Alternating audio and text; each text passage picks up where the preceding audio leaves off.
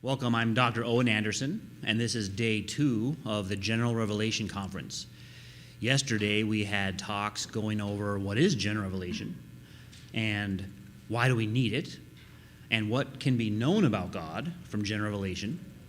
And then we had some talks about something called the beatific vision, and how is it that we come to know God, distinguishing the Platonic view of knowing the forms from coming to know God through his works.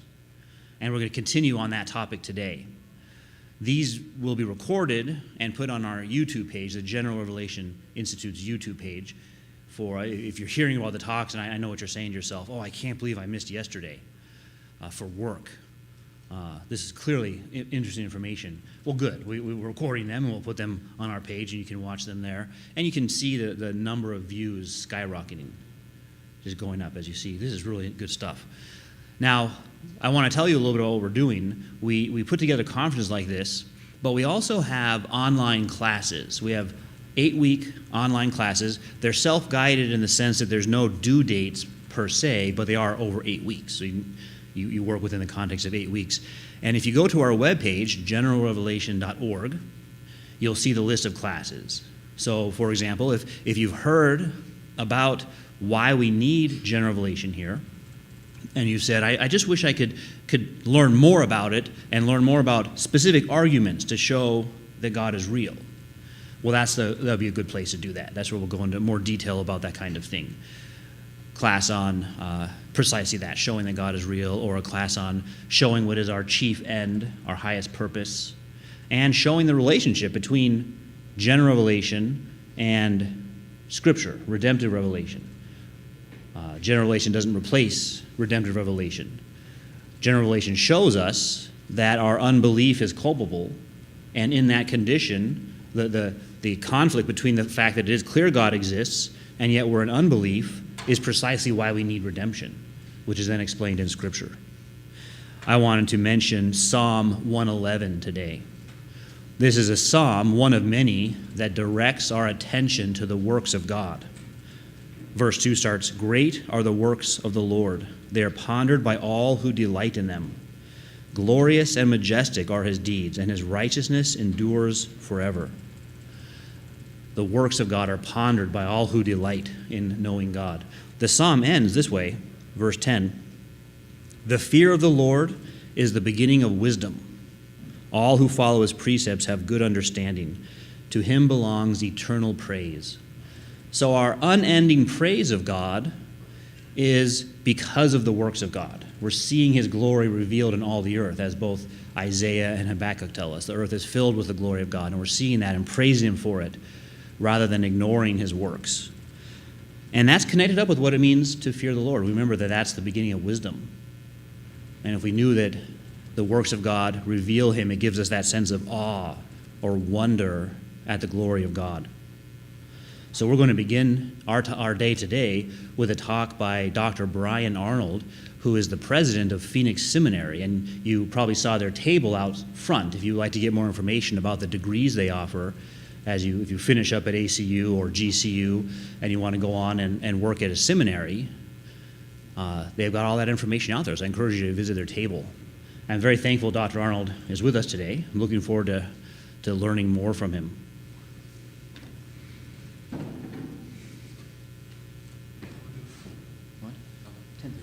We can take questions also. Okay, yeah, I'll try to leave some time for that. Well, thank you, Dr. Anderson. It's great to be with you. I'm going to move that back a little bit, or I'm going to blow your eardrums out. All right. Today I want to talk about Irenaeus and a book that he wrote called Against Heresies. And I'm going to assume that most of you do not know who Irenaeus is, or if you do, maybe you've heard the name but don't really know the context in which he comes. Irenaeus is an early church father. We call them the patristics, writing kind of after the age of the apostles into the 2nd century. He's probably writing around the year 180 AD, and originally he was from a place called Lugdunum in the Western Roman Empire, but we call him Irenaeus of Leon. And so I'm going to be talking about that book, Against Heresies, and his attack against Gnosticism, which was eating away at the faith and was one of the biggest contenders that early Christianity had to deal with. And in his book, he talks about what we call the beatific vision, which Dr. Anderson talked to you guys about yesterday, a lot about what this conference is themed on, and that is, what does it mean to see God? So the title of my talk is To Behold Its Own Delight, the Beatific Vision in Irenaeus of Lyon. In Against Heresies 4.20.5, I'm going to just refer to that as kind of 425, but it's book 4, chapter 20 in section 5. Irenaeus raised the problem of how one can see God. For when Moses asked to see the face of God, he was told, "No one can see my face and live."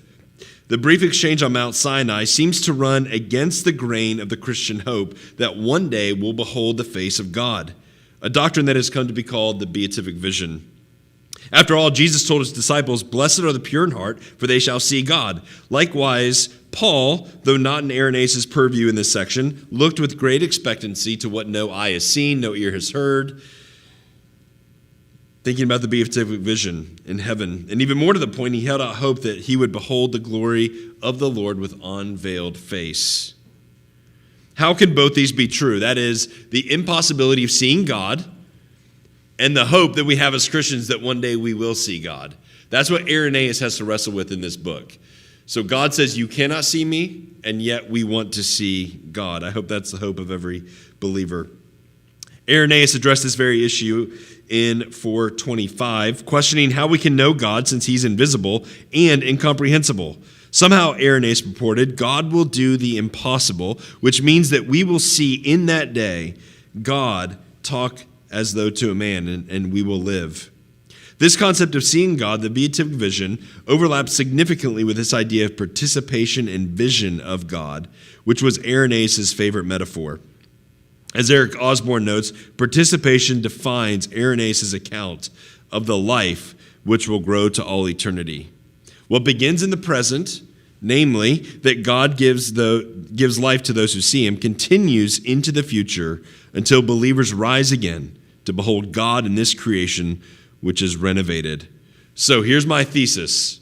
Here's what I'm driving at today, pulling those themes together. The aim of this lecture is to give a high-level overview of Irenaeus' beatific vision and to suggest that for him, the beatific vision has a temporal dimension that's both now and in the future, and a dimension of degree, lesser now and greater in the future. So I'm just going to give you my conclusion. I know for myself, and maybe you'll find yourself this way, so I'm speaking to you if you're like me. When I go to conferences like this and people read a paper, I have a hard time following it. So I like them to give me as much of the goods as possible up at the beginning so I can follow along a little bit better. So here it is, me laying out. If you could see a chart before us, kind of like a graph, you see a line beginning down at the bottom and moving up as you look at the bottom dimension as time, the x-axis, if you will, and the y-axis being degree, lesser to greater. And so that over time, it begins now and extends, if you're a believer in Christ, begins now and goes on into infinity in the future, into eternity. And it also goes from a lesser degree now to a greater degree into the future, but never arriving. There's no, arrived at the beatific vision. It is something that will never exhaust even into eternity future. So there's a temporal dimension now and in the future, and that's one of the things I appreciate about Irenaeus is it's not something that we're just hoping for. The beatific vision is not something that you die and then begin to experience. The important thing that he wants to get across is the beatific vision begins at the moment of faith as we begin to behold God even in this life. Okay. In her important article on the beatific vision in Irenaeus, though she does not frame it that way, Mary Ann Donovan picks up on this theme in Irenaeus, focusing particularly on 420. She presents the threefold beatific vision that Irenaeus put forth in 425 that God has been seen prophetically through the Spirit and seen too adoptively through the Son, and he shall also be seen paternally in the kingdom of heaven. God was seen prophetically in the past. He is seen in the present. Through the advent of the Son, he will be seen one day paternally. One of the themes we're going to pick up on is Irenaeus' Trinitarian theology that comes across even in the beatific vision. Although Donovan recognizes more than most the temporal aspect of seeing God, Her focus, nonetheless, is mostly on seeing God in the present. Thus, while this threefold pattern is important in Irenaeus' thought, for this essay, I will focus on the beatific vision in the present and the beatific vision in the future, and how this doctrine is connected to other key themes in his thought. One of the significant challenges of trying to trace the beatific vision in Irenaeus' thought is that it's rarely the direct object of his concern. He kind of glances off of it as he's thinking about other doctrines. His beatific vision is particularly pieced together through these four doctrines: Trinitarianism, anthropology, the resurrection, and of course, eschatology. And all of these against the backdrop of his primary concern, which is to assail Gnosticism. This is a book against heresies. It's very long, and he really catalogs different sects of Gnosticism and begins to dismantle them one by one. So as he begins to talk about the Trinity and how that intersects with Gnosticism, you'll get some of his ideas of the beatific vision coming through. We might even think of these four doctrines like bricks, and the concept of seeing God like the mortar which binds them together. So as we see these different doctrines in relation, it's really the beatific vision that holds them together in his thought. These 4 points of intersection form the structure of this essay, or this lecture, under the broader concept of the time dimension. Eric Osborne has recognized that participation in God intersects with other doctrines in Irenaeus, what he sees as 4 untidy problems in Irenaeus, which is image and likeness, sin and fall, breath and spirit, and flesh and spirit, which he believes show that human life depends on participation in God in Irenaeus. Osborne makes a worthy case for participation in light of these 4 untidy problems, and this lecture is meant only to complement, not to disagree with his work. Thus, in addition to demonstrating the time dimension, it's also important to see how Irenaeus developed his concept of seeing God in relation to these doctrines. And these doctrines show why the beatific vision must include a dimension of degree. So again, it's not just time, it's also degree that he's going to be concerned with. So what I want to do in the remaining time is break this down into 2 major ideas, and that is the beatific vision in the present and the beatific vision in the afterlife, or in the future to come, rather. So the goal of life, both now and to come, is to see God. It's a theme that we've kind of forgotten, I think, in modern day Christianity, of driving in, pressing in to see God. Amidst a lot of other things that clamor for our attention today, for people like Irenaeus, the fundamental idea, the fundamental hope, the dream, the vision is to see God.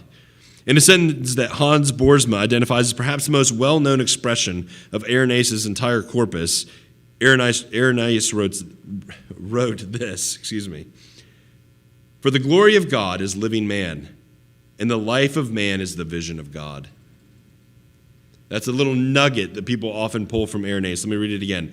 "For the glory of God is living man, and the life of man is the vision of God." This sentence not only identifies the goal of life, but it also converses both ways to God and man. God's glory is his handiwork of humanity, and humanity's life is bound up in seeing God. As if in anticipation of John Calvin, Irenaeus firmly believed that knowledge of God and self are fundamental starting places for theology. He frequently alternated between his reflection on God and man, with each serving to inform the other. He made inroads into divine and human composition with his 2 hands expressions of the Trinity in his trichotomy and likeness, image, distinction in man. One of the things that stands out in Irenaeus' theology is what we call 2 hands theology, which is where he, trying to describe the Trinity, thought of God as kind of the animator and the person, and Christ as a hand and the Holy Spirit as a hand. That is a kind of immature way of approaching the Trinity, but remember, the Nicene debates are still a century and a half away when they're going to hammer this out a little bit more. But for the time being, that's how he best did it. Now, if we want to fault him, I just want to say many of the analogies that you would want to use for the Trinity are heresy. We won't burn you at the stake. We won't burn Irenaeus at the stake either over those things. But when people try to say, I'm a friend and I'm a brother and I'm a dad and all these different things, trying to show the relationships, that's heresy. If you've ever seen the YouTube video of heresies around the Trinity with St. Patrick, and he would say things like, oh, God is like a 4-leaf clover or something. Oh, that's heresy, Patrick. Oh, that's modalism, Patrick. If you came only to hear my accent, it was well worth it. So it's not helpful. It's not a helpful illustration. Nonetheless, we see a lot of his beatific vision coming through his understanding of the Trinity and the way that he understood that as the two hands. So in order to understand, again, the beatific vision, we need to put this in the context of some of the other doctrines that he explains, one of those being the doctrine of God. Since Irenaeus held that the purpose of existence is to see God, then understanding God and what it is to see God is foundational to his argument. To begin with, participation in God is necessarily a triune activity. Irenaeus argued, the Spirit truly prepares man in the Son of God, and the Son leads him to the Father, while the Father, too, confers upon him incorruption for eternal life, which comes to everyone from the fact of his seeing God. On this point, Steenberg writes, Irenaeus' only absolute is that the human creation was born of the Trinity of Father, Son, and Spirit, brought to life in this Trinity, and ultimately shall be perfected in the same. Each member of the Trinity participates in man's redemption, so that in turn, man can participate in God. But this leads to the problem noted at the outset of this lecture: how may man see God who's invisible and incomprehensible? First, to reiterate, Irenaeus is abundantly clear that God is invisible. God does not and cannot surrender this essential attribute of himself even in the eternal state. That means we will never see God the Father with the eye. I don't know if you've thought about that much, but this is something that theologians discuss and debate, and something that Irenaeus concluded is that you will never see God the Father with the physical eye. Second, God desires to be seen physically, which flies in the face of the Gnostic concept that the physical is disgraceful. This leads to the third and most important point: God has chosen to make himself visible in the person of the Son. Dennis Mins makes this point, as well as other theologians looking at Irenaeus' theology. Jesus Christ is God's solution to the entire dilemma of the beatific vision. So when you think, what is it to see God? When you put your head on the pillow at night and you think of what is it going to be like to see God one day, your hope and your expectation will be fulfilled in the person of Christ. Just like when the disciples asked Jesus, show us the Father, and that will be enough. And Jesus says, you've seen me, which is to see the Father. Jesus showed God to man and man to God, preserving the invisibility of the Father. The invisible God became visible in Christ so that mankind could behold God's glory in the present and in the eschaton, meaning that mankind will only see God the Father in the face of the Son. To quote Mins, Irenaeus says that while the Son is what is visible of the Father is what is invisible of the Son. Another point worth making is that it is the prerogative of the invisible God to make himself seen. Irenaeus noted the sovereign pleasure of God's own self-revelation.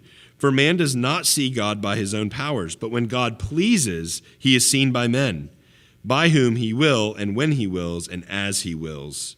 Man does not lay hold of divinity, divinity lays hold of man. Or to say it another way, the divine nature is something that can only be received. All right, I'm going to move down to the next doctrine, and that is the doctrine of anthropology. So we have the original doctrine that we were looking at, the doctrine of God. Now, how does Irenaeus see the beatific vision as it relates to man?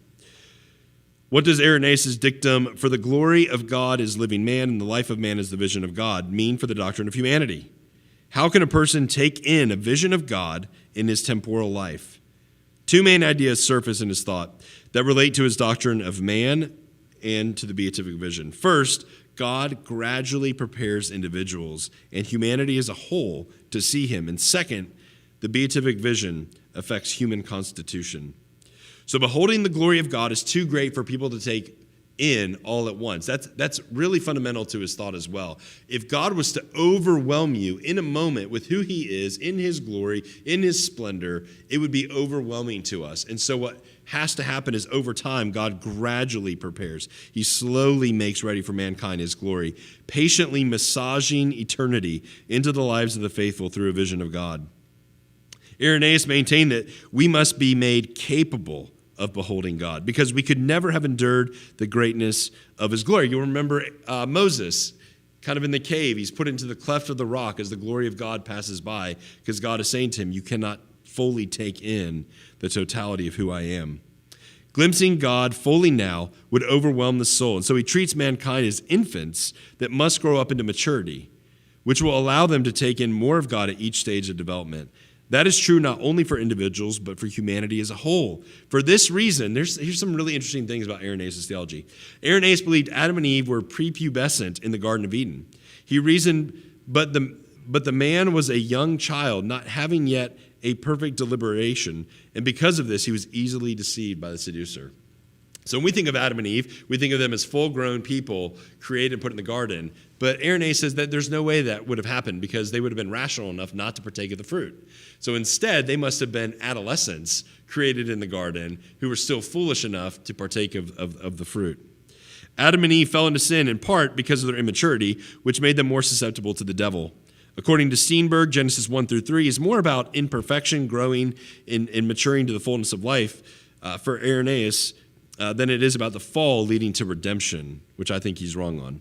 Since the fall, God has been patiently revealing himself for maturity, at first in the garden, next in the prophets, then in the person of Christ, and finally in the glorified state. And I think that's really helpful for understanding your Bible, that God is progressively revealing. He's progressively showing himself in his will and his desire to people.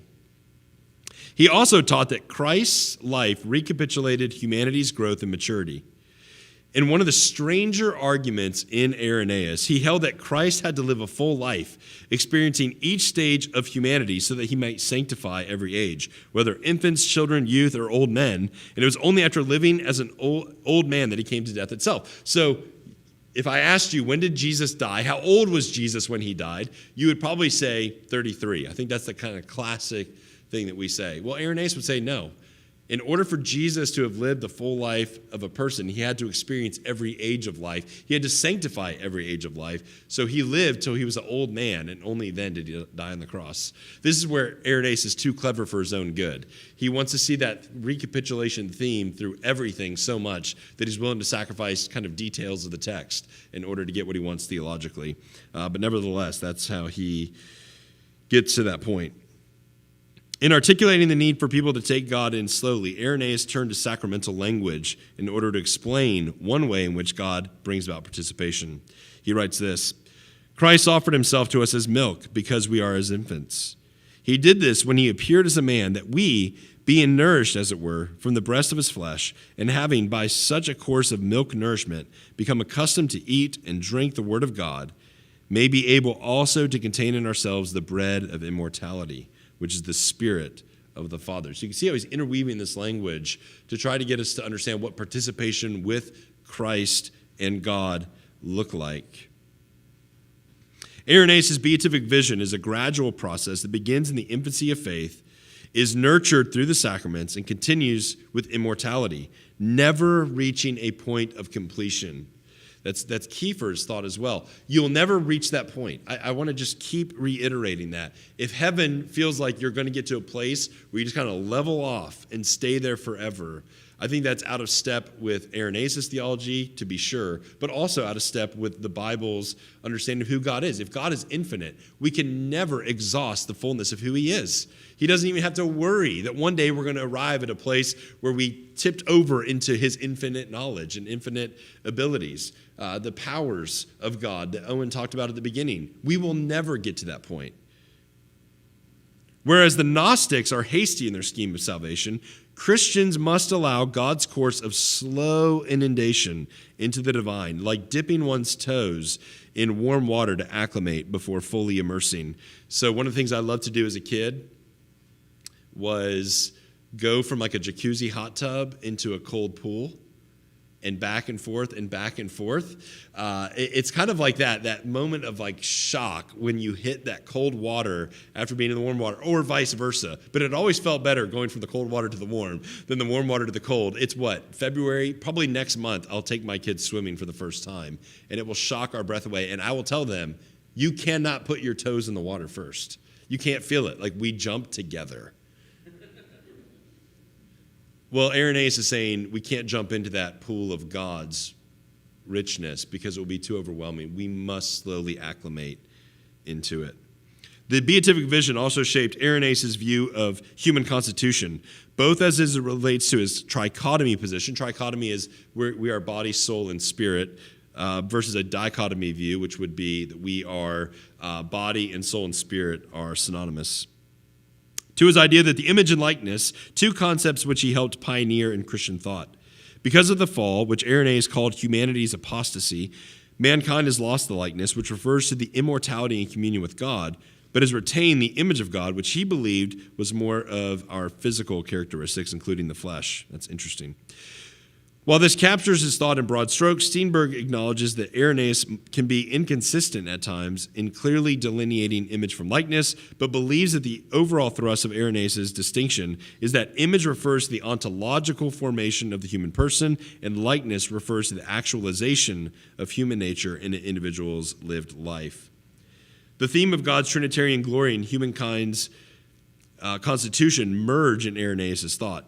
Steenberg places his finger on this fundamental connection, saying such references to the image and likeness are grounded in specific soteriological convictions.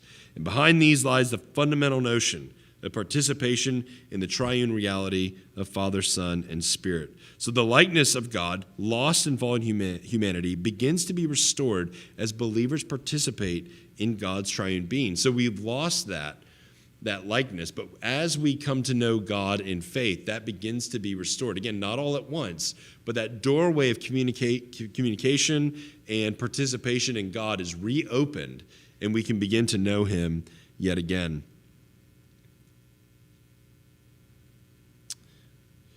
This is made clear in Irenaeus' interpretation of Genesis 1:26 alongside Romans 8:29. On this point, Stephen Presley observes, he interprets the notion of being conformed to the likeness as the activity of the Spirit transforming the faithful into the glorified and perfected image of the resurrected Christ. According to Steenberg, the full likeness, however, shall come only in the participation in Trinitarian glory, which is the promise of the eschaton. And so proper reading of image and likeness summarizes the whole thrust of the divine economy of salvation. So salvation itself is the redemption of likeness, which comes through participation. So out of all I've said, let me summarize it there. Salvation is the redemption of the likeness, which allows or opens back up or restores our ability for participation in God. Irenaeus also famously argued that the human constitution is a trichotomy, flesh, soul, and spirit, which is how he understood Paul in 1 Thessalonians 5:23. Irenaeus was a trichotomist only insofar as believers are concerned, because only believers have the Spirit, while unbelievers have an animal nature and are left carnal since they are bereft of the Spirit. The soul gives all men the breath of life, but it is the Spirit that truly vivifies. Accounting for what he has already said about Jesus, namely that to see God is to see Christ, we see in Irenaeus' theology of the Holy Spirit the role of God's other so-called hand in the beatific vision. The Spirit's role is to indwell and vivify believers in the present in order to prepare them for future glory. He is the earnest, or the arrabon in Greek, the down payment that Paul spoke of in Ephesians 1:13, securing the promise that one day those in Christ will receive the fullness of God. Now, let me pause here for a moment. You receive the whole Holy Spirit at salvation, but not the fullness of the Spirit at salvation, if I can distinguish it like that. When you are born again, the Spirit comes to live inside you. It's not just a fraction of him, but it is a down payment, as Ephesians 1 talks about a future that's going to be a fuller fullness of the Spirit in his reality. I like how one of my colleagues describes this. Like, you might say, I'm full of the Spirit. And you might even have those moments. It might be after a certain weekend experience at a conference where you are on fire for the Lord and you say, I'm full of the Spirit right now. And then you find, I thought I was full of the Spirit. Now I'm reaching new places of the Spirit, and I'm even fuller still. And so my colleague uses the illustration of a balloon. If I fill a balloon, it's full, but it can still be fuller still, right? And so you can keep blowing into the balloon, and I would say, is this balloon full? Yes, the balloon's full, but I can still continue to blow into it and make it larger. Well, that's what Irenaeus is anticipating for our life, both now and in the future. For Irenaeus, then, all three parts of our being are essential: the flesh, which constitutes our image of God, the soul, which animates life, and the Spirit, who vivifies us in our participation with God for the preparation of glory. So that is the beatific vision in the present. But then he also has a beatific vision that, of course, refers to the future as well.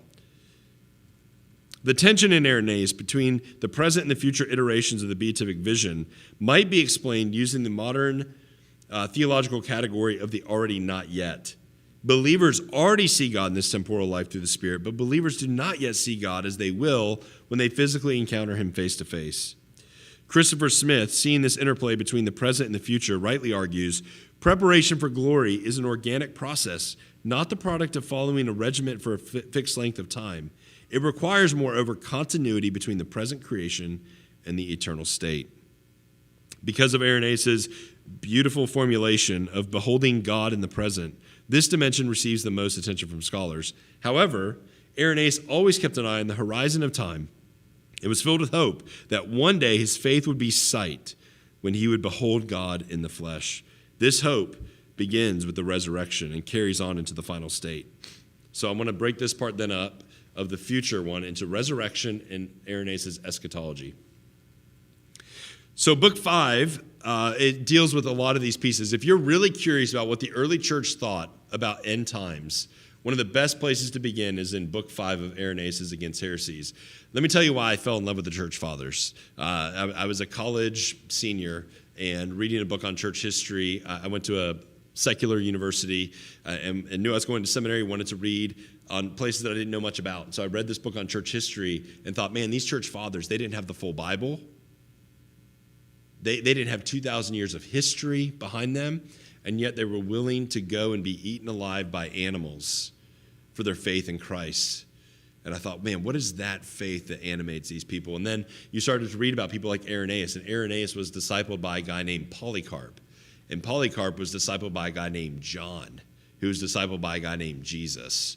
And so when you have people like Irenaeus writing about end times, discipled by a guy who was discipled by the guy who wrote the book on it, that's pretty interesting to me. And I thought that those connections were pretty fascinating to see. So book 5 of Against Heresies, Irenaeus sets out to correct the Gnostic view of resurrection.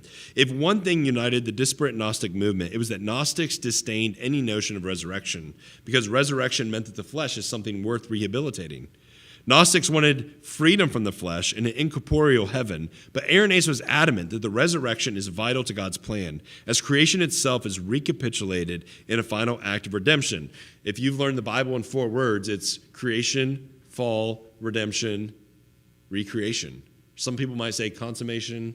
They're wrong. Just kidding. But this is the Irenaeus part in me that I love of seeing recreation. It's that recapitulation theme that God created and God's going to recreate. And it kind of brings the full story to a close in a way that we see God's beauty in telling of the story. Gnostics wanted freedom from the flesh. Gnostics were fond of using 1 Corinthians 15:50 to clinch their argument about the weakness of the flesh. Flesh and blood cannot inherit the kingdom of heaven. They used this verse, Irenaeus said, to support their folly in an attempt to annoy us and to point out the handiwork of God is not saved. He would have been a master of Twitter. It would have been amazing. He would have trolled everybody. The handiwork of God, that is the psychosomatic union of body, soul, and spirit, should not be so flippantly disregarded, since God will one day raise up and restore the entire person. One of the problems in evangelical Christianity today is our conception of what happens after death, that we float around, we pluck harps, we wear weird-looking diapers, and that's what heaven's going to be like forever, is a really bad misconception of what eternity is like. And may I throw out another one? I did a Bible study this morning on Hebrews 1, talking about angels, and how common I hear it, that people say, heaven's gained another angel, or so-and-so just got their wings. That is a categorical distinction that needs to be kept. We can talk about that in Q&A if we want to. But I've been helped by one theologian who says the problem is many Christians think about life after death. What we ought to be thinking about is life after death. And that is, we think about the intermediate state where there is questions of the body's disunited from its soul. But that's not our final hope.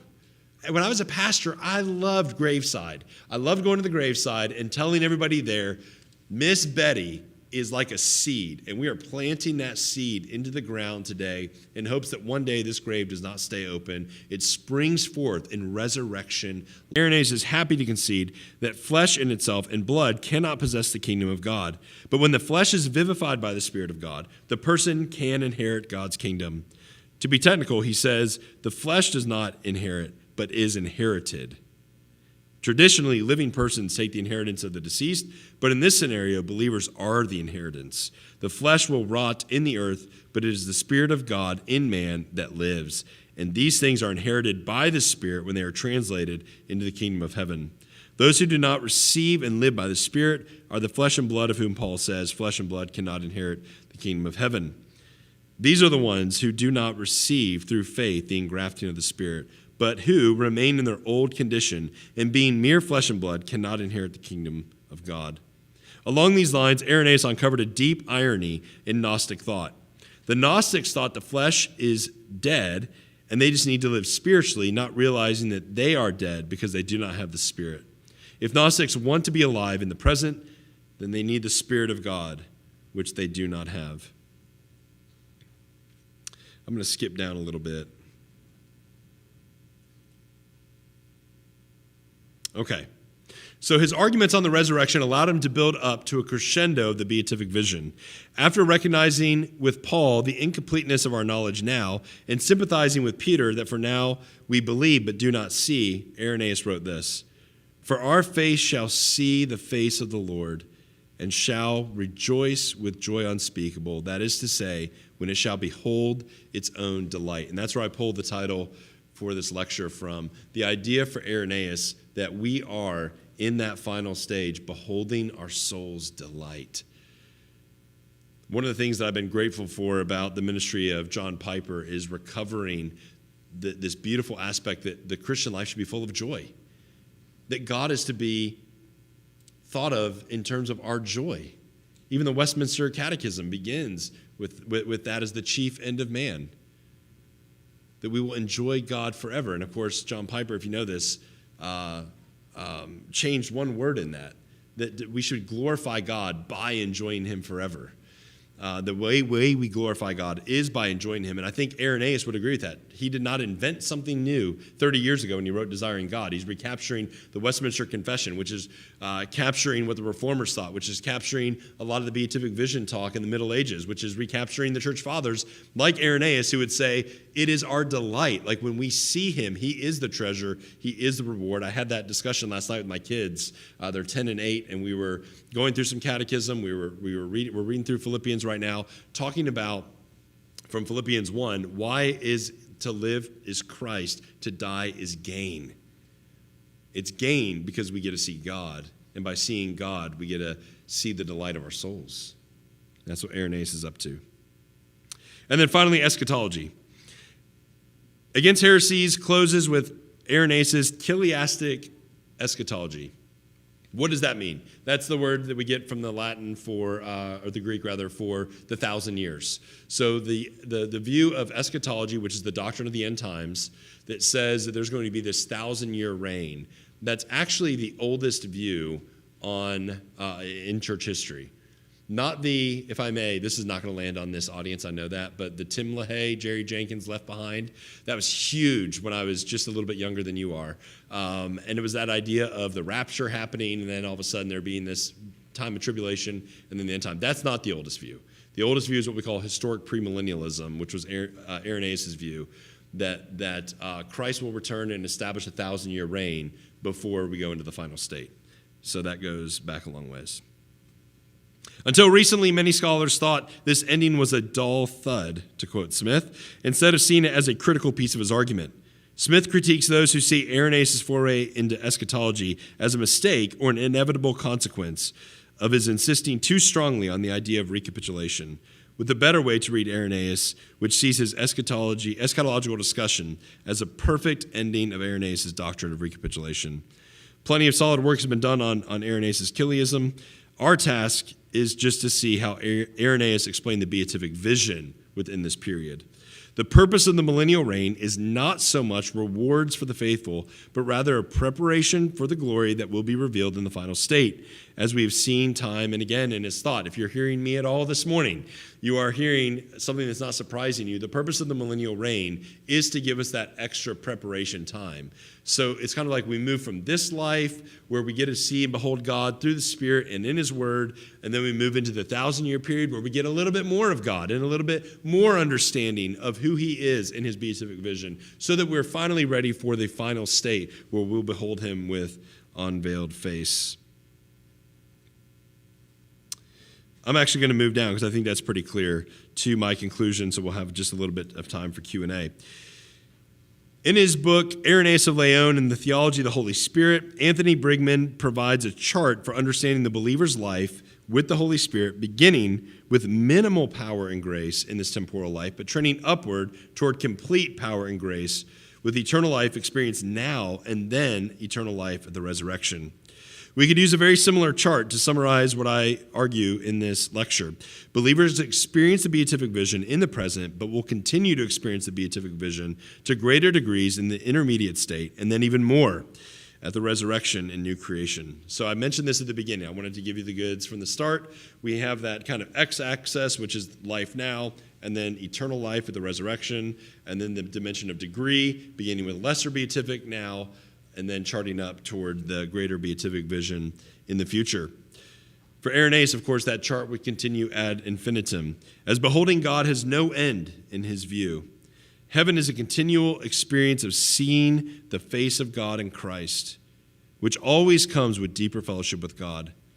Irenaeus may well have agreed with C.S. Lewis that the essence of heaven is further in and higher up into the person and mysteries of God, as the believer beholds its own delight. Thank you. I would love to take some questions. I think I left just enough time. Repeat it? Yep. The first question was, how did I become such a good lecturer? Thank you for that. Third row. Yes? So, what did Isaiah see when he was taken to the throne? Ooh, that's a great question. The question is, what did Isaiah see? So in Isaiah 6, you get that great throne room vision. He's seen the Lord. And woe is me, I'm a man of unclean lips, right? I think that's probably the pre-incarnate Christ that he's seen. Yeah. So you wonder how that plays out in our human thinking, right? If that's a pre-incarnate Christ who's yet to come, and then all of a sudden Christ comes and he's like, oh, I see it now. I see, right? It'd be very interesting. But he's obviously not in that same time frame. That's how some scholars take it. I think you would have a hard time arguing that it's the Father. Because like Irenaeus says, then you lose the invisibility of God. Unless God takes form, but God took form in Jesus. Yeah. Part to that question. Sometimes we get a description, kind of like he has white flowing hair and burning eyes. Is that just describing characteristics of the Father? Yeah, I think God always has to take like anthropomorphisms in order to contextualize for us so that we might understand who he is. But those are not meant to be taken as physical characteristics of God. So if it talks about God's hand, God has no hand. If it talks about God's feet, God has no feet, right? But it's ways for us to understand. I mean, God's doing this throughout all kinds of different arenas in human life. Would we know what God as Father is to God the Son if God had not created us to procreate so that we may have sons and daughters so that we might know what that relationship is like?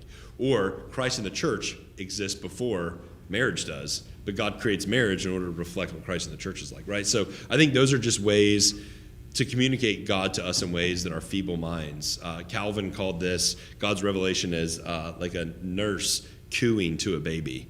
It's God being like, I have hands, right? But not really. Yeah. Does that make sense? Yeah. Yes. Why? Yeah.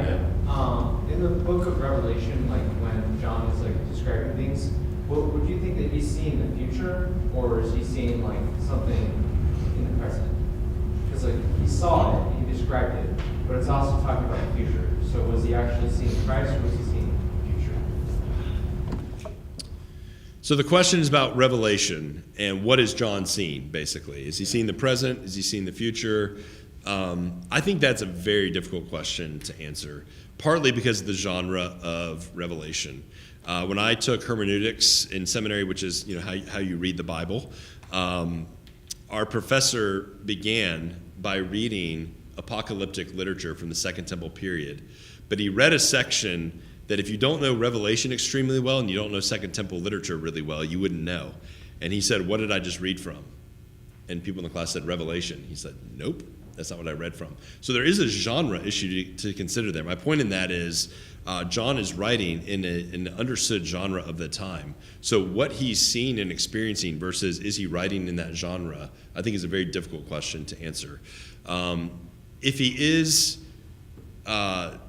beholding these visions as one transported into heaven, I would think God is giving him, as prophets often have, a foretaste of the future. But just like all other books of prophecy, they have immediate impact, but also long-term impact, which is why I think he starts with the 7 churches that are now going to represent a lot of Christianity over the ages to come, right? So there's going to be a reality that Revelation is primarily about a persecuted church enduring faithfully to the end, knowing that Christ wins.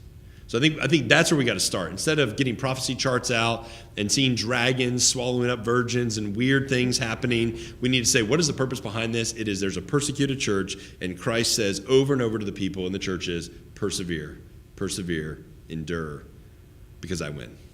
Does that make sense? So I don't have like a full answer to that, but that's it. Yeah, absolutely. I think that's what apocalyptic literature is. It's a message through a vision. Yeah, that's a good way to say it. You're like, you could have just said those 3 words. Yeah. In case, we may have clarified on this, but when Irenaeus is speaking about the trichotomy of a person, is he speaking about aspects of the spiritual being of a person, or is he also speaking to substance? Yeah, good question. So when he's referring to Irenaeus's trichotomy position, which again, he's pulling from 1 Thessalonians 5. Paul talks about being blessed in body, soul, and spirit. I think Irenaeus is doing the multiple things, right? So there is still this image that is restored in the body, which reflects who God is. There is a soul which kind of animates life, but he kind of refers to that as like an animalistic spirit, right? Just how animals have the nephesh, they have spirit, they have life. Well, so do we, but we're spiritually dead, so we need the Holy Spirit on top of us. So it's almost like non-believers are dichotomists and Christians are trichotomists. Does that help answer the question? I think to a degree, if I could give a follow-up. Sure.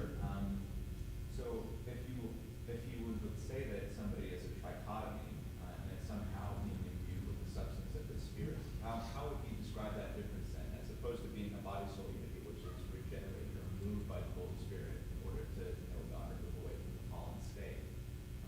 In what way is he saying that you are also the spirit? I'm sorry, there's like an air conditioning thing happening here. It's almost like on a cell phone where like you cut out every now and then. So a little bit louder for me. No, I think Yeah. gosh, I don't know. So as opposed to the view of being a body soul unity and being regenerated by the Spirit, Yeah. being renewed in your substance, in Yes. order to see God and seek Him out, Yes. with your fallen nature, is he somehow saying that you take on part of the Spirit or something? In what ways? Good question. I think I added on almost. Yes, I think he would see like that original body, soul, psychosomatic unity piece, and that everybody has that. But to believers, the Spirit is added on as that down payment piece. So I don't want to misquote him. I'd have to go back and see it, but it's almost like it's an additive, if I can say that, such that believers are trichotomous, but it doesn't seem like unbelievers would be to him. Yeah. Yes. So I have a follow-up question to what he asked. Do you think that there are more divisions than just body, soul, and spirit, like mind, will, Oh, being, yeah. essence, that kind of thing? Sure. Or do you think we just stick with those 3? So the question is, do I think the trichotomy position even holds all that makes up a person in terms of mind, will, memory, those kinds of things. I think those are like categorical distinctions that I would want to make. So I'm not a trichotomist. I'd be a dichotomist, where I would see a lot of times those terms being used interchangeably between soul and spirit. So I don't think Irenaeus is actually right on that. And then I think we're regenerated, which doesn't make us trichotomists. Augustine wrestles with a lot of those things you're mentioning, right? In his Trinitarian formulation, he does some in the Confessions as well, of like, what do we do with these other aspects of like mind and will and things? I would just put that into the total package of who we are as a psychosomatic unity, that God created us to have mind and will and memory and those things, and the way they function in who we are. So I would hold those as separate categories, I guess. Yeah. You focused mostly on the physical act of seeing God. Much like Job says, in my flesh I will see Yep. God. It's very much on the beat of vision physically. I was just curious, what are your thoughts on see as a verb being understanding? Yeah. Like now I see. Yes. Right. How would you address that? Yeah, I think for Irenaeus, a lot of that would be in the present dimension. That like by the Holy Spirit, we see God. So every believer should be able to say, I have seen God. And yet, I'm going to go out on a limb here, none of us have seen God. We've not had that Damascus Road experience kind of thing, right? So I think that's what he'd be saying. In that early dimension, to a lesser degree, we have seen him in that we know him. In your illustration of see being able to be used as like understand, I think that's how he would go with it.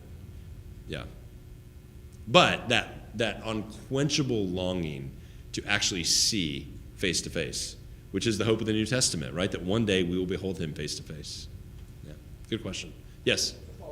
Follow up with that then.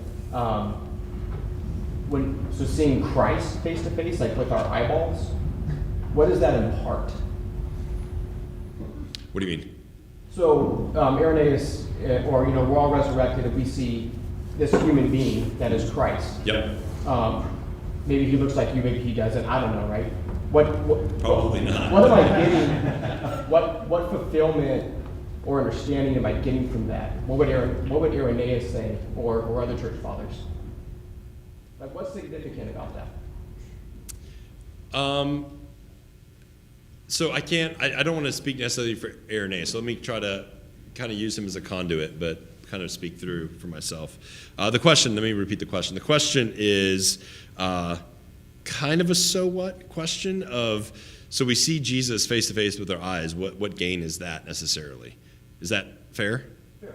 Yeah, okay. I think a lot of it's got to be relational. Like, what is it to know someone? You see them.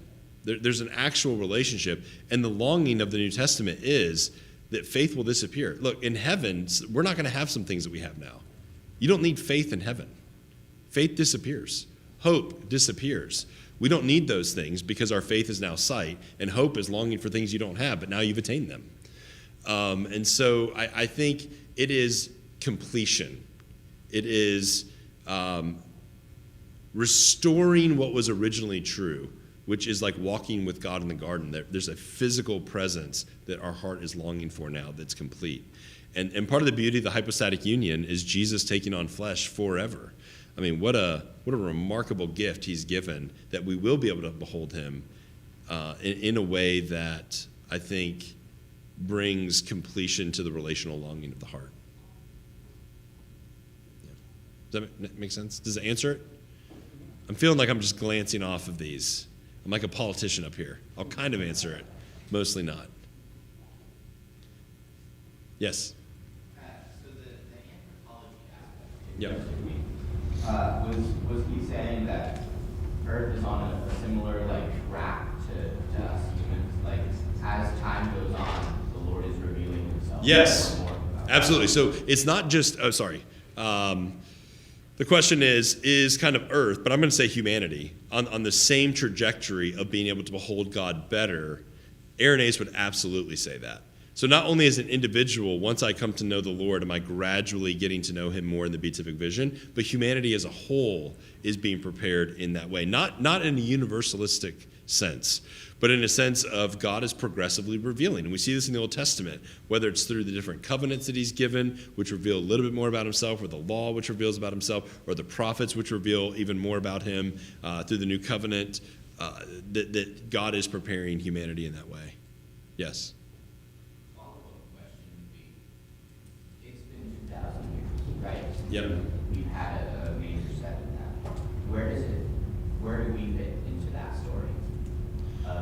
Yeah, I think he would say, who knows, right? So the question is, where do we fit into that story? It's been 2,000 years since. Just like the apostles had dense understanding, right? It's not until after the resurrection that they were like, oh, even not then. In Acts 1, this is one of my favorite things that gets overlooked. They're standing there and they're like, okay, now we're going to kick the Romans' butts, right? Now we're going to overtake Rome and we're going to come in and it's happening. And Jesus is like, how long have I been with you? See you later, right? And he takes off back to heaven because they still don't fully get it, right? But as time goes on, they begin to understand a lot more about what's being revealed to them. I think a lot of the things that create challenge and conflict and discord right now, time has to go by before we realize what those issues were. And even in the eschaton, I think we'll be able to look back and say, that's what Daniel meant. That's what Revelation meant. And it'll be so clear. It'll be like the most obvious thing ever that causes so much disunity now. So where are we in the scheme of things? Who knows? If Jesus comes back next year, we'll know that we were pretty much at that point of preparation, right? As far as Irenaeus would consider it. If Jesus comes back 10,000 years from now, then it will say that we're pretty young in this church age experiment, if you will. Yes. Sorry, Owen, how much time? We got 3, 2, 1 minute. Last question. Make this good. So you're saying that Irenaeus is saying even into eternity we'll always be learning more about God and understanding Him deeper. But is there also a sense in which, like, we will be fully sanctified at that time, correct? And there's a sense in which we will be full and complete. Absolutely. So in some ways we're like fully sanctified, but in other ways we're still growing. That's right. So I would say that's a great question. So we are. The question is basically, I've made this argument from Irenaeus that there's no arrival point. You're just constantly going further into who God is. But what about sanctification, right? And I do think at glorification, there's a simultaneous sanctification that occurs, right? Sin is removed far from us, which should be one of the things that makes your heart delight more than almost anything else. Sin being far from you, the inability to sin into the future is something that's so hard to comprehend and so glorious to think about. So, yes, so sanctification immediately happening, completed in that sense. But going back to the illustration of the balloon, there's a sense in which we can never be full of God. So we'll be full of God, full of love, full of joy, and yet realize the next day in eternity, the next moment in eternity, I did not know I could be at this level of love and joy. To the next level. And just, thinking back through the hymn when we've been there 10,000 years, right? Shining as the sun, right? Well, no less days to sing his praise than when we first begun. This idea of, but at 10,000 years, I know him more and love him more. Not that there's anything necessarily incomplete or lacking at my first day of glory versus my 10,000th year in glory, but just God is going to continue to give the increase. That's a great place to stop, I feel like. So thank you all very much. Thanks for having me in.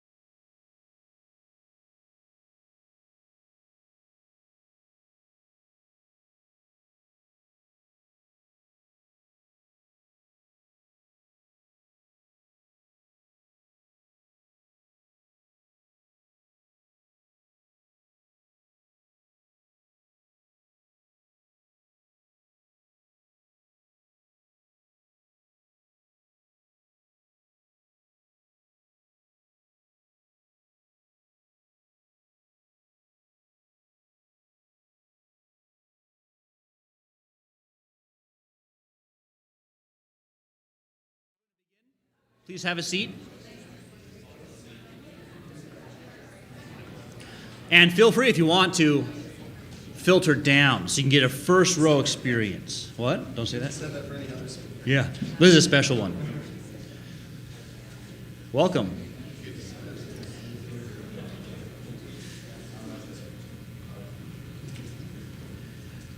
Glad to see you here. Welcome to the General Revelation Conference. This is day 2. And we just had a talk from Dr. Brian Arnold of Phoenix Seminary on the beatific vision and on our ability to see God in this life. We know God even now through his works, and we can continue to grow in that knowledge of God forever. But a question that I sometimes hear when I discuss that is this kind of like an individual soul knowing things by itself forever? And maybe this is a critique of like a rationalist view of things.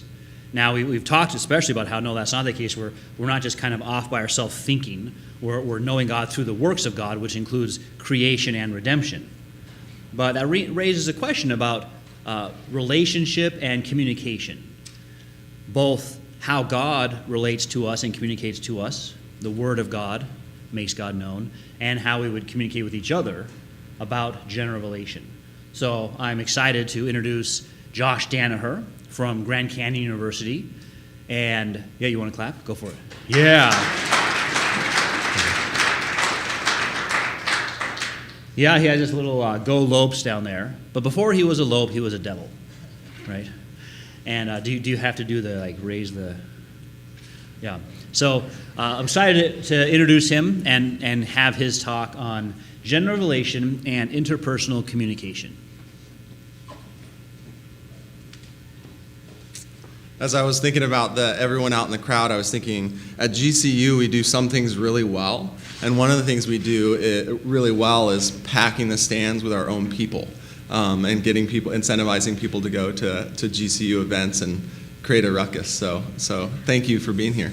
I also originally, when Dr. Anderson asked me to do a presentation at this conference, I said no. It's kind of like that. And the reason why is because I always feel like an oddball in things like this, quite different from the arguments being presented or the historical understanding of someone like Irenaeus, that kind of stuff. And I was also really frustrated that I was going after Dr. Arnold. So as he started speaking and he had this polished paper put together, I was thinking, thanks a lot, Owen. That's great. I have to follow this guy, president of Phoenix Seminary. So, but then I had a moment at the end when there was a question asked about what does it add to see Christ face to face? And part of Dr. Arnold's answer was, well, it's relational. So I said, oh, I know that word, that relational, that's good. And so that's really what I'm going to be talking to you about. This is really the first time I've presented on my thoughts related to these topics converging, theology and communication.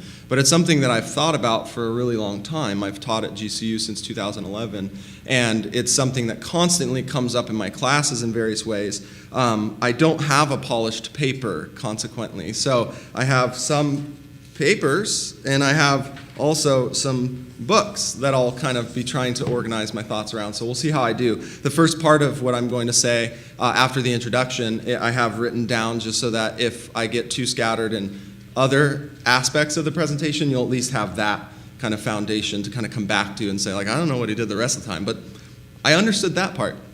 So one of the pieces of context is that relational element, right? That commonly this idea of theology or apologetics or especially general revelation is thought to be something that only some people do, right? And maybe even something connected with intelligence level. Like you'd have to be an actual genius to do things like this, and then the rest of us normal people just kind of go about our lives.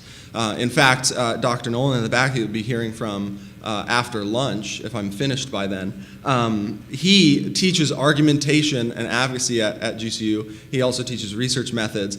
And students come to my relational class after they're done with that. And I tell them, you're not out of the woods yet, right? You still have to think about argumentation. And in fact, it's particularly important now because it's not presented, right? It just comes out in the relational choices that we make. So that's kind of some of the thinking that goes into what I'm going to be presenting today. So when Dr. Arnold talked about the relational element, I was thinking, yeah, when I first looked at my wife is right here in the audience, when we were a lot younger, I thought, wow, she's good looking, right? And there was some benefit of being in person, right? And being attracted to her, and still now. But my love for her has grown as she's been revealed to me in the context of our relationship. And it's hard not to get choked up in some ways, because there's all kinds of trials that you go through in relationships, and the revelation that comes out of those trials and the deeper knowledge and appreciation, so much of that has to do with what I understand the beatific vision to be about. So I'm not going to address the beatific vision, though. I'm going to address really kind of an apologetic for this kind of dialogue, not just for some people, but for everyone who's in a relationship, because relationships presume or presuppose this kind of theology being done either well or poorly. So a little intro before I go on into the communication field. I'm going to talk about 2,000 years of history in a minute. Ready? So it's generally understood that communication started with the Greeks, and there's a really good little book, I didn't bring it with me, called Boxing Plato's Shadow, that gives an account of this trajectory of the communication discipline. And early on, there was a division between someone like Plato, who thought there could be something like knowledge. Obviously, there's differences in the epistemology and how to come to that. But he was set against the sophists, right? The sophisticated communication scholars of the time who traveled and taught people how to be persuasive. So an important one, Protagoras, said, man is the measure of all things, the things that they are, and the things that are not, that they are not. So this idea fundamentally early on was that there was this division between people who thought you could know things, and that really should be the focus of our communication, and people who thought that, no, you can't know things, so our communication should just be about persuasion. It should just be about appeals. So it wasn't about the logos, it was about pathos, right? You did construct arguments, but just well enough to persuade people to do the things that you want them to do, and that was what gave you power, influence. So fast forward to today, right? We're in a postmodern context. I grew up in this communication discipline in a postmodern context in which the theory is roughly the same, right? It's philosophical skepticism. We can't have knowledge, and so the reason why we study communication is to be persuasive, is to essentially get what we want. And so the postmodern philosophical assumptions there and critical theory is not about gaining knowledge per se. It's about uncovering the fact that we can't have knowledge, and that the people that think they do are just kind of imposing their influence and power on others, and they're just artful about it. They're persuasive, right? So that's part of the context here. And that's what brings us really, as I thought about this presentation, I thought, oh man, like I'm not going to be giving an argument in the same way that Malloy did yesterday or that others are doing. So what's my in, right? Where do I think about this in terms of how this relates to general revelation? Well, the place that it articulates it pretty well is Romans 1, right? It's constantly, we go there to talk about the clarity of general revelation. But for me, the connection is beyond that. So this is where I'll start my intro to keep me on track and organized. Romans 1 is not just helpful for theologians or philosophers. The description in this chapter of what happens when people give up wisdom and the glorious object of wisdom, the knowledge of God, for the folly of idolatry is relevant to understand how God reveals both his mercy and justice, not abstractly, but in the communication patterns in our relationships. In this slide, I want to cover the framework for the folly in communication as it relates to the departure of knowing and glorifying God in his works of creation and providence. In the rest of the presentation, I'll focus on a particular application, although there are many others in interpersonal relationships that could be addressed from a GR perspective, of these divergent paths in the context of interpersonal communication. In other words, what's the difference in a vision of interpersonal dialogue? That's the focus. That affirms the general revelation of God clear general revelation of God in creation and providence, and a vision of interpersonal dialogue that denies the clear general revelation of God in creation and providence. So when I say interpersonal dialogue, I mean like the subject of talk, manner of talk, and goal of talk in romance or friendship or family relationships. Someone who denies the clarity of general revelation will have different subjects, different manners of speaking, and different goals of talk in interpersonal relationships than someone who affirms the clarity of GR. That has important implications for the views of relational ethics in the field of interpersonal communication. So one of the things that comes up here that I want to kind of put a disclaimer on is this doesn't mean that every Christian themselves subjectively talks in these ways fully, or that subjectively meaningful dialogue, one that doesn't necessarily connect explicitly with this argumentation, isn't a meaningful part of relationships. Each person and relationship in any given time and place is an admixture of kind of knowing and not knowing and kind of working through these issues related to the clarity of general revelation. The distinctions in dialogic visions are thus not distinctions between people, but they are distinctions in worldview governing the form and content of dialogue and relationships. So my goal in this presentation is to kind of just give a brief sketch of the two kind of divergent paths of dialogue that affirms the clarity of general revelation and dialogue that denies the clarity of general revelation. And so these are just some of the key theological themes. So the interesting thing, right, is that the first thing that is addressed in Romans 1 is the idea that the wisdom of God, the things that are clearly revealed, have been given up, right? And given up, not just given up, but replaced. They've been replaced by other ideas of what's good. I'm surprised that this is not more packed. It must mean that people have different ideas of what's good, or at least contextually, right? They're going after other things right now. And so that's the first thing that it talks about, denying knowledge as such, determining reality for oneself, and that's going to be an important theme in the slides moving forward. So then the next step here is then where it goes into communication, right? You have the epistemic framework of either knowledge and clarity, or you have some measure of skepticism, and there are differing degrees of that. You could also have believers who are not necessarily skeptics, but they're fideist, so they believe things, but they don't believe that you have to have reasons for believing those things or provide arguments for believing those things. And so they share a similarity, which is they deny the connection between reason and existence, right? Reason and reality, that it relates to reality. So it's important to know even the reality of knowing Christ and being a believer. So then what do, right? With a different vision of what's good, we replace it then with unnatural desires. And so there are a list of them, right? Romans 1, you can go read them. They're interesting. They have something in common, kind of carnality in some ways, but the thing that I want to highlight is that they're just not desiring to know God.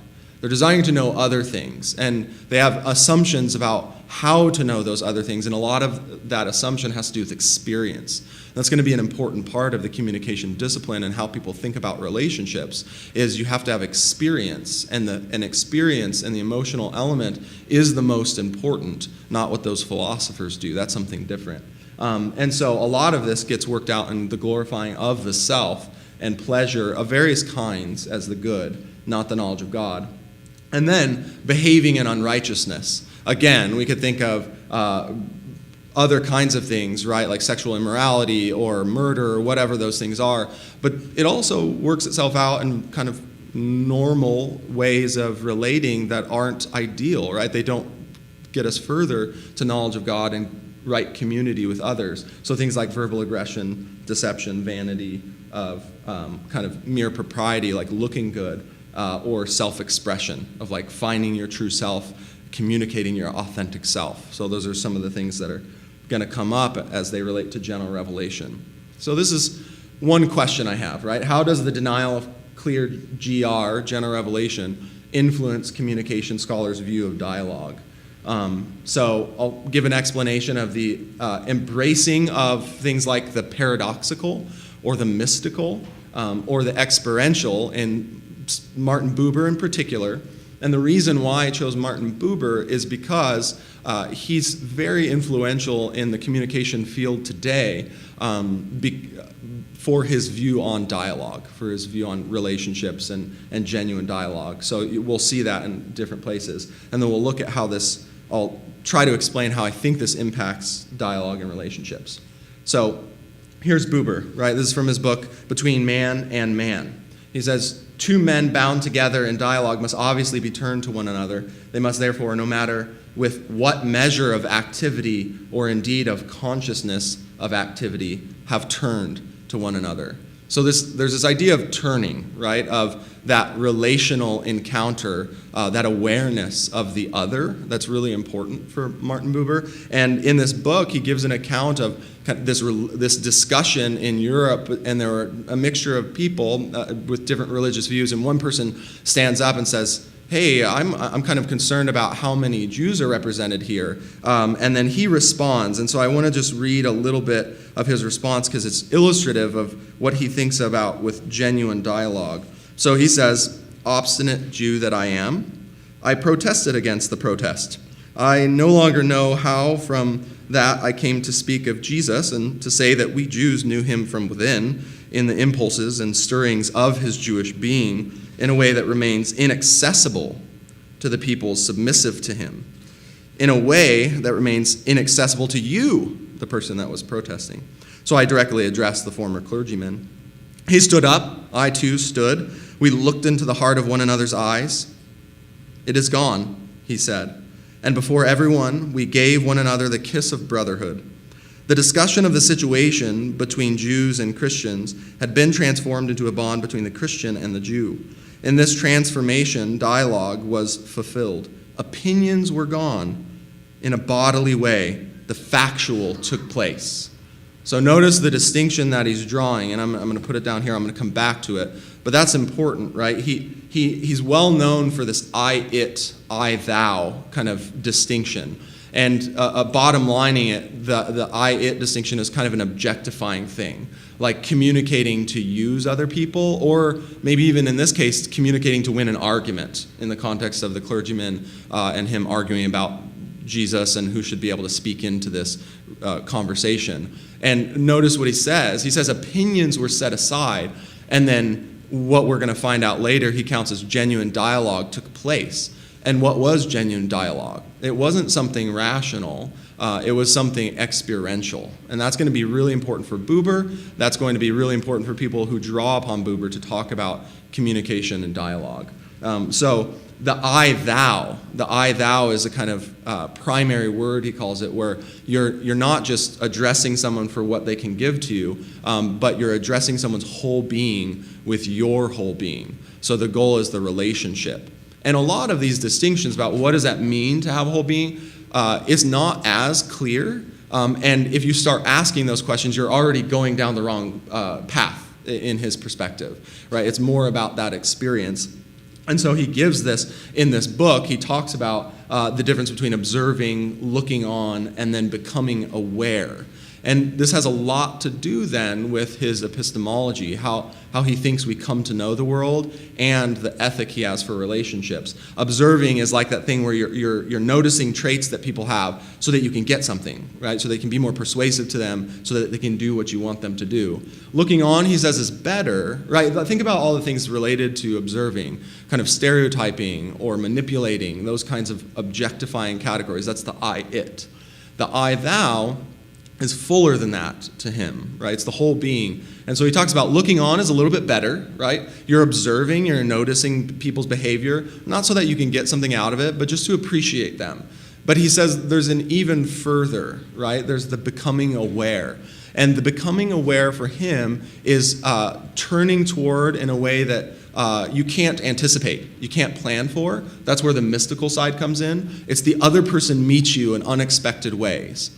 And I think that's true. I think that even God does that, right? There's that mystery of God. He uncovers his revelation over time. But this is a very non-cognitive view of the other person about what's important.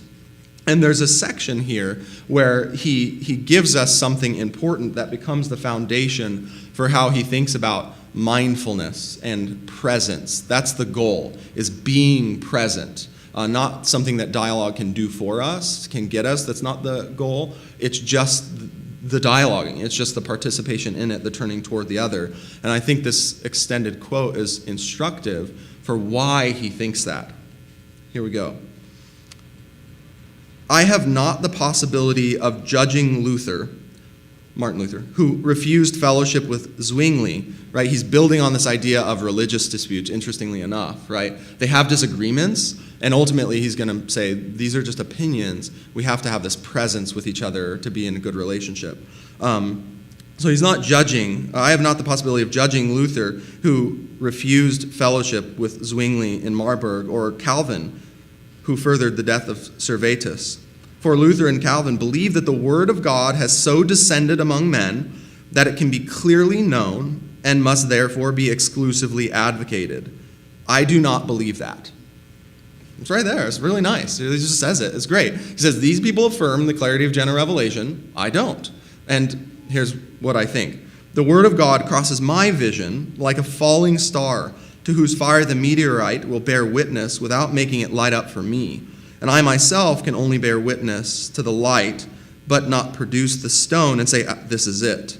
But this difference of faith is by no means to be understood merely as a subjective one. It is not based on the fact that we who live today are weak in faith, and it will remain even if our faith is ever so much strengthened. So he's really saying it's a category difference, right? He's saying that's a misunderstanding of what faith is. The situation of the world itself, in the most serious sense, more precisely the relationship between God and man, has changed. And this change is certainly not comprehended in its essence by our thinking only of the darkening, so familiar to us, of the supreme light, only of the night of our being, empty of revelation. It is the night of an expectation, not a vague hope, but of an expectation. We expect a theophany of which we know nothing, but the place, and the place is called community.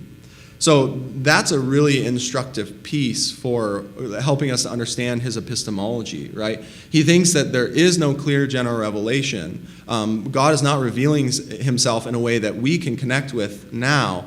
Instead, he's connecting with us in community through presence. And so he clarifies later, I'm not going to read that part of it, but when he talks about being addressed, addressability is an important part for him. He doesn't mean it in a rational sense. He means it in a non-cognitive way, right? Being addressed could mean in silence, right? It could mean in a look. It could mean in that kiss and the hug. That's reality. And so reality is experience. That's what relationship is all about. It's not about this theological stuff that some people might be confident about, but we shouldn't be.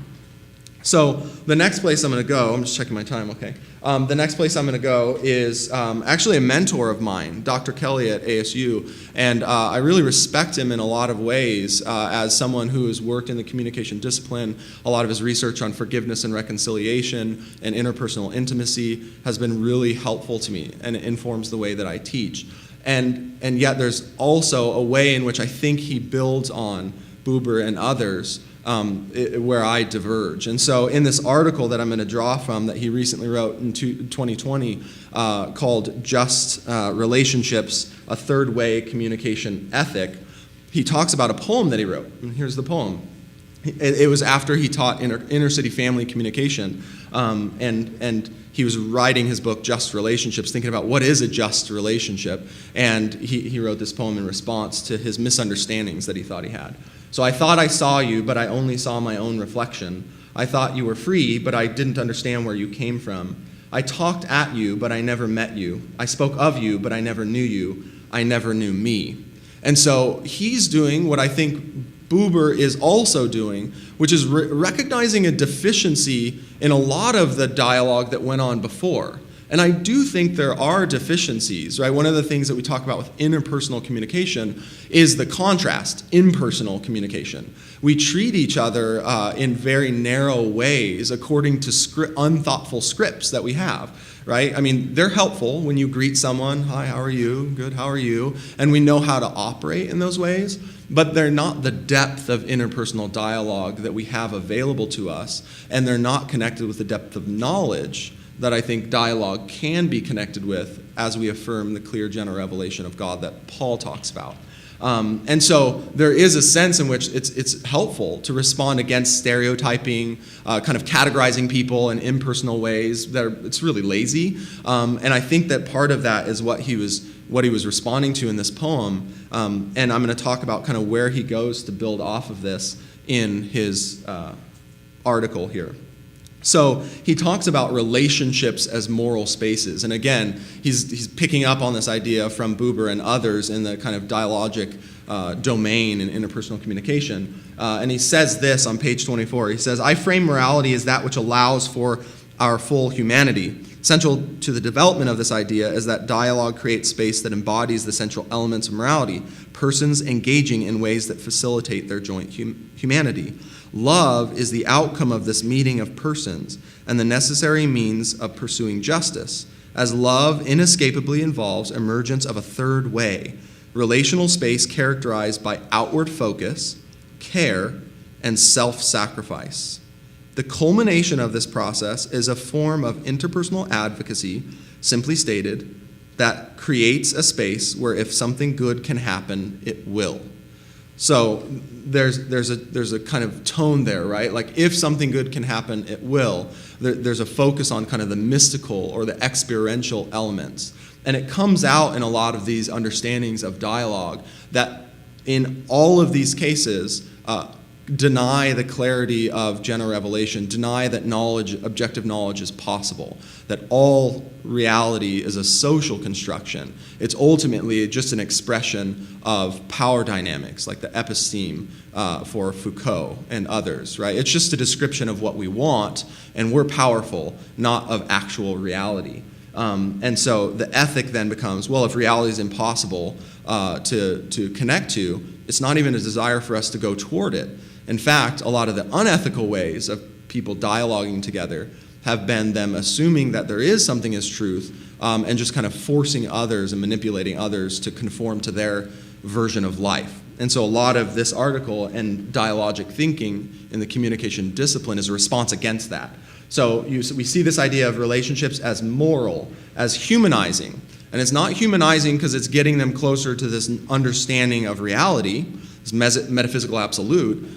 Instead, it's humanizing in this way, right? That you allow people to change. They affirm that people are changing, and becoming then is the focus. So dialogue that's ethical is dialogue that gives the other the space to basically be the author of themselves. So there's an interesting place where this comes up in this article when he's talking about a distinction between kind of dialogue that helps us to make sense of moral issues. You're doing the dialogue for something else, and these scholars they respond against that. That genuine dialogue, which is Buber's term, genuine dialogue is something that is the end in itself. It's the experience that's the goal. And so Leslie Baxter, who's a relational dialectics theorist, who has worked with Dr. Kelly, and they're kind of all in the same circles, building off of Buber, says this, provides perspective on this humanizing aspect. The idea that the end goal is just being with you and talking with you. Baxter provides perspective on this humanizing process, noting that dialogue is a means of fulfilling our responsibility to help author or complete one another. Parties owe each other the opportunity for themselves to become. So the focus of dialogue in that context is the becoming, the idea of self-authorship. You can determine good and evil for yourself, and the ethic is actually to have that determination and that growth and that change over time. It's just the expression of it. So in this context, dialogue as moral, a moral thing, is not moral because of the ethics involved in getting you to a specific place of growing and understanding. It's ethical for the sake of giving people space. And that's the second perspective dialogue and Buber's idea of genuine dialogue. The interesting thing to me comes in these dialogic principles. And I could unpack this a lot more. I'm not going to be able to in this presentation, but we can talk about it afterwards maybe. But these, I did want to read briefly about these dialogic principles, because this is where the tricky stuff comes in. It's very clear that there's a denial of clarity of general revelation. So the starting place then is the first principle, embracing contradiction, highlights a both-and perspective that looks for truth in tension. And truth maybe there could be in air quotes as well, as opposed to traditional argument-based approaches that presume that one singular position is better than the other. This principle, which I developed further as I discussed third way and paradox perspectives, dynamic paradox he calls it, encourages us to respect other voices other than our own, a second guiding principle. The first guiding principle being embracing contradictions, the second guiding principle being respecting other voices other than our own. Respecting multiple voices necessitates a sense of openness and dialogue that is dynamic and continuous. That openness, interestingly enough, in what I read about Buber, was expressed in letting go, stopping the argument, not having this pursuit of what's true. It was in the embrace. It was in the experience. That's where that openness comes from and where it's expressed for these theorists. Also, it assumes a third principle, the limitation of means of communication that tend to control and shut down the dialogic process, right? And so that's where they're talking about kind of power and stereotyping and those kinds of things. Those are the things that you can limit because it restricts self-expression. And then finally, the open, dynamic quality of dialogue just described is both dependent on and engenders creative response. Baxter and Montgomery, the relational dialectics theorists, use a jazz metaphor to describe this process as characterized by intuition, feeling, and imagination. So those aren't accidental, right? They use the terms, where is it? I lost it. It's characterized by intuition, feeling, and imagination. So when these scholars use the term dialogue, they're assuming that the clear general revelation is not possible, and it shapes the way they engage in dialogue. It's the presence. It's being with. It's not this pursuit of what's true through reason and argument. In fact, reason and argument are the things that you have to control and, ironically, not let into the conversation.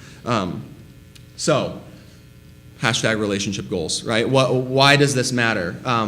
How are these ideas going to influence our relationships? Well, because of time, I want to be careful. But one that's really helpful in describing this from a different perspective, he's not a communication scholar, but Carl Trueman, in his book, The Rise and Triumph of the Modern Self, does a really good job of just giving an outline of these kinds of ideas, these philosophical ideas, and how they're kind of influencing our modern view of the self, right, the modern self. One in particular is this idea of expressive individualism, where the goal, and I apologize for how quickly I'm going over this, but we can, have conversations later. But the idea of the expressive individual is the idea that the end goal is ultimately the expression of yourself, right? It's not, and he uses terms poiesis and mimesis, where poiesis is kind of the self-expression and creation. I'm determining reality for myself. I'm the author of reality, as opposed to mimesis, which is there is understanding to be gained from the way the world's been created. And my goal in communication with others is to seek that out and to grow in it. Big difference, right? And so the expressive individual is the one who is taking for granted their assumptions about reality and conveying them outward, not looking for, through rational dialogue, reason, and argument, greater understanding of God's revelation. So I'm not going to read it out of this book, but when he talks about in these pages, he's talking about Rousseau. And for Rousseau, the society is the thing that's keeping everyone down, right? Societal expectations create competition, all this kind of stuff. And so ultimately, the death of the individual is essentially societal rules that come from the outside. And long story short, Carl Trueman does a good job showing how all of these thinkers that are trying to respond against societal expectations are really responding against the church, because it's the thou shalt nots, right? It's all these things that you can't do, and that's just embedded in society. And primarily, it's expressed in the family and sexual ethics, which are related to relationships, right? And how we engage in relationships. So he believes that death is connected, the death of the self, right, is connected with this idea of societal expectations or even religious expectations. And the way to free yourself is to express yourself and determine reality for yourself. So this concept then of dialogue is really in the same category of really co-creating reality and self-authorship. It's assuming that the clarity of general revelation is not a thing. And in other words, philosophical skepticism. And then from there, it just builds on the goal of dialogue being self-authorship. So what's the alternative to this? How does the affirmation of clear GR change one's view of dialogue? I think one way of thinking about this is in John 1, when it talks about the light of mankind as the life, right? And so it's connected with life, and this light shines in the darkness, and the darkness has not overcome it. That dialogue isn't self-creation, it's participation, and I think Dr. Arnold talked about that as well, participation in the Logos. But for us, participation in the Logos is connected with revealing our assumptions, because that's one of the things that happens in dialogue, is that we share our ideas about experience, and we share our arguments about experience as well.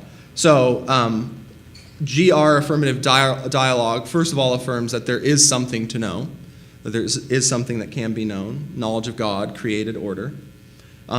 It also acknowledges that there is a falling short of this, right? There's a reality of sin, self-deception, and pride in determining good and evil or reality for oneself.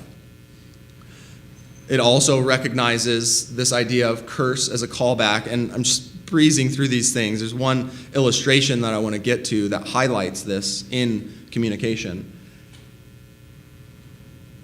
And so a way of thinking about dialogue differently that affirms the clarity of general revelation, and part of that clarity of general revelation is the curse as a callback from self-deception and sin, is this idea that dialogue is sanctifying. It itself is the thing that makes us holy, right? There's the justifying work and the covering of Christ's blood, covering us in his righteousness, and yet there's the working out of that sanctification, the actually making righteous and uncovering the unbelief in us and helping us to work through our false ideas about the goals of relationships and the nature of God and the nature of ourselves.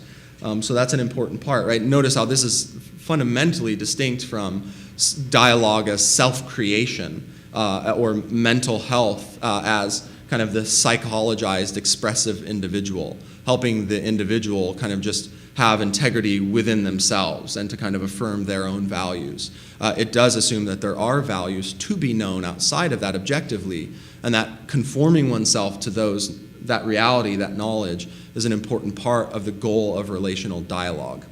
So the last thing I want to address, and there's fruits of the Spirit to guide the process, right? Sometimes I think people are like, oh man, that's reason and argument, and you have ideas about what argument looks like, and it's not just a debate, right? In fact, the place that it actually gets worked out is in the close relationships with friends and romantic partners and family, where these arguments and these assumptions are drawn out, and we have to think more clearly about these things. How much time do I have left? What's that? About 20. Okay, thank you. So I'm not going to talk about both examples today. I'll just give you a book recommendation. Spoiler alert, it's Dr. Anderson's book on Job. But the one example that I just love, and I go through in every semester that I teach relational communication, is The Death of Ivan Ilyich by Leo Tolstoy. And another spoiler alert, he dies. So, just so you know. But here's the interesting, I know, sorry, still read the book, it's good. Ivan is someone who is set in the context of kind of high society in Russia and in the 1800s. And so he has everything. He has position, he has material wealth. And the book starts with his funeral. And then after that, it kind of goes back in time and talks about his life before he became ill, before he got hurt, and then it goes through the process of him dying and his way of processing that curse, right, that suffering. And it's a really good illustration to me of the sanctifying role of dialogue. And that sanctifying role is building off of the clarity of general revelation, right? It assumes there is a clear general revelation, and part of our sin and self-deception is that we don't see that. And so part of the role of relationships is to bring out the fact that we don't see that and to help us see it better in the context of our relationships. And so he doesn't have very good relationships. That's one of the sad parts about this book. So what's sad is that he didn't have a dialogue partner. They're really empty, superficial relationships, and he's doing this work with only one dialogue partner. And the dialogue partner that I think Buber leaves out is God, right? God is the dialogue partner through the curse. And there's one part where Ivan just starts to wrestle with this. And I want to give this as an illustration of this dialogue as sanctification. So it says this in The Death of Ivan Ilyich. Ivan Ilyich saw that he was dying physically and was in continual despair. Oops, I have the dog ear here. In the depth of his heart, he knew he was dying, but not only was he not accustomed to the thought, he simply did not and could not grasp it. The syllogism, notice he brings up argument, he had learnt from Kiesewetters' logic, Caius is a man, men are mortal, therefore Caius is mortal, had always seemed to him correct as it applied to Caius, but certainly not as it applied to himself. That Caius, man in abstract, was mortal was perfectly correct, but he was not Caius, not an abstract man, but a creature quite separate from all others. He had been little Vanya with a mama and a papa, with Mitya and Volodya, with the toys and a coachman and a nurse, afterwards with Katenka and with all the joys, griefs, and delights of childhood, boyhood, and youth.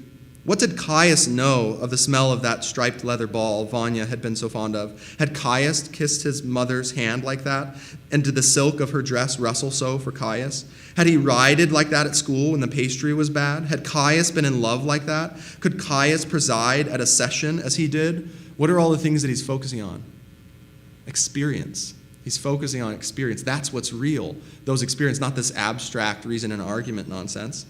Had Caius been in love? Caius really was mortal, and it was right for him to die. But for me, little Vanya, Ivan Ilyich, with all my thoughts and emotions, it's altogether a different matter. It cannot be that I ought to die. That would be too terrible. Such was his feeling. If I had to die like Caius, I should have known it was so. And notice he's giving his epistemology here. An inner voice would have told me so. But there was nothing of that sort in me, and I and all my friends felt that our case was quite different from that of Caius. And here it is, he said to himself, it can't be, it's impossible. But here it is. How is this? How is one to understand it? He could not understand it and tried to drive this false, incorrect, morbid thought away and to replace it by other proper and healthy thoughts. But that thought, and not the thought only, but the reality itself, seemed to come and confront him. So this reality of suffering does confront Ivan, and there was another part that I was going to read that shows his progression. His progression isn't a progression of experience. His progression is a progression of suffering causing him to think critically about his assumptions, about his epistemology, how do you come to know the world, about his metaphysics, what is real, and about ethics, what is good. He kept this idea that he himself was good, and that as a result, this suffering shouldn't apply to him. Death shouldn't apply to him. But what he comes to discover, I think, is that he had a misconception about life and death. That before him all the time, clear general revelation, was the reality of spiritual life and spiritual death, and he didn't see it. And thank God that he had one dialogue partner, God, who didn't let him get away with his excuses, right? So this sanctifying work of dialogue, what a different experience, right? Does that mean that we know everything all the time? No. But it is a different vision for dialogue in relationships. It means that dialogue is necessarily a sanctifier, and it assumes that there's self-deception about our condition. That's quite different than saying no, God's not clear, you can't know things. And so ultimately it's creating a space for us to express and determine reality for ourselves. I want to be careful because I think there is an ethic there in Buber and relational dialectic scholars to not, what they're trying to do is they're saying too quickly we move past contradictions in our lives, right, and just live according to the way we've been trained to live. I do think that's important, and I appreciate that about their work. We should sit in those contradictions that we feel and the contradictions of our thoughts, but not for the sake of just then experience and just merely expressing our individuality, but also for coming to greater knowledge, right? And so I have a book recommendation. Dr. Anderson wrote a book, Job, a philosophical commentary, and he goes through this. I think that Job's friends get a bad rep in some way, right? They are what's the word? They are told off, so to speak, or corrected by Elihu at the end, and they do fall short. But man, part of me thinks, I wonder what Ivan would have done with people who are at least trying to make sense of the suffering. And so it's an important thing to think about, and it sets the goal for dialogue. It's something where we grow in knowledge together, making sense of the suffering that is a reality, and that reality points to something about our condition, anthropology, human nature, in a fallen state. And these dialogues really are a back and forth. They're revealing, right? There was one of them, I think it was Eliphaz, correct me if I'm wrong, that was like the dream. He was expecting a mystical experience too, to be the foundation for knowledge. And that's one of the things that Job responded against, and they had to work through in understanding the suffering. And ultimately, Elihu, what he did was he did listen. That's mindfulness in communication is often focused on that idea, like being present and listening. And I think you can have both, actually. You can argue, present arguments to make sense of your experience, and fully listen and be present. You're fully listening and being present to the way someone makes sense of their world. Epistemology, metaphysics, and ethics. And so he did that. And he was evaluating what was being said, and he presented arguments to Job and his comforters or his friends.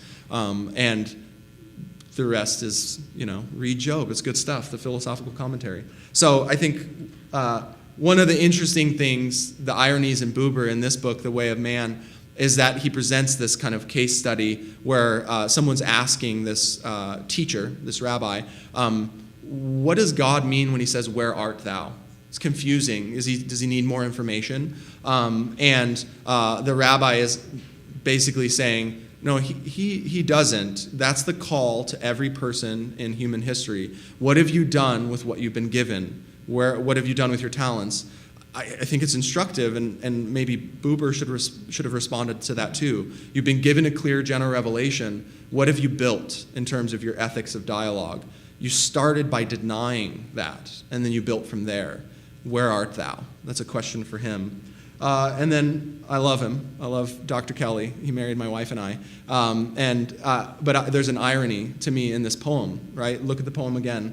I thought I saw you, but I only saw my own reflection. I thought you were free, but I didn't understand where you came from. I talked at you, but I never met you. I spoke of you, but I never knew you. I never knew me. I think this can be a poem to God too. God is speaking to us in the clarity of his general revelation. And inasmuch as we don't affirm that and work to show it and apply that knowledge in our relationships, we could say the same things. We never knew him, and we never knew ourselves. We didn't get to have fruitful, good relationships as a result of that skepticism and that focus on experience. So I hope that you got something out of that. How much time do we have for questions? 10 minutes. 10 minutes. There are no questions. All right. Okay. Oh, yes, I'll repeat the questions. What questions do you have?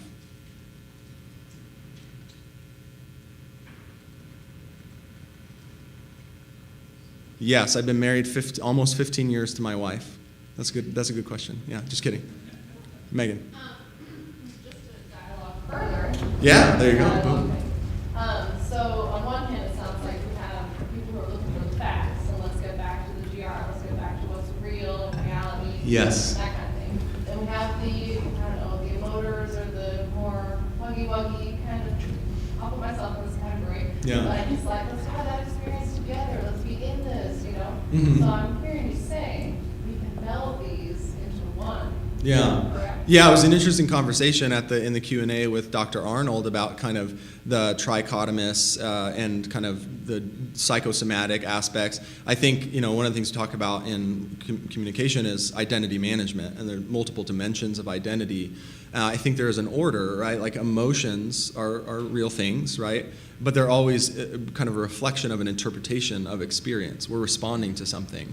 And so similarly, on the other side, ideas are emotional, right? So it's never a separation, although there are different personalities, right? So I think it can encompass both, and I think that's what's so wonderful about the unity in the body of Christ, right? There's a unity and a diversity, and so I think that's maybe what some of these scholars are going toward, is that diversity hasn't, and the fullness that's there hasn't been appreciated as much, and so we run toward that and maybe leave behind the clarity of general revelation, which is a big one, right? And so, I think there's both. I think there's a lot of examples of ways that they're not contradictory. So that's the interesting thing about this idea of dynamic paradox, is ultimately it kind of sets up the contrast often between commitment-based cognitions, like I cognitively make a choice to be committed to this relationship, versus kind of more of the emotion-based aspects of relationship. Kelly talks about this third way, where it's this dynamic paradox where something transcends that, this creative space of imagination transcends that. I actually don't think it does. I think ultimately what it does is it changes cognitions into emotions, because it's denying even cognitions as such. It's denying the power of cognition to grasp reality. So ultimately, a lot of the things that are paradoxical, I don't think are really paradoxical. It's actually more of a matter of wisdom and applying these basic principles, these things we can know, to very subjective experiences and relationships. And that takes humility, right? We get it wrong a lot, but it doesn't mean we deny revelation as such. It means we continue to seek it out and be open about our assumptions that we have. Yeah, thanks for saying that. Other questions? Or compliments? I'll take them. Dimitri? Bear with me as I try to gather my thoughts, because that's a lot of information. But it's interesting to me how you mentioned how when we show intent to create a relationship through dialogue, we create this domain of creation. But what strikes me is that sometimes people can be intent in their dialogue and not follow what is good. And so what I'm curious to know is, do you agree that, like, let's say, for example, there are two individuals who have, or maybe it could just be one malicious individual within the domain of creating this form of, like, getting to know, but not in the sense to know what is good. And so in that sense, would it mean that it still applies to this? Because in my head, I think, well, when somebody is perpetually using what is good in, like, general revelation, perpetually understanding God, and by that logic, almost manifesting that energy and saying, this is the domain that should be what dialogue should be used for. So would that be more appropriate to say that always having Christ and God as the almost medium or the channel or the standard of what dialogue should be is more appropriate to what you've been talking about, as opposed to just an individual who can still speak with intent, but it could be with their own autonomy, for example? I think what I hear your question to be is the idea of how is intentionality related to good dialogue. So there could be a lot of intentionality, so to speak, with genuine dialogue and the idea of self-creation, like social construction of reality. It could be very intentional in a sense, but not focused on what's good or foundational in terms of knowledge, and they could go off in the wrong direction. I think there's just an instructive metaphor, right? It doesn't mean that we need to be talking philosophy all the time. It just doesn't come out that way often, and that's not all the subject matter. But the wise and foolish builder is a good analogy for it, right? Both are building houses, right? Dwellings, places within which to dwell, but one has a foundation. It doesn't mean the whole thing's foundation, It means that that's where the starting place is. So I think, even thinking about Proverbs, the idea of the fool who thinks he knows but he doesn't, he's talking about all kinds of stuff. But the simple is also there that says, like, no, I just don't care to know, and that's a folly of its own. So I think it takes intentionality, but it also takes knowledge, right? It takes actually connecting with what's real. Yeah. And yeah, absolutely, we can go off in very wrong directions, I think. Yeah. Yeah. I have a question.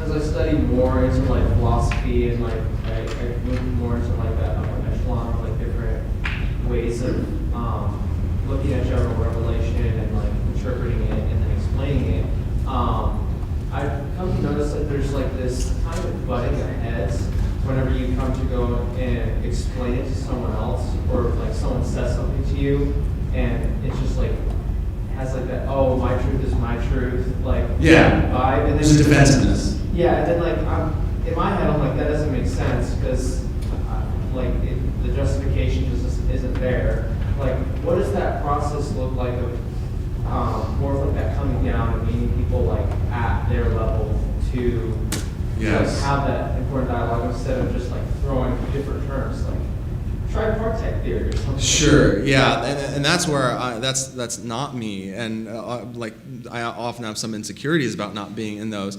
But what was the part that doesn't make sense to you? It doesn't make sense to say there's a clear general revelation, or it doesn't make sense to be so defensive when someone says there is? I think it's just like as you learn more like in philosophy, it feels like it gets harder to come down to like a more I see. like a more like let's have a dialogue. Yeah, good. So what he's saying is, it seems like the more you get into philosophy and all these theories in particulars, the more you get up into the kind of ivory tower cloud or whatever, and like, how do you get back down to interacting with quote unquote normal people or something like me? Yeah, okay. I think that's why I chose Ivan Illich to address it. It's in suffering. There's a logical order to proofs for God's existence, but I think there's also an existential order. And so wrestling with the problem of evil is such an important one. And I think that's where listening is a good ethic in dialogue. But it's, what are you listening for? I'm not just listening as like a person turned towards you.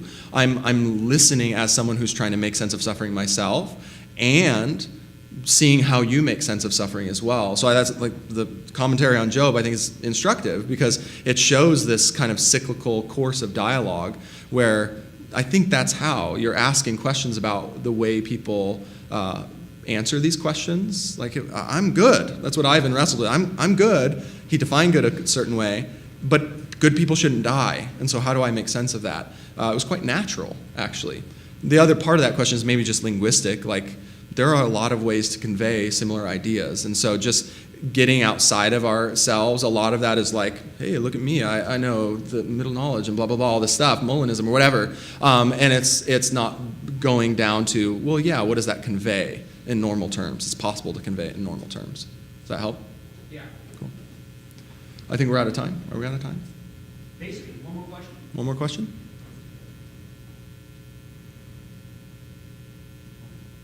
All right, thanks for listening. Yeah. I'll just leave this.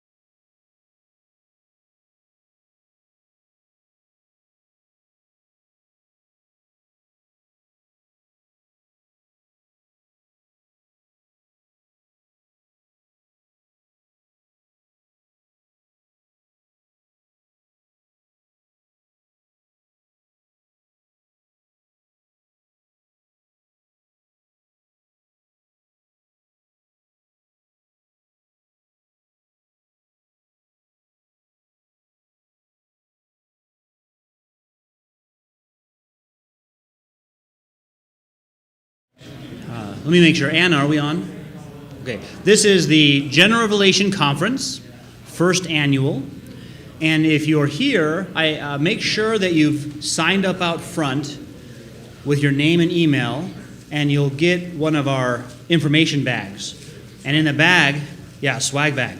In the bag, you'll find a journal and a pen in case you didn't bring something to take notes on. And then a couple of sheets of information about the General Revelation Institute, and also about the Historic Christian Church of Phoenix, which is helping to sponsor the event. And as well about General Revelation Press, which has put out some books, 3 books this year, including Job, a philosophical commentary. And Job has come up a number of times in our conference. We're continuing in our theme this afternoon. We're going to be learning about John Owen and what was it? John Calvin. I wanted to scare Dr. Nolan. No, I'm pretty sure I told you to prepare for John Owen. John Calvin and the Beatific Vision. What did Calvin say? Here we are, very early in the Reformation, in his Institutes, about the knowledge of God and our highest good.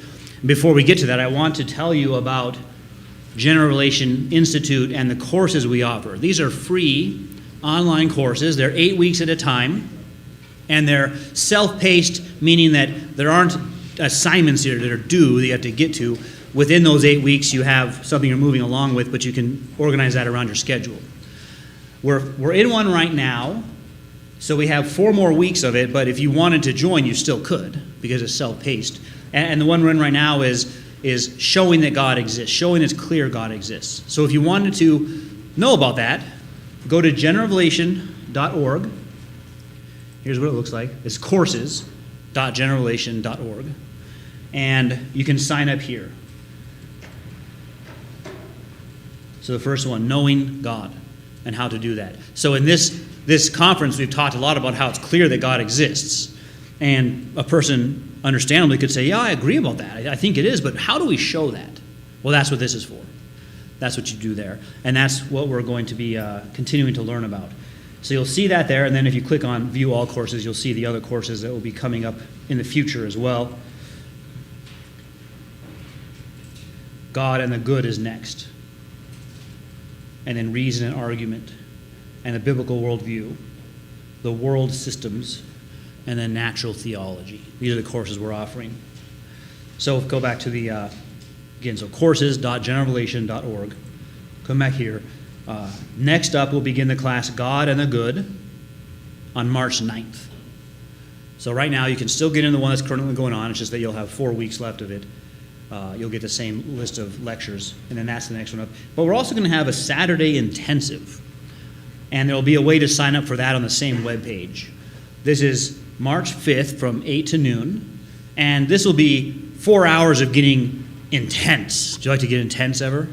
Come, you'll have like 4 cups of coffee first, and you'll come and you'll be ready to be intense about learning these arguments to show it's clear God exists. So, again, on the webpage, you'll have more information about that. And that's one reason to make sure you sign up out front with your email address so you can receive this information. Now, let me switch back to, he said, don't switch, what are you doing? Which ones? Here you are. Yep. So now we have Dr. Matt Nolan from Grand Canyon University. And I hear he's something of a celebrity there. Is that right? Yes. Yeah. That's what I hear. One of the most popular professors on campus. I mean, I hear that from him, but that's what I hear. So he's going to tell us, and I've heard him developing his paper. It's very good stuff. He's going to tell us about John Calvin and what he thought about the clarity of God's existence. Dr. Nolan?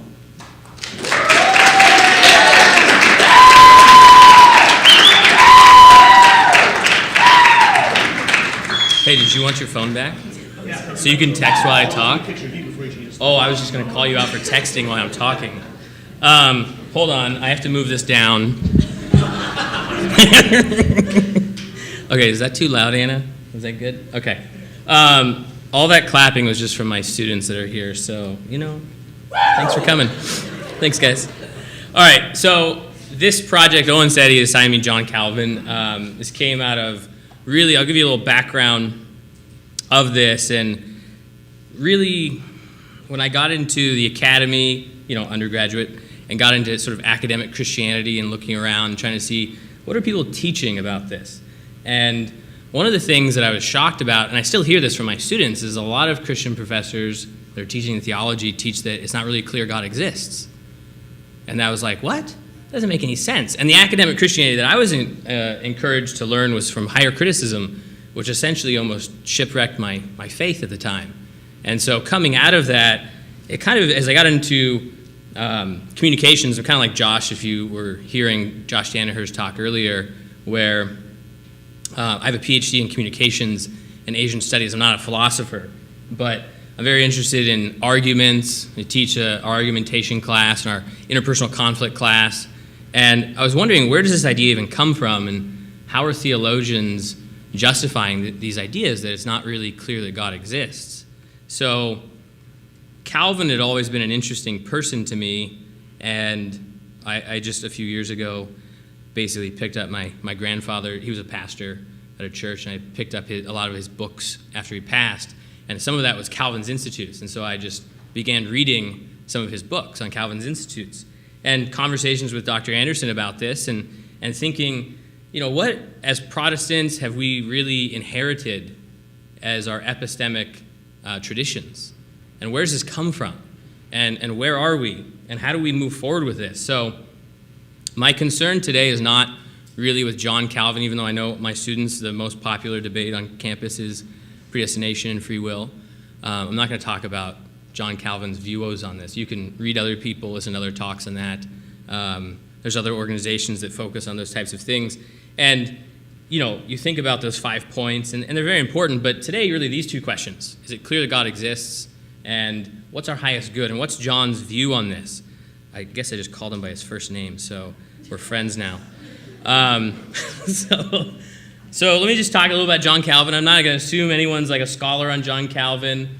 And just as a communication person, look, I kind of study everything. I know my communication majors, always they ask me, like, what am I supposed to do with my life? I'm like, yes, do whatever you want. Study everything, because that's what I do.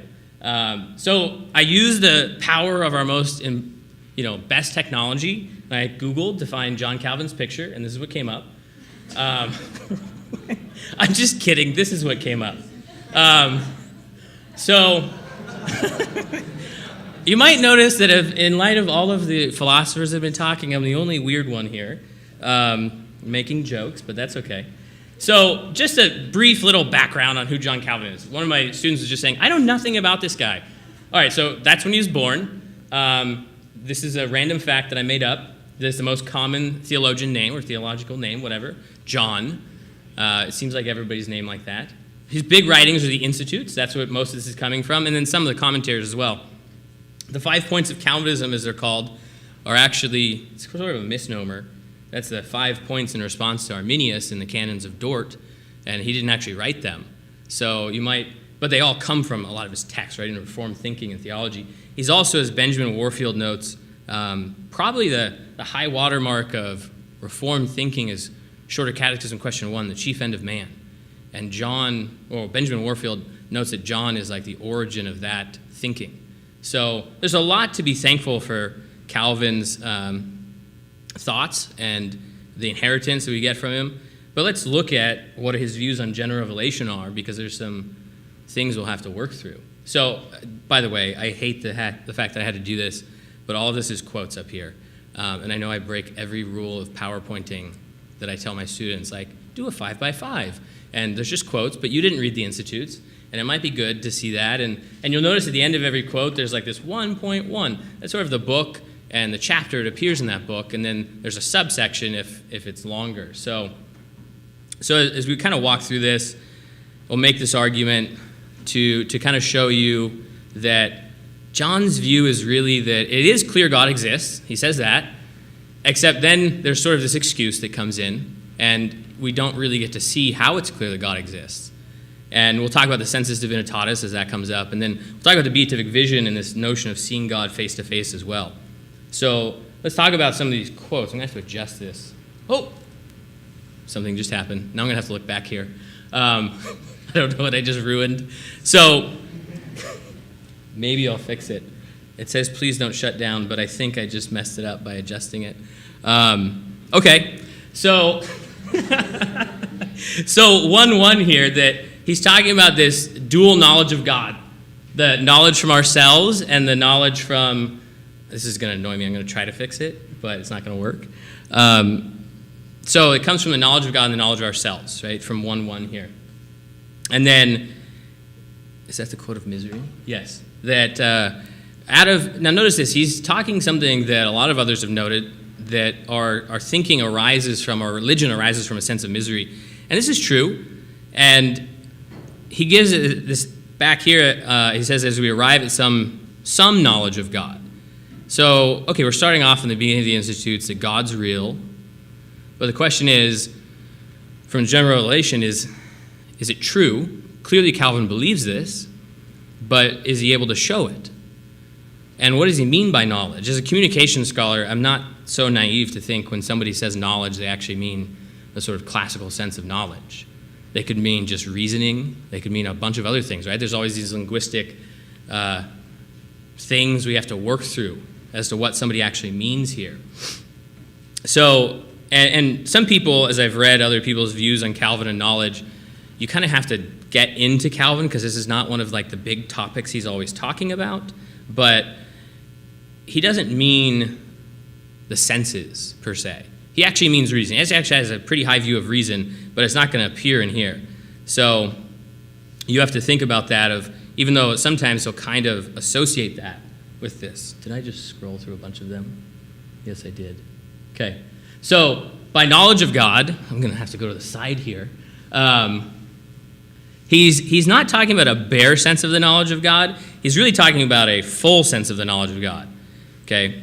That the creation manifests everything about God's being. And this is something that's very important in chapter 2 of the Institutes. So it's not a mere assertion that God exists or some God exists. This is God the Creator, infinite, eternal, and unchanging, that he's trying to get out. But notice here,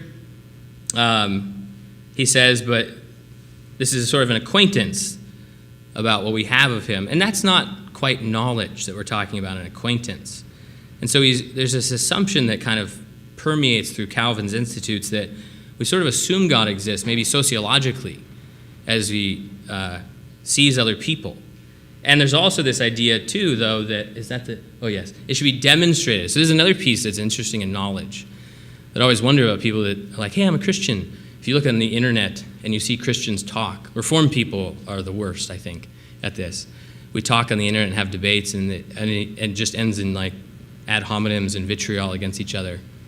But Calvin's noting this. If you really know God, it should be transformative in your life, and it should result in piety towards others, towards God. And so this is a very important thing, but we don't quite have a sound argument yet, okay? All right, let me go to the next slide. Which one's this? This is kind of difficult not being able to see my own thing. Yeah, this thing, I moved it, and then it went blank on me. Is it for that? I have no idea. This is not my classroom. I don't know how to fix things. Okay, so Owen's going to troubleshoot this for a second. So another piece that he's talking about here is God's existence is described everywhere. Okay, so not only is God clear, but it's clear in every aspect of... Yesterday this happened, and the guy had to go into settings, into split in Microsoft. Oh, but this is my laptop here. Yeah, so you'd have to like turn around and look at it. I'll just turn around and look at it. I don't know how to fix it. Maybe Dr. Rutt knows how to fix it. This is the best thing about a presentation when you mess something up. Yeah, that one. I had that happen yesterday. You have a choice. If you want to fix it, it'll take 10 minutes. That'll cut into your time. Oh, no, we'll just do Just this. go with this. We'll just go with this. So I'll just get this out of your way. Okay, I appreciate it. That way I can look back this way. That's what you expect from a lope. We just cause havoc everywhere we go. You see that pun? Only my lopes know this pun. That's okay. Okay. So these works of God that he's talking about, it's everywhere in the creation, okay? His essence is, although he is saying this too, he's not of the mind to say God is completely comprehensible. He's saying his essence is in totality incomprehensible. But all of these works tell us something about God, unequivocally and striking. And so that really it's our fault that we don't see this, as he calls us stupid. That's not something I just call people, but John did it first. But there's also this piece that he's talking about, this mirror here, this clear representation of God, but it's like a mirror. And I think as we go further into the text, we realize that John is thinking about creation and us and thinking that, well, it's really in the next life that we kind of see God more clearly, and it becomes in the beatific vision. Until then, it's sort of a reflection of God. It's not a clear revelation of God, which is quite short from saying that the creation fully reveals God. So he's talking about why we don't see this disease we have. And I do like this, that he's talking about the philosophers, those guys, that they're kind of navel-gazing that they get into, that even the learned among us don't see this. Even Plato and all his thinking, he didn't get to see this either. And so I like that. He doesn't spare the intellectuals as if, Plato almost got there, although he is kind of nice to Plato. The philosophers almost get there. No, they don't. They don't get there either. And neither do the vulgar among us. So he doesn't really spare any of us in this sense, okay? And what's my next one? Sort of this idea that in our instructions here, though, they end up being insufficient for knowing God in some way. This is difficult to do this. So, this is a very important one, as we're talking about here, that we lay it down as a proposition not to be controverted, that the human mind, even by natural instinct, and notice this word, instinct. This is not saying, it's by reason and argument that you come to know God through the works of creation and providence, but this is by natural instinct alone, that somehow we see that the human mind possesses a sense of the deity. This is what we call the sensus divinitatis, a sense of the divine. And that no man might shelter himself under the pretext of ignorance. God has given all, or to all, some apprehension of his existence. And so we have to ask that question, what does it mean by an apprehension? That's not, again, a proof, as you just think that God exists. Again, that's a belief or an opinion. That's a level of knowledge, but is it true? Are you justified? Think about this. If I was an unbeliever and I was reading the Institutes and I see that Calvin is exclaiming this, what reason do I have to believe Calvin? It's just like if I was reading the writings of Buddha, if I was reading Confucius, why would I want to believe what Confucius says? And then he talks about the memory, he's quoting Romans 1:20 here, the memory of which he frequently and insensibly renews, so that as men universally know that there's a God. What does he mean by that? Is he, I'm kind of offended as a social scientist, does he poll everyone? Because I'm pretty sure I used to be a devil, and when I went there, I'm fairly certain most of those people weren't believers as I asked them. And even at GCU, right, there's people that aren't believers. And so what do you mean universally there's a God? Is this God the creator? That term can be ambiguous, this idea of God. And so what does he mean? That he's their maker too? That's a specific type of God. I mean, half the world plus doesn't believe that God is their maker. And so where does Calvin get this idea? How does he think about this? And especially in light of Romans 1:20 that says it's clearly understood from the things that are made. Is there a level of ignorance that we have and we're culpable for that ignorance? And is Calvin really getting us there? I don't think he is so far, as he's kind of asserting that there's an apprehension or an instinct within us, rather than to say, no, you're a creature that's reasonable, rational. And he does say that. In fact, he argues that that's the image of God in you, is your rationality. And yet, connecting that up with, it's clear that God exists in the creation, to your rational, you should have seen it, you don't see it, you need to repent of this, and you need redemption from God. Instead, he's kind of leaves us open for an excuse here. And so that's a question I think about is, well, where's the inexcusability? And I'll just warn you, it's going to get a little worse here, because look at what kind of God we're talking about. The God of Cicero. Some translations leave out the word Cicero here, but my grandfather's translation had Cicero in here. As it celebrates, Cicero observed, there's no nation so barbarous, no race so savage as to not firmly be persuaded of the being of a god. And again, a god, well, that's different. Cicero believing in Jupiter, that's far from God the creator and redeemer.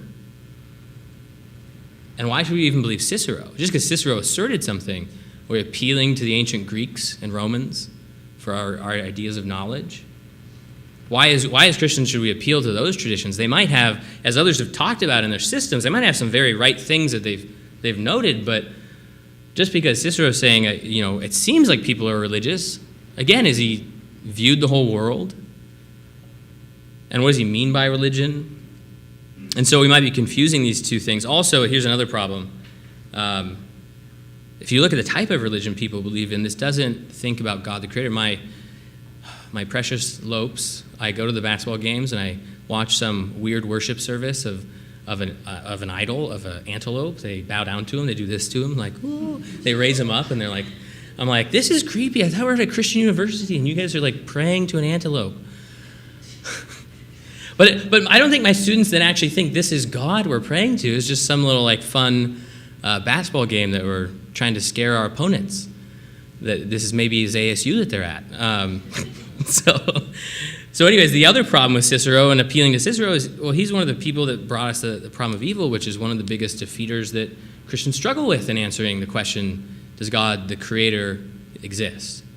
So this is a further compounded problem with us. And this other idea, is this the next one? Oh, yes. Persons of correct judgment. Well, typically, when we say that, it's just like, well, my friends of correct judgment. Well, if they're of correct judgment, then let's see what their judgment is. If we're just appealing to my group, I guarantee the Confucians would say, well, we're of correct judgment.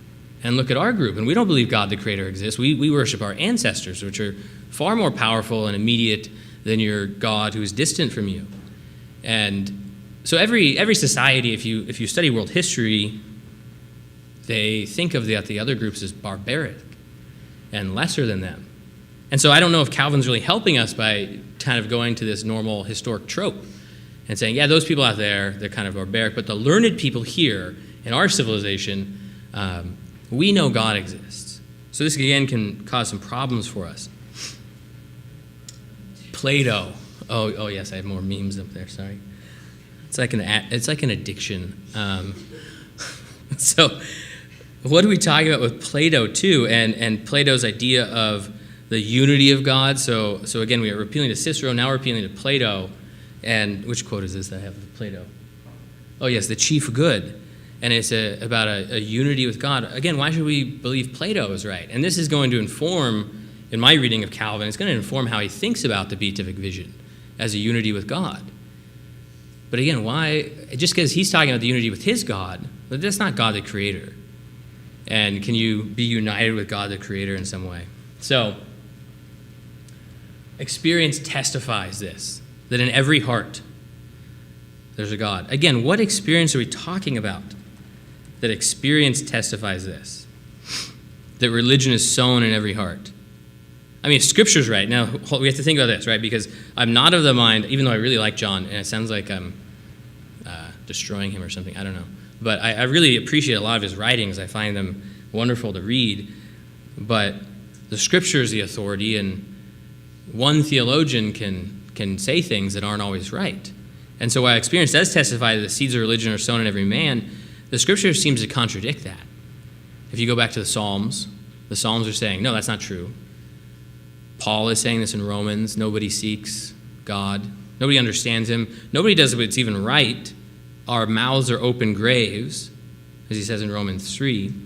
So if total depravity is right, that's one of John's big things, that if total depravity is true, then we actually don't know him. So I'm not sure how we're talking about the experience testifies this. It might actually be sort of John's experience in Western civilization at the time, but even him, he would have experienced other civilizations that don't believe in God at this time. So it's kind of this freaky little circular argument he's making. Religion's real because God put it in our heart. And since we have religion, God must be real. So it's like, well, the notion of religion existing doesn't necessarily mean God the Creator is. is real. So if you see that this is a problem, is I'm still looking for, well, where's your argument that God actually exists, John? So, and he was talking about David's assertion here, and this is good. He's talking about the light of nature, which, as Dr. Anderson was talking about and others, thinking through John 1, that this is the idea that reason in man is the light of nature. And the confession, again, talks about this. But how is this being extinguished? This seems to be a sort of voluntaristic, which is to say by the will. Like you extinguish this by your own will, that this is happening. And again, we're asserting more things, but have we shown anything? Have we actually demonstrated to people that God is real so that their unbelief is without an excuse? I don't think we have yet. But there's a lot of good things he's saying here that I'd say, yeah, those are true things. But where's your argument, John? So we have this, again, engraved in the heart of man. The idea of God is naturally engraved in us, since necessity extorts a confession of it, even from the reprobates themselves. But if any despair oppresses them, it stimulates them to seek him. Now, this might be true, but we have to think about that sort of as a sociological question as well. This doesn't prove that we're all ignorant of God, because here's what happens. We talk about, as Americans, we often talk about atheists and foxholes. And that might be true that when you're in struggles, you go back to your tradition that you might have rejected in some way. And you say, yeah, the tradition of these people was right. So, okay, we see Westerners go back to the tradition of God, and they might appeal to God the Creator, but that's not a proof. That's just a sociological phenomenon. That's just descriptive at best. Could we look at the Chinese and say the same thing? Could we look at the Japanese during World War II, and when they're in foxholes, to say, what are they appealing to? Are they then, maybe someone rejected Shintoism and now they're going back to Shintoism? That again doesn't prove that God exists. It's just a descriptor of humans. That when we're at our wits' end, we do appeal to things, and we try anything we get. We go, Buddha, Allah, Jesus, please help me. We'll literally do anything to get out of a bad situation. So I'm not sure this is, again, showing that God exists. But to be fair to Calvin, because I still like him, is, he is noting that it is clear that God exists and by what's made, but then we appeal to this sense that we all have. And I'm not sure this is going to help us. All right, here's a very long quote. So let me find this on my notes here. Or just read it backwards. So that we're persuaded that here. It'll give you a chance to read it for a second. Okay. So his idea of faith, though, I put this up here because this is very important. This question of, well, how do we know God? And Calvin, it seems like many today kind of pit faith and reason as somehow contrasting each other. And what he's talking about, and Calvin, I think, is any theologians I've read probably has a higher view of reason and argument than many others do, especially today. But he is talking about faith seems to go beyond reason, that it comprehends what it perceives, but being persuaded of that which it cannot comprehend, it understands more by the certainty of this persuasion. Again, I have to ask, Calvin, what do you mean here? I can't, call him up, FaceTime Calvin, have him explain it to me. He could mean various things here, but persuasion, that's fine. You can be psychologically persuaded of a lot of things, but that's not the same as a clear general revelation that we know God exists, and faith going beyond reason. I think what Calvin's doing is making a sort of categorical mistake, that understanding is under the idea of knowledge, and knowledge and faith are not in contradiction with one another. This is what Dr. Anderson had talked about this the other day. And so there is something, though, as the Christian becomes regenerate, there's a sort of persuasion happening, but that, again, is far from telling the unbeliever that God exists, or even convincing yourself of this sort of Archimedean point in your life, that it's clear that God exists and I can rest everything on that. And so this is, again, falling short of this idea that, well, just because I'm aware of this, just because I'm personally persuaded, it's much different. I mean, I know many Christians, as we see them witness to people, they then realize, man, I haven't answered all these objections, and that happens. So that, again, we can see even in our personal lives how our psychological persuasion actually runs up against reasons that we don't know. And that's not a bad thing to expose, but that's not showing that God actually exists. So let me just kind of summarize some things that John was saying. God the Creator exists. We should have known it. But we know this because there's an innate sense. That's how we're inexcusable, and we willfully suppressed it. It's not that we're culpably ignorant for knowing something we should have, for not knowing something we should have known. But this is much different than, if we're comparing Cicero and Plato to God the Creator, this is much different of a proposition that corresponds with reality. This is the idea of truth, that I believe God the Creator exists and you can show it. That's much different than some God exists, like the God of Plato or Cicero. That would be in that category. Well, some God exists, something that's higher than us exists. Not God the Creator exists. It's a very specific higher power that has more attributes than just the vagueness of that.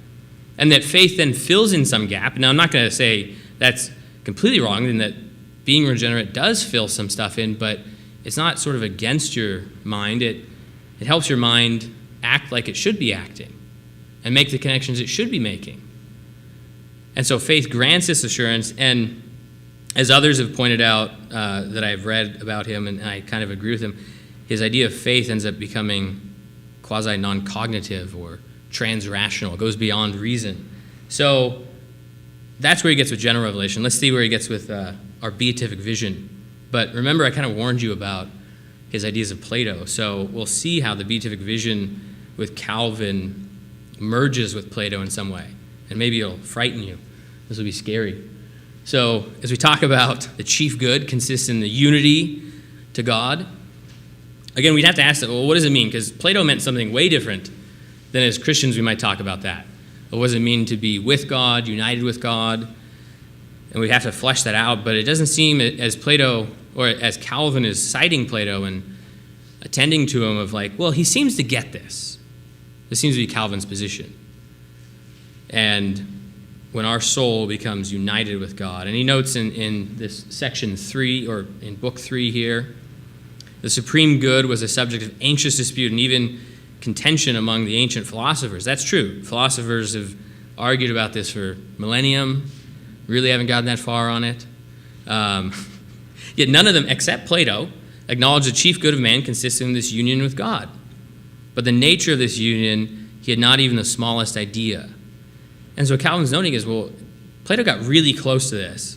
And it's not union with God the Creator, but he got pretty close to this idea that that's where our chief good consists of. But I think he's kind of uninformed. And why, as Christians, should we continue to box with Plato thousands of years later as if we're subservient to his ideas? Is that what the Scripture teaches? Is that what's clear from the light of nature, that we come into a unity with God, like merging with him, or just creepily staring at him for the rest of eternity? Would you do that on a date, just creepily stare at somebody like, hi? No, see, you wouldn't do that. That's weird. Don't creepily stare at people. So, and does that even gain you any knowledge, that face-to-face vision? I want to give you an example here. Oh, wait, it's on the next slide that the example comes. So let's just go to the next slide because I'm talking about it. What does this vision gain us? Because Calvin in his commentaries, in the Institutes, it kind of was left going, I don't know what he's talking about. But in the commentaries on 1 Corinthians 13:12, he starts thinking about, like he said up here, well, the angels, they need no preaching or other inferior help. So I'm not sure that's an inferior help. I enjoy preaching, or I enjoy hearing people preach. I don't enjoy preaching. But nor the sacraments, for they enjoy a vision of God of another kind. So did that help them? If you think about that, did the vision of God that the angels have help them and stop them from falling? Was it efficacious for them? Or did the vision of Christ, thousands of people saw Christ, how many of them did that help? It seems Christ is chastising the people that are seeing him for not understanding him. And not understand. I mean, even Peter, right? Someone very close to Christ. and he still doesn't get it. So I'm not sure this vision as Calvin is talking about is really helping us in a way of getting more or closer to the knowledge of God, or the fullness of the knowledge of God. All right. You guys didn't laugh at my meme like I put up there. I'm kind of sad about that. So Calvin is thinking about that the goodness is in the next life. I think I had that quote up there earlier, that it's not in this life, but it is in the next life. And this life is at best a sort of mirror to that. And it feels like, is this the one? That God is absent. But when we shall have left the world and gone to him, and will behold him as near as before its eyes. So, at present, he's saying we behold God as absent. This is, Christian thinkers have talked about this for a long time, of the hiddenness of God. But this is kind of biblical atheism. I mean, if you mold this with what Calvin's saying earlier, that it's really clear every atom in the universe that you see every single day exclaims the goodness of God and the glory of God. And then this, that God's absent, these don't really mold well. And this kind of presents a tension. If you read Calvin and his commentaries and the Institutes, you'll start to see this tension between Calvin exegeting some passages very clearly and other ones that might contradict or appear to contradict that passage. And he's struggling with, well, what does these two things mean? And as others have pointed out, he doesn't really think about that in a systematic way. He just exegetes a passage and says, that's a mystery. I'm not really sure how to solve that. But God's not absent. And that'd be a strange thing to assert, given what else Calvin has said. We think about Job, this has been mentioned often. We think about Isaiah 3. We think about the whole of Scripture, right? God is ever present. We think about even the theology of the Reformers in the Confession, talking about God is in all things. He providentially runs all things from the greatest to the least of things. That's the opposite of it being absent. That's sort of saying, no, God's very present, and again, you're not seeing it. So, that our happiness, this is again in the Geneva Convention, as I was thinking more about, well, where else can I find some ideas about where does Calvin actually root our happiness in? And our happiness, he notes in the catechism here, which was taught to, this is like a systematic theology that was taught to the kids there in Geneva. Our happiness is not situated on the earth. Oh. And this presents a problem, right? If you heard this morning from Brian Arnold that the beatific vision is from Irenaeus is both now and later. That'd be a good candy to make, now and laters. It's a good brand, right? Happiness is not situated on the earth. And this, again, seems to contrast with John 17:3, that eternal life is knowing God. Well, can't you know him now if it's clear from the creation that he exists? What's stopping you from knowing him now, other than you don't want to know him? Why do you have to wait to the next life to find your happiness? Can it start at this life and then get all the better in the next life in some way? And so as he's talking about this, that this life is bad, there's other passages that I didn't include. This is kind of wave tops of Calvin, because it's a 2-volume set, plus all his commentaries, plus the Geneva Convention. Whatever. I meant the other Geneva. So, not the World War II Geneva. That was slipping up on my tongue. So you think about this, that this is kind of the wave tops. There's other things in Calvin that he's talking about, that our goodness is in the next life. This life is obscure. He often talks about the body as sort of this prison that you're stuck in. And that comes from Plato. I don't see that in the Scripture. I don't see that in David in the Psalms, as he's discoursing about he doesn't want to die. In fact, he wants to continue to praise God in the land of the living. That he sees it's very good that God breaks his very bones. He's not, there are clearly times that the psalmist and others are bemoaning this life and the trials of this life. But they always come out to say, no, this is very good that I went through this trial to come to see God, because otherwise I wouldn't have. And yet Calvin here is then telling us our happiness isn't here. And I wonder what sort of tension this leaves us with. This kind of otherworldliness, as Dr. Anderson talked about last night. Does this help us in getting us through the trials of this life and how we can know God in this life? And so then this quote here, and I'll wrap up here in a second.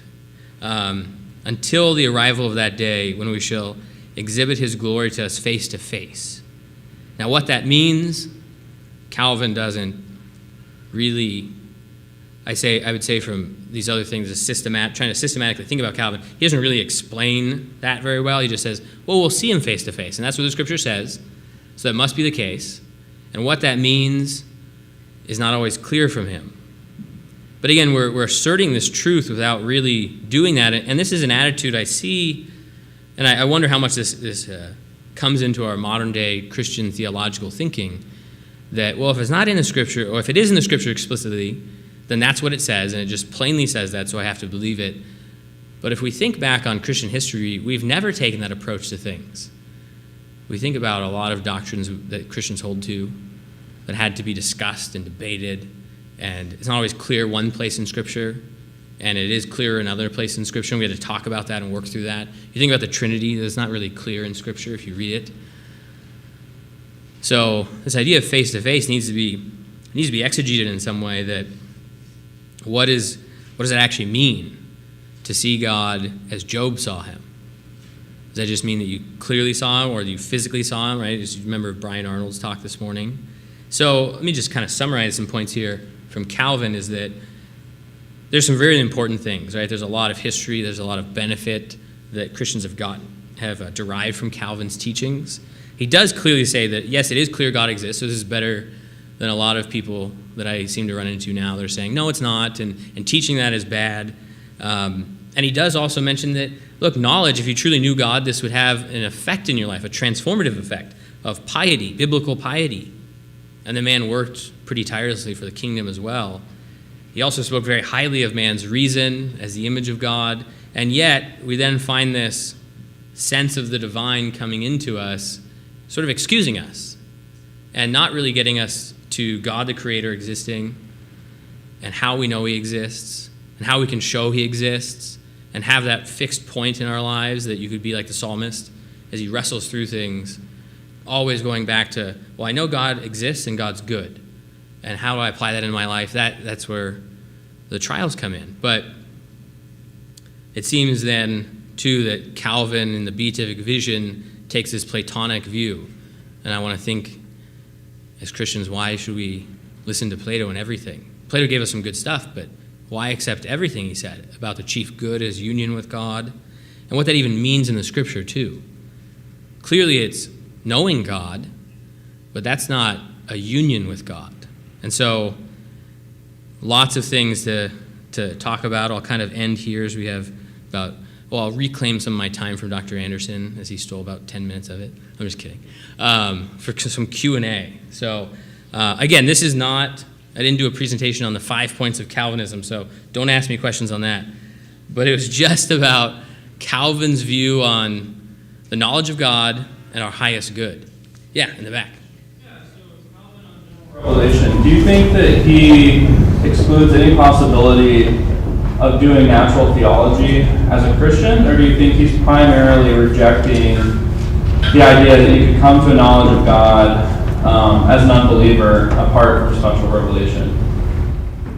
Well, okay, so the first part, and then I'll have to have you repeat the second part. The first part about, is he rejecting natural theology? I don't think in his system it would be consistent for him to reject natural theology, because he's saying everything in the earth shows the glory of God. Every atom shows this.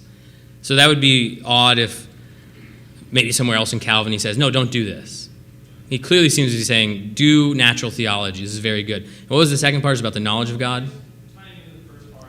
He does seem to, in book 1, he seems to discourage looking at general revelation too much. For some of the reasons like you showed on the screen, he thinks that's not going to help us come to a knowledge of God because of our fallenness. Yeah. And as I was reading through that section of the Institute, it seems to me that he's really focused on an unbeliever coming to the knowledge of God, but maybe he's not answering the question of whether a believer can use natural revelation to gain more knowledge of God. Yeah, I mean, sort of that question of the unbeliever gaining the question of the knowledge of God and using general revelation to know God in various ways. He does have this view that reason, he mentions it a few times, that man's sinful reason. I think I have to ask this question of, well, what does he mean reason itself, or Or does he mean just our reasoning process is sinful and fallen? I take him to mean the latter, because the former would be almost absurd to take, to say, oh, the laws of thought are fallen, like as if A doesn't equal A. That'd be weird, to say A is not A.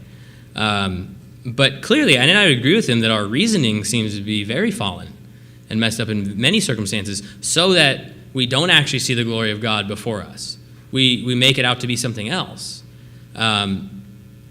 So, I mean, I don't think he's, one, discouraging us from doing this, thinking it's impossible to do this, but I don't think, kind of also maybe to your point, is that his project is not also to show this. I mean, I don't take that to be what he was mainly concerned about, is he's trying to rebuild the church and set up an ecclesiology and all this stuff, but I don't think he would be against knowing God through the creation. It just seems to be, perhaps he's adopting other views that reason's fallen and he doesn't really trust us. Or our reasoning is falling. It's not really quite clear.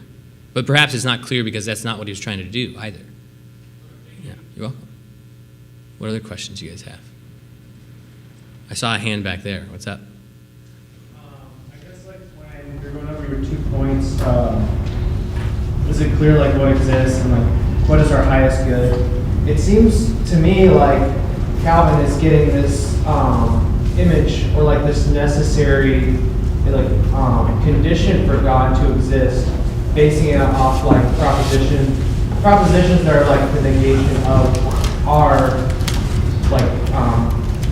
more like the condition of like our finite nature, like we're fallen, like we're like from total depravity. I'm like trying to get a concise idea of like what I'm thinking, but it wasn't like made clear how God exists outside of like, well, we can look at ourselves and like how we are fallen to get things wrong, and then you get like that God necessarily exists because of something like this, like negation of that.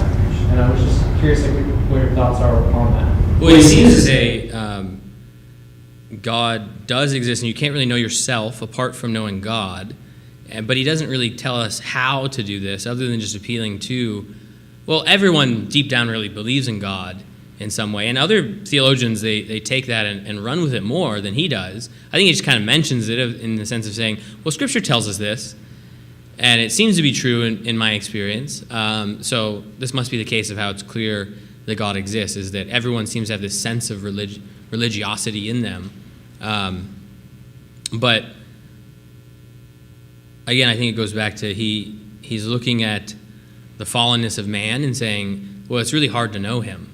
But he doesn't really develop, well, why? I think if he did more, maybe we'd arrive at, well, we should have known something and we didn't know something, not because of our pride and our vanity, but because we don't want to know something. I guess that does go back to still pride and vanity. Well, I don't want to because I don't see the need to do this because I'm good enough as I am.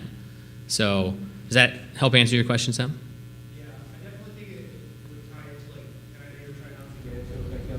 Like Calvinism, and like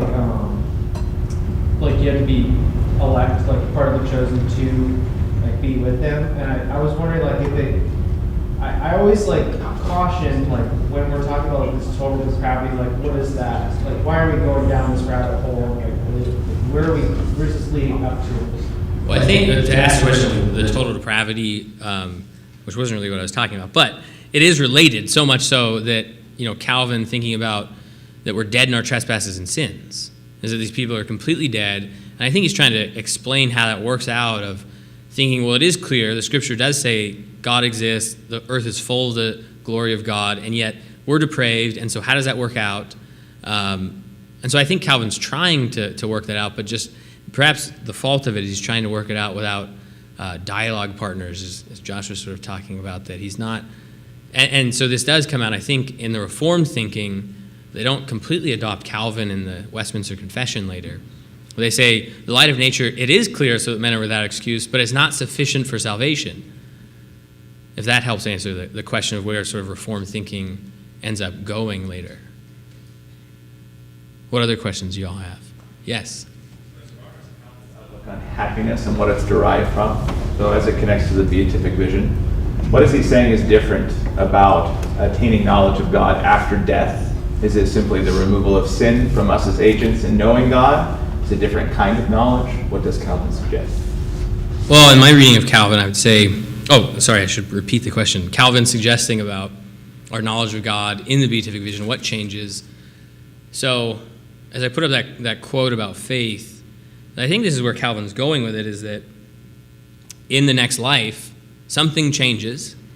He seems to see this in Scripture, and seems to be true, right? There's something that's changing, but he's not really explaining the mechanisms behind it.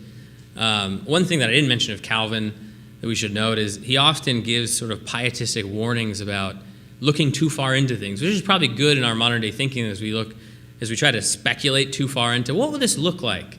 And so I think Calvin just tries to say, you'll see him face to face, faith will fill in those gaps, and you'll have a persuasion that goes beyond your understanding, and that's where he sort of leaves us. He doesn't tell you, well, this is exactly what it's going to look like, because Scripture really doesn't tell you what it's going to look like. And so I think Calvin tries to be true to that, to not exegete it too far, or really read into it of what he's thinking or what other people are speculating about, and he just leaves it at what the text is saying. You're going to see him face to face, so you'll see him face to face, and that'll change you in a way. But it doesn't give you the content of what knowledge that will be. If I may. Is there anything in his works that would kind of reconcile that view with the idea of the resurrection and being brought back to the creation, so to speak? That which is considered to be superior and then be brought back to this plane where God reveals himself into things made. Yeah, the question is about the intermediate state, and if you see God then, what about the resurrection? I'm trying to remember. There's some things on that, but he does have a whole section on the resurrection of the dead. Just nothing's coming to mind to answer that question. Maybe I could look at it later, and we could look at that of how he reconciles that. If you see him face to face in the intermediate state, what happens in the resurrection? I think, if memory, someone could correct me on this, that essentially gets a better sense of the face to face with God in the resurrection, but I don't recall at this moment. Yeah. How would Calvin reconcile the thousands that saw Christ face to face on earth and this the revelation? Yes, the question is, how does Calvin reconcile the idea that thousands of people saw Christ and that revelation, and yet how did they respond to that? Those are things that I looked in his commentaries for, and again, I'll just have to go back to Calvin to say he doesn't try to systematically think through that. He's just like, well, these people saw him, and it's not a question that he even tries to answer in his commentaries. To think about the beatific vision of seeing God face to face, yet these people did see Christ face to face, and how come many of them didn't achieve that happiness in seeing him? So I think that's a weakness in his exegeting of the text and not thinking about it systematically. As others have pointed out, what he'll do is develop something and then just leave it as a mystery, to be settled in some other time of life or perhaps in the resurrection. And human effort has been exhausted. So, as I looked into his commentaries and those passages that you might be thinking about, he doesn't really get into reconciling the beatific vision with people seeing Christ. Any other questions? Compliments? Minds blown? My students, do they have any questions? Like, no. All right. We'll end it there then.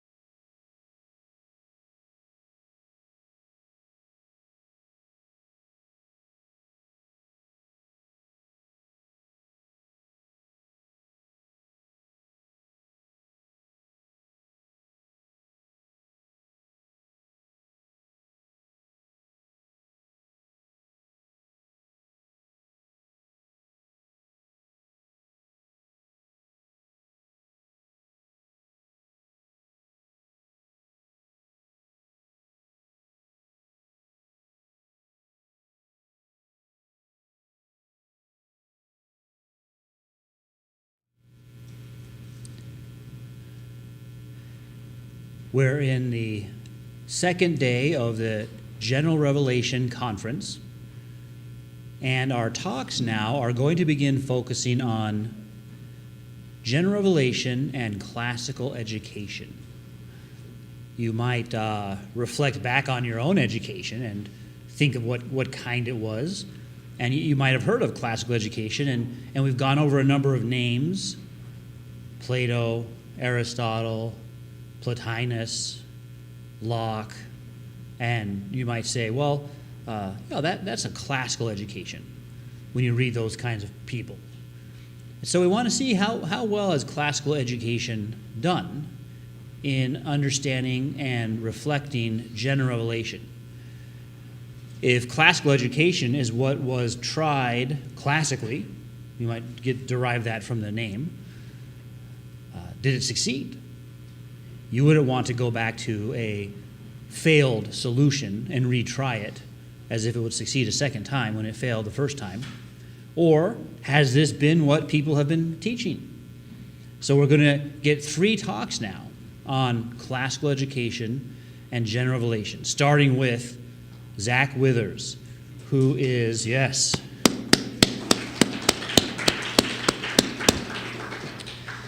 headmaster in the Great Hearts Classical Education Academies.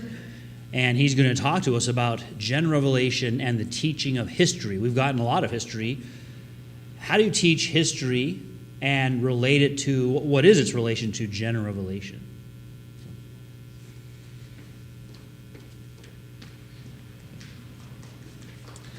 Thank you. So I feel at a disadvantage because I don't have students to bribe to be here. But the good thing about that is if you're staying, it's voluntary, so you're totally free to be here. I'm not coercing you. I'm also glad to be speaking after Dr. Nolan, so I don't have to adjust the mic. We're the shortest. He's not even here, actually, so I made fun of him and he's not even here. As Dr. Anderson said, I'll be talking about history in the study of general revelation, which is something that I haven't really heard talked about very much at all. I've heard a lot about general revelation. We've heard a lot about it at the conference. There's plenty of studies on history, but never anything really blending the two. And I live my life by a principle: you underpromise and overdeliver. So I'm not going to give us a comprehensive view of the philosophy of history, but more talk about, kind of start that conversation. How might these two be related? And how might they work together in tandem with each other? As Dr. Anderson also mentioned, my time is spent mostly with secondary students and faculty. So I'm a headmaster of a classical academy. I'm not a trained historian or professor, but I have spent my professional career teaching history and then teaching teachers of history. And I won't go into how to teach history, but this is going to be really how to think about history. And so there's really 3 questions that we'll talk about. One is just, what is history? What do we even mean by that? What is general revelation, specifically as it's relevant to this study of history? And hopefully that will be a reminder if you happen to miss some of the earlier talks that talk more directly about general revelation or just need a refresher. I'll review some of that material. And then we'll talk about what's the relationship and why they need each other is how I phrased it. I mentioned a little bit about my background with regards to history, but in my professional life. But general revelation is a very personal topic for me, not just merely academic. Unlike, I think, a majority of Christians, I actually started studying general revelation before I even really knew to call it that or knew what I was doing, but was just looking into the arguments for the existence of God, studying the moral law, and through that I came to a conviction of my own sin and need for redemption. That's a much longer story. I can share with you about that sometime. It involved me looking very different than I do now. Some of you remember me back then. Instead of wearing bow ties and suit coats, I had a leather jacket that said "atheist" written really big on the front side. So I can share more about that later. So since that time, this is a number of years ago now, my professional life and my personal life have crossed paths in that I work at a secular school, so we don't talk about Christianity or we don't proselytize in that way. But I have thought, how do you teach different subjects, including history, in a secular environment if we're concerned about truth. I should say this is my own working out of this, though. This is not me stating the Great Heart's approach. That might be a little different than what we're talking about, but hopefully we can start to think together about how these things might be different and change the state of public and private education with regard to history. So let's look at this first question. What is history? My communication friends will appreciate this. I'm just going to start by saying how we use the word, kind of an ordinary language approach. So I have a couple statements that you often hear, right? One is X is history. Fill in X. It could be Mr. Danaher, you owed me $50. Hey, you remember that time you didn't pay me back? And he says, hey man, that's just history. Don't forget about that, right? Kind of a dismissive way. We could talk about X has a history. I could say that Dr. Anderson guy, he's really got a history, right? We need some illicit past or something like that. We could talk about the history of things. So we heard, I think Dr. Rutt gave the talk of the history of the English Reformation and with regards to general revelation. So we could talk about the history of science. We could talk about the history of wearing pants, right? You could talk about the history of anything. We could talk about the writing of history, right? There are some people that write history, and we'll talk about one of those. The first person to do this that we often study is Herodotus, the Greek historian. And so you could talk about Herodotus writes history. We have people who reads history, right? You go to Barnes & Noble, or if that even exists anymore. It's mostly just a toy store now. But they have books, I think, still. And you'll find a history section there, right? And so there's books written on this. And some of you are college students, and some of you were college students. You've probably taken a class called history, right? So we use this in various ways, but there's actually a common thread throughout all of them. There's a connection to memory in the past. They're all about the past. And our particular desire to bring up or remember the past. And this assumes or acknowledges that we are creatures in time. We live in the passing of time and feel that kind of existentially. Each moment that we go on is now fading into the past, and there's something illicit about it. Sometimes it's hard to remember the past, especially as you get older and have more children. I can barely remember my kids' names some days, right? Or let alone where I put my keys. So memory is fickle in that way. But there's a difference between the past itself and studying the past as a phenomenon. So what do I mean by that? Some of the ways we talk about history, we just mean it synonymously with the past, right? That first sentence, oh, that's just in the past. We kind of just mean history is identical with the past. But when we're talking about history as a subject, it's actually the case that we can separate the phenomenon of the passing of time in our recognition that moments move into the past and there was a time before us with our actually study of that past. Those are two different things, and it's analogous to science, I think. In science, we make a distinction between the phenomenon of nature that we study, right? It could be a physical phenomenon, let's say dropping a ball off of the Leaning Tower of Pisa or something, and you could have that phenomenon, but that's different than the studying of the phenomenon itself, and we call that science. So there's the nature as the phenomenon and science as the study of that. Same thing with history. We have the reality of the past as phenomenon of the past, and then we also have our study of that. And that will be what we talk about with history. And we'll talk about how that's different than some of these other subjects. I do want to turn, because Dr. Anderson again mentioned that we're moving to classical education, and one of the key parts of this classical education is kind of retrieving the past and looking to the past for wisdom and insight. And so I figured, in keeping with that spirit, I'll look to one of the first historians, Herodotus. How many have heard of Herodotus before? Okay, a few of us. So he was a 5th century historian living just before Socrates in that time period. You might be more familiar with that name and those the classical philosophers. And he wrote a book. I guess when you write the first one, you can just call it the Histories because you're writing the first one, right? So it's actually a history, though, of the conflict between the Greeks and the Persians. And it's this massive book. Highly recommend it. Very entertaining. But he opens it this way. And I do apologize. Part of my context, too, I very rarely use PowerPoint, so I honestly didn't even think about that until I walked in and saw people using PowerPoint. I thought, oh, that would actually have been a good idea. So I'm going to read the quotes, and I might read them a couple times just because we don't have it projected here. So this is how Herodotus begins his histories, and that's literally just what it's called, the histories. These are the researches, and sometimes that word actually is just historia. That's where the word comes from. Sometimes it's investigation, sometimes it's inquiry, but here the translation is, these are the researches of Herodotus of Halicarnassus, which he publishes in hope of thereby preserving from decay the remembrance of what men have done, and of preventing the great and wonderful actions of the Greeks and the barbarians from losing their due meed of glory, and withal to put on record what were the grounds of their feuds.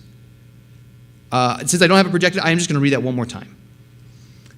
So these are the researches of Halicarnassus, Herodotus of Halicarnassus, which he publishes in hope of thereby preserving from decay the remembrance of what men have done, and of preventing the great and wonderful actions of the Greeks and barbarians from losing their due meed of glory, and withal to put on record what were the grounds of their feuds. So this is just book one, the opening lines. I want to make a few observations on this passage to help open up what we mean by history. First of all is the content. Notice this is about the people and places and events of the past. That's really the subject and content, the material of history. And this does imply narrative. It's hard to reconstruct the past unless you're using a kind of narrative form. And so a good history book will read quite like a novel, and we'll talk a little bit about that later. But notice this is not just, again, the past isn't immediately accessible to us. He had to research. He went and talked to people who knew about these events or had heard from this person or looked at documents, right? There's a research or an investigation inquiry, and again, that's actually the root word of the word history. It just means inquiries. That's not well known. And it's also, he gives us a reason. What's the reason for these researches? So he's researching into these events and people of the past. And what's the purpose? For remembrance. For remembrance. And preservation. And he mentions this phrase, glory. The glory of man. We'll talk a little bit about his definition, maybe some problems with that in a little bit. But notice he also said he published it, and that indicates he's writing it down. There's something about writing things down to help us remember. We use that in our ordinary lives. I have my desk is just full of sticky notes. I have to write it down or I won't remember. And I think there's the same way about bigger events, right? People's history is preserved by the writing and by the written word. So with that, that doesn't give us a definition, but it gives us a sense by an example of a really famous historian, sometimes called the father of history. But I'm going to give us a definition, and this is by a more contemporary historian. His name's Johann Huizinga, and he wrote The Waning of the Middle Ages, or sometimes called The Autumn of the Middle Ages. It was a book about the late Middle Ages. And he has this book called The Task of the Cultural Historian, and this is how he defines history, and I like this definition quite a bit. History is the interpretation of the significance that the past has for us. I'll say that again. History is the interpretation, and on my notes I have that underlined. If I had a PowerPoint, it'd be underlined. History is the interpretation of the significance that the past has for us. So history sometimes is thought of just a collection of facts, right? How many felt that way going through history class? It's just name, dates, places, memorize a bunch of stuff. That's really just bad history and bad history instruction. Sometimes it's said that history is just one damn thing after the other, and that's really not what history is. The historian is always reconstructing the past, though. This is, again, a really key piece to what history is. It doesn't just immediately appear to us like phenomenons of nature. We can't recreate the Civil War. We can only approximate it through these investigations into what has happened and the records that we have and the stories that have been told and passed on and the material culture we have at hand. So it is curated. I'll get to this later, but it doesn't mean it's entirely subjective either. Like, it just is whatever the historian wants it to be, that's what it is. But if we talk about neutral history, sometimes we'll talk about that. Just be objective. That really kind of bugs me personally, because I'd rather just someone tell me their assumptions about history, and then we can actually have a real conversation, rather than just acting like what they say is really history, and then everything else is just interpretation. No, really the main part of history is interpretation. And we'll talk about that, and that will be the main kind of contact point with general revelation. So again, some natural questions at this juncture, though, are how do you determine significance? Right? If the historian's job is to give us an interpretation of the significance of the past, What are the principles of interpretation, and how do you determine what's significant? Those aren't immediately obvious. And even in this fact, have you ever thought about this, that the historian actually can't research everything? Herodotus couldn't write down a giant history of everything the Greeks and Persians ever did. He chose to focus on one thing. Just in doing that is a decision by the historian that indicates significance. He said, well, this event is worth me writing down, not these other ones. Or maybe I just don't have time to write these down, or this is the most important event for me to write down. Also, even within that, so let's say he said Persian wars, the Greeks fighting the barbarians, the Persians, barbarians as he called them, that's the most significant thing. Well, even within that, though, you have to make choices. You can't record everything that ever happened. You know, you can't do every time Xerxes used the bathroom or some insignificant thing like that, right? There's things that you determine as an historian to say, no, that actually is important within this event. So we're just opening up this task of the historian, and I think anyone who wants to study history or teach history, you have to understand how history is created. Now, again, we'll mention in a bit here that general revelation will help us answer some of these questions about what's actually significant and what are the principles we ought to use in interpretation. But before going on to that, I do want to round out our definition of history by talking, I've talked already about what it is, but now I want to talk about what it's not. And it looks like Dr. Anderson just walked out, but I'll say this, that history is actually not the same as philosophy. They are different. They're different disciplines, and they do different things. History deals in concrete particulars in the past, and philosophy deals in largely abstractions. So as an historian, I might be, as Herodotus was, concerned about this particular event or this particular battle in history. I'm not concerned about generally the nature of war or the ethics of war. That gets us into philosophy. Now, the historian might use philosophy, but they're separate things. It also isn't just poetry or literature in the imaginative sense, although you do have a creative aspect, and I mentioned the historian has to sort of put together the story and piece together the narrative.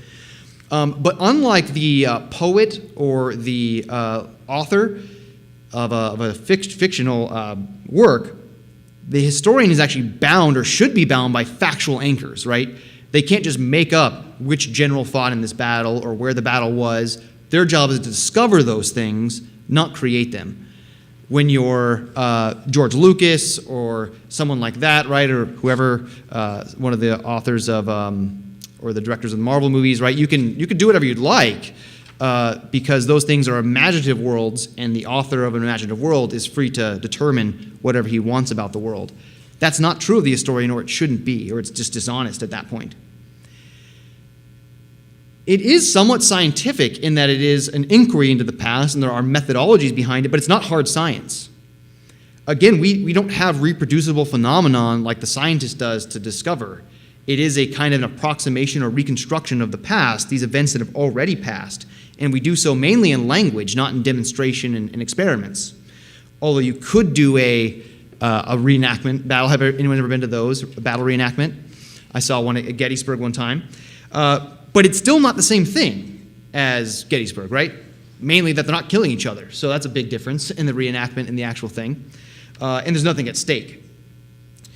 It's also not mere chronicles. Sometimes you hear about chronicles. That is a good source of information for us about the past.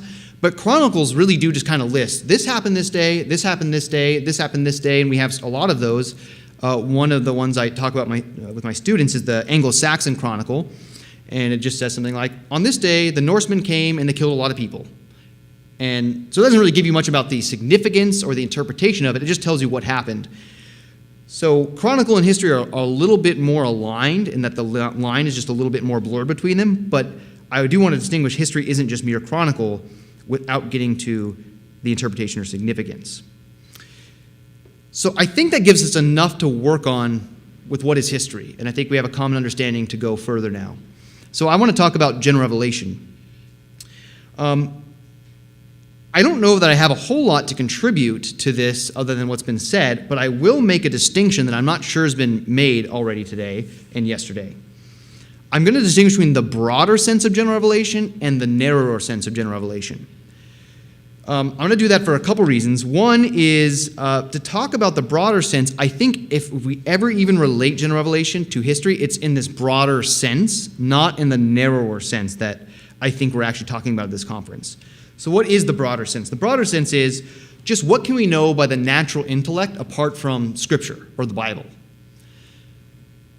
If that's what we mean by general revelation, we can actually know a lot, right? Think about all the truths of mathematics, principles of leadership, medicine and health, history, right? Herodotus did tell us true things about the Persian wars against the Greeks.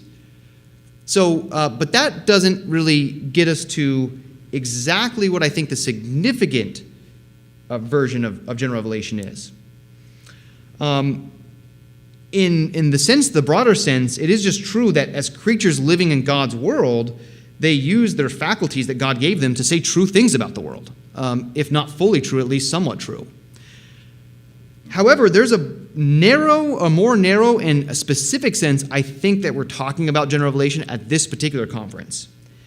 And I'm going to quote from Romans 1:20 to give us a sense of what that means. This is throughout church history, this is a line that has been gone to over and over again. You've probably heard it throughout the last couple days to justify or explain this idea of general revelation. And it says, "For since the creation of the world, his invisible attributes," that is God's invisible attributes, "God's eternal power and divine nature have been clearly seen, being understood through what has been made, so that men are without excuse." Here, Paul is not talking about broader truths of health or mathematics or leadership known to believers and unbelievers alike. He means something a little, and I'd say much more specific.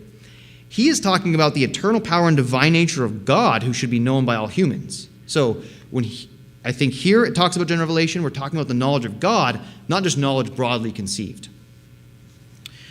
And in the next chapter, if you're familiar with the epistle to the Romans, he also mentions that the law of God, that is what God expects of us, and these moral parameters that God has set for us, are written on the heart of man and therefore knowable to all men. So as I go forward and talk about the relationship between the two, am really going to talk exclusively about this narrower sense of general revelation, not the broader sense of just what can be known by the natural intellect.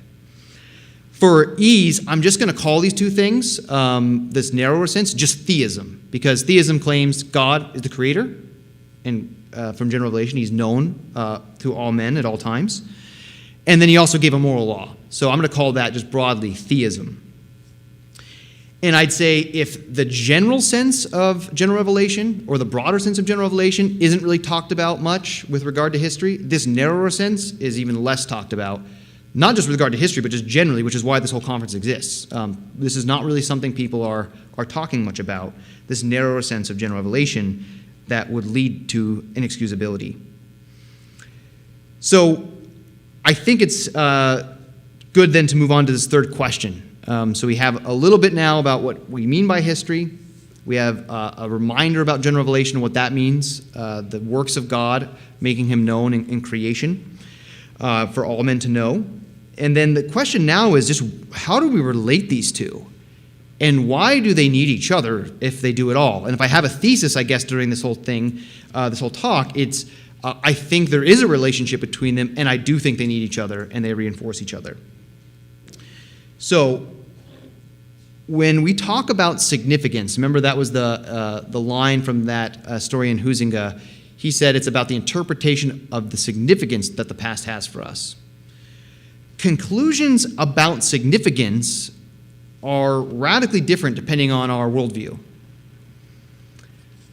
General revelation, narrowly defined, with its insistence on the clarity of God's existence and inexcusability for not knowing this, posits theism, as I just mentioned it, not just as a worldview, but as the worldview that all others should really come to know and understand.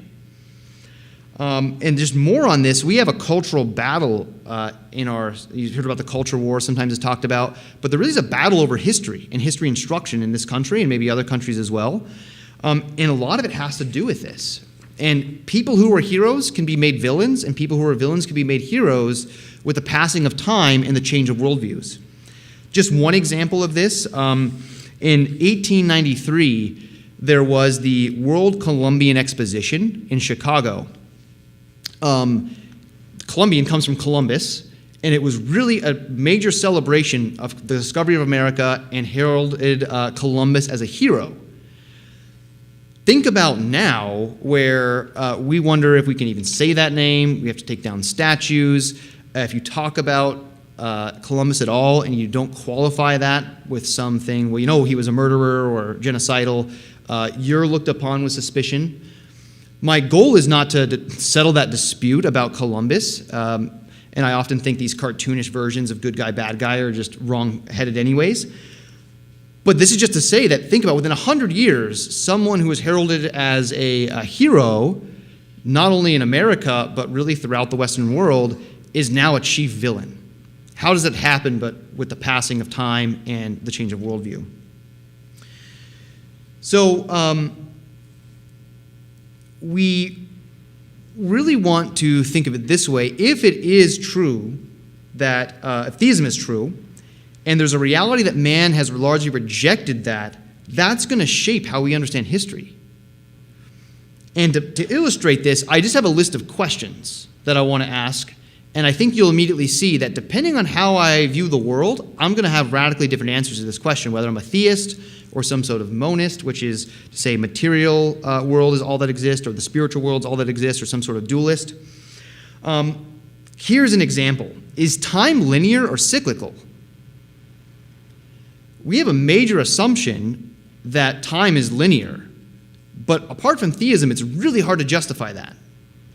And somehow history is moving chronologically. We still have remnants of, I think, a theistic worldview that we used to have and be more dominant there, I think, in history. But if we back up to the metaphysics of it, that's a big question. What is the origin of mankind? Because our story now is we evolved from lower life forms and eventually kind of came to this idea of God, and then we even evolved beyond that to say, yeah, we really don't need God, we can rely on ourselves. That's a different view than saying, no, actually the original state of mankind was one in communion with God, and man rejected that and then made other gods and idols for himself. Those are different ways of looking at the origin of mankind. What is the nature of mankind? What kind of thing is man? Is man a distinct creature made in the image of God? Is man just, again, another animal, slightly more evolved in lower life forms? Are we free or determined in history, right? Are the events falling out? Is this talk that's happening right now, is this me willing freely something to happen? Am I determined? Is it all just chemistry making this happen right now? If you are materialist, you really have to say it is. Here's a good one. Are humans born morally good? Throughout a large portion of Western history, there used to be a lot of talk about original sin, and that shaped education in the Western world. And then we had later thinkers who kind of threw that out and said, no, we're corrupted by institutions, not innate in man, or evil is not innate in man. So if you hold those views, think about just how differently you're going to look at mankind and in history. Why is there natural evil? Right? We're going through an historic event right now that books are certainly going to be written about. There's been events like it in some ways, right? There's been pandemics or these sorts of things in the past, financial crises. Why do these things happen? Why do these things happen? What kind of society is desirable? That question throughout history has changed. And I work with people who often really like the Middle Ages. And they say, yeah, basically the problem with modern history is we just went away from the Middle Ages. We need to get back to as close as we could to that sort of structure of society, even to the point where they say, yeah, I actually don't think democracy is good. I think we should have kingship.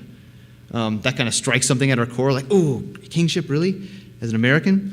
But depending on how you think about government and what kind of society is good and what the good for man is going to figure out or determine what kind of society you think is best. Is history progressive or regressive? We do kind of hear this phrase about being on the wrong side of history. You've ever heard that phrase? That's a very progressive view of history. And then that might be combated with golden age view, it used to be so good in the past, we've really just declined, that kind of narrative decline, that's just regressive. I'm not saying one of those is right, I'm just saying if we take one of those views, we're going to look at history differently. Here's a really big one. Does history have a telos? And telos is just the Greek word for end, a purpose that it's aiming toward. If not, then that's concerning about trying to give significance to the past. And if it does, the question is, well, at what end? Is it at some, to kind of use language from Marx, is it some stateless, classless society at the end of history? If that's what we think is the end of history, we're going to really read history very differently. And then maybe just more, just one more on this. What actually moves history, right? History is going, things are going into the past, things are going forward. We often speak of it that way. Is it societal factors? Is it environmental factors? Is it material factors? Is it a spiritual factor? What's actually moving history? Without being able to give answers to these questions, or by giving, just assuming answers to these questions, we really run the risk of malpractice in history and leading people astray. So these questions illustrate the key point of contact between general revelation. Now I want to talk about how general revelation might give us some tools for interpreting history. How it might provide an interpretive framework for discovering the significance that the past has for us, as that definition said. First, it informs us of our origin. God created the world. And we have arguments to show that. And that does determine our destiny then. What were we made for? What are we moving toward? What was the purpose of man? That can be discerned from general revelation and then brought into our study of history in the past. It also informs that the fundamental struggle in history is not just material, economics. It's actually spiritual in many ways concerning unbelief. And that's probably a word you've heard during some of these talks, but unbelief is denying that God exists and He's given us this moral law. And then we also have, it informs us that societies and civilizations thrive when in conformity with God and God's law, and they decay apart from that. If you don't have that in place, you're going to read something like the decline of the Romans, the decline of let's say, the Middle Ages, decline of our own time, very differently without that being a settled piece. And general revelation helps us answer all those. It's not in the purview of history to give necessarily arguments for that. That really gets us into philosophy. But the historian uses those assumptions that are proven by general revelation to then interpret the past. And this is where Herodotus went wrong. So I want to look back at that definition now. I'll remind you that he actually wrote this. He wrote, preventing the great and wonderful actions of the Greeks and barbarians from losing their due significance or their due meed of glory. The word there is kleos, which kind of means, it's a Greek word. It basically means the renown of man, almost continuing on after death, almost in a search for immortality. But notice it's very man-centered. It's the glory of man that he's hoping to preserve. I have modified, I don't know if this is presumptuous of me, but I've modified Herodotus' saying here. Here's what I think he should have written. He should have written, preventing the wonderful actions of God in calling both the Greeks and barbarians to repentance from losing their due significance or glory. And I changed the Greek word to doxa, that's a New Testament word for the kind of glory that's specifically reserved for God, not just kleos, reserved for man, but the doxa, the glory reserved for God and God alone. That's what he should have written, I think, if he was being attentive to general revelation. So those who would investigate and study the past need general revelation to effectively determine significance. They may need more than this, certainly, training and methodologies and so on, and certain language skills and what have you, but they at least need this, fundamentally. And so I'll go to the end part here, and then I'll take a questions, and it's just the opposite question now. Why might, if really general revelation is the most important interpretive framework, why do we even need history at all? Why not just study general revelation? To me, that was actually kind of the harder question to actually tease out and answer. So if general revelation determines significance, why do we even need the past? Can't we just study philosophy and theology?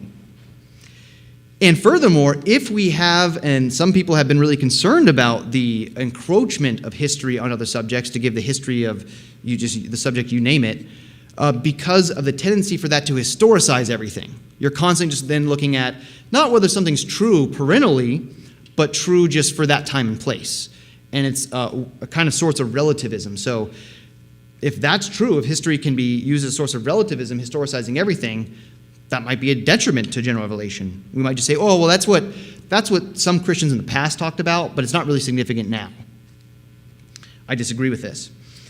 And just to build out that definition of historicism, it really is the idea that certain truths and virtues and values are merely historical expressions. They're not getting to something true about the world, but they're just contained within that particular time and place. But I think there's a correction to be made here. Historical thinking within the framework of general revelation tempers our tendency to historicize and relativize everything, because there are truths that can be known, and truths about how we should interpret the past that can be known. Think about my Herodotus example. I didn't just criticize him or use him to merely represent the Greek view of history. I think he actually got to something that's just true about the discipline of history in his work. But I didn't just criticize him either for not being attuned to modern historical tendencies. My criticism was, I think he failed to meet the perennial standards of what all men at all times in every place can know about God. So going forward, theism claims that God not only made the world, but has been ruling providentially in the world. And that's another key point of why we need history if we're going to really understand God and God's glory, because it just points us to the fact that God has been ruling in history. And it's one thing to say that, it's a different thing to show actually how that's been the case in real concrete historical situations. You could think about the Civil War. How was God ruling providentially at that time? That's a good question. Maybe another time we can talk about that. Huizinga, that historian I quoted about the significance and the interpretation of significance, was right to say history has significance. God has been working out the many patterns of belief and unbelief in all forms and all of its expressions, such that to neglect history would mean to gravely misunderstand our contemporary world and how God's working in the present. I think that's a compelling reason why we need to study history and not just rely on philosophy alone or theology alone. This does not mean that we're always looking at the past negatively, though. Sometimes you've heard this phrase, those who don't study the past are doomed to repeat it. How many have heard that phrase before, right? That's an interesting phrase, and I think that's probably right in some ways. We don't want to repeat the Holocaust or World War II. But to say that just blanket means that there weren't things good in the past that we should be preserving, and I think there are. And I think it's true that those of earlier times can teach us just as much as we might be inclined to correct them. C.S. Lewis called this dismissal of the past chronological snobbery. You just kind of think, my age is the best.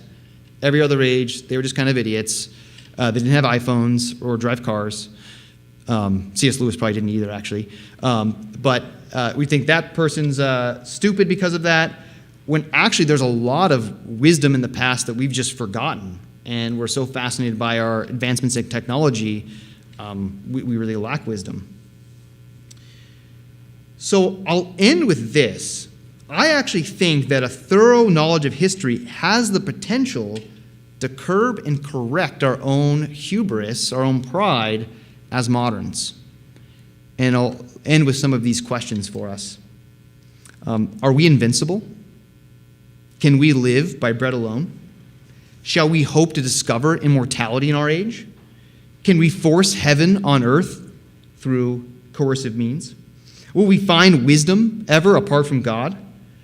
The one who studies history with an understanding of general revelation will find answers to these contemporary questions, because these have been the questions in every age.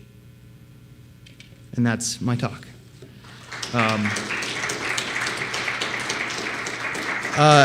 I'm happy. I don't know where we're at for time.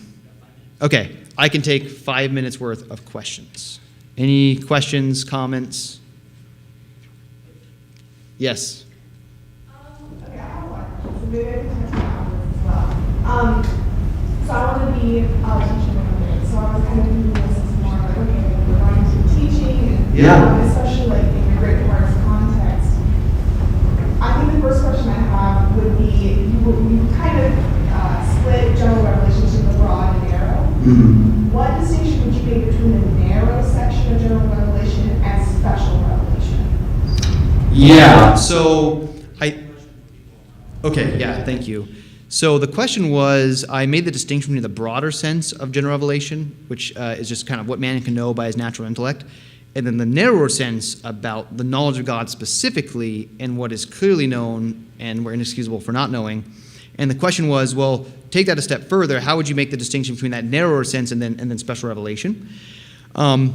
So I don't know if we had a chance to get into this in the last couple of days, but I think this is the argument I was compelled with when I was thinking through these things, and the argument I've continued to use.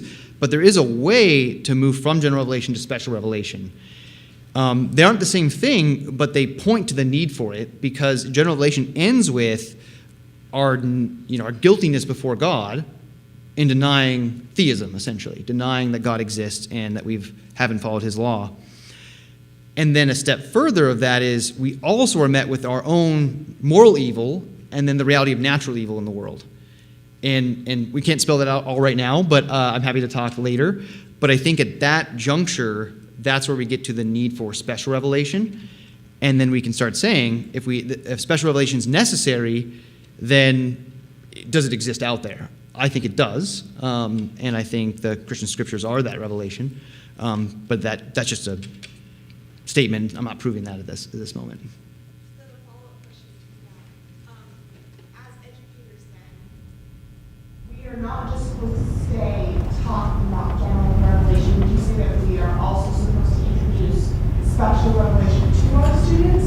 So I know there's a kind of a... Yeah, I think it just depends on context, right? So in my setting, because I'm in a public school and there's just laws around that, and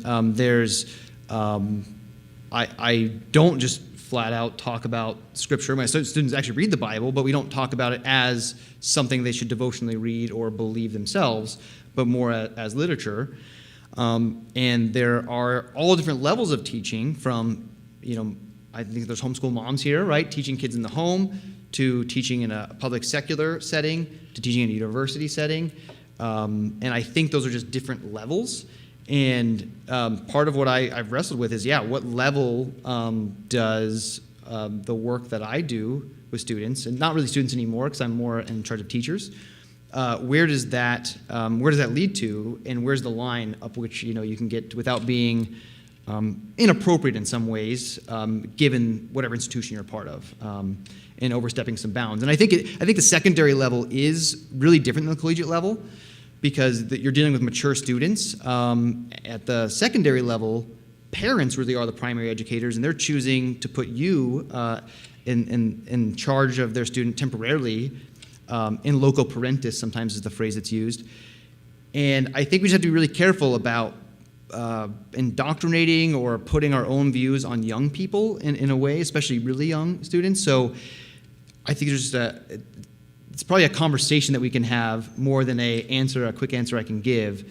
But I do think it is different speaking for the secondary level of education and the collegiate level, where I think you can speak more freely. Or even a religious institution like this one.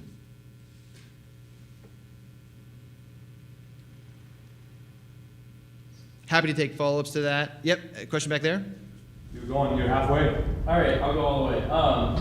Do you think Christians, when we look at history and we try to look at God's providence in history, do you think we should try to determine specific reasons why God did things the way he did? Like, for example, God raised up this specific ruler, and now I can see, looking back, the reason he did that was to bring about this revival or to do this? Or do you think we should strictly look at it as, we know where history is going, we know what God's plan is overall, and somehow this fits into that, but I don't really know how it's going to work out? Yeah, my answer to that would be, I think we have to have humility, because it may not be immediately obvious, and we don't want to. There's something in theology called the hidden will of God, and there's some things that God does we don't really know the reason. We talked about predestination, why God chooses, if he does choose people over others. It was just something we just don't know about, and it wouldn't be good for us to speculate. So I would want to avoid that possible temptation, but to have in conversation and posit, possible interpretations and discuss them, I think is really healthy. Say, think about this, why did God raise up Hitler in Germany? I mean, that's a really big question. That's not an abstract question. That's questions that Christians at the time were having to wrestle through.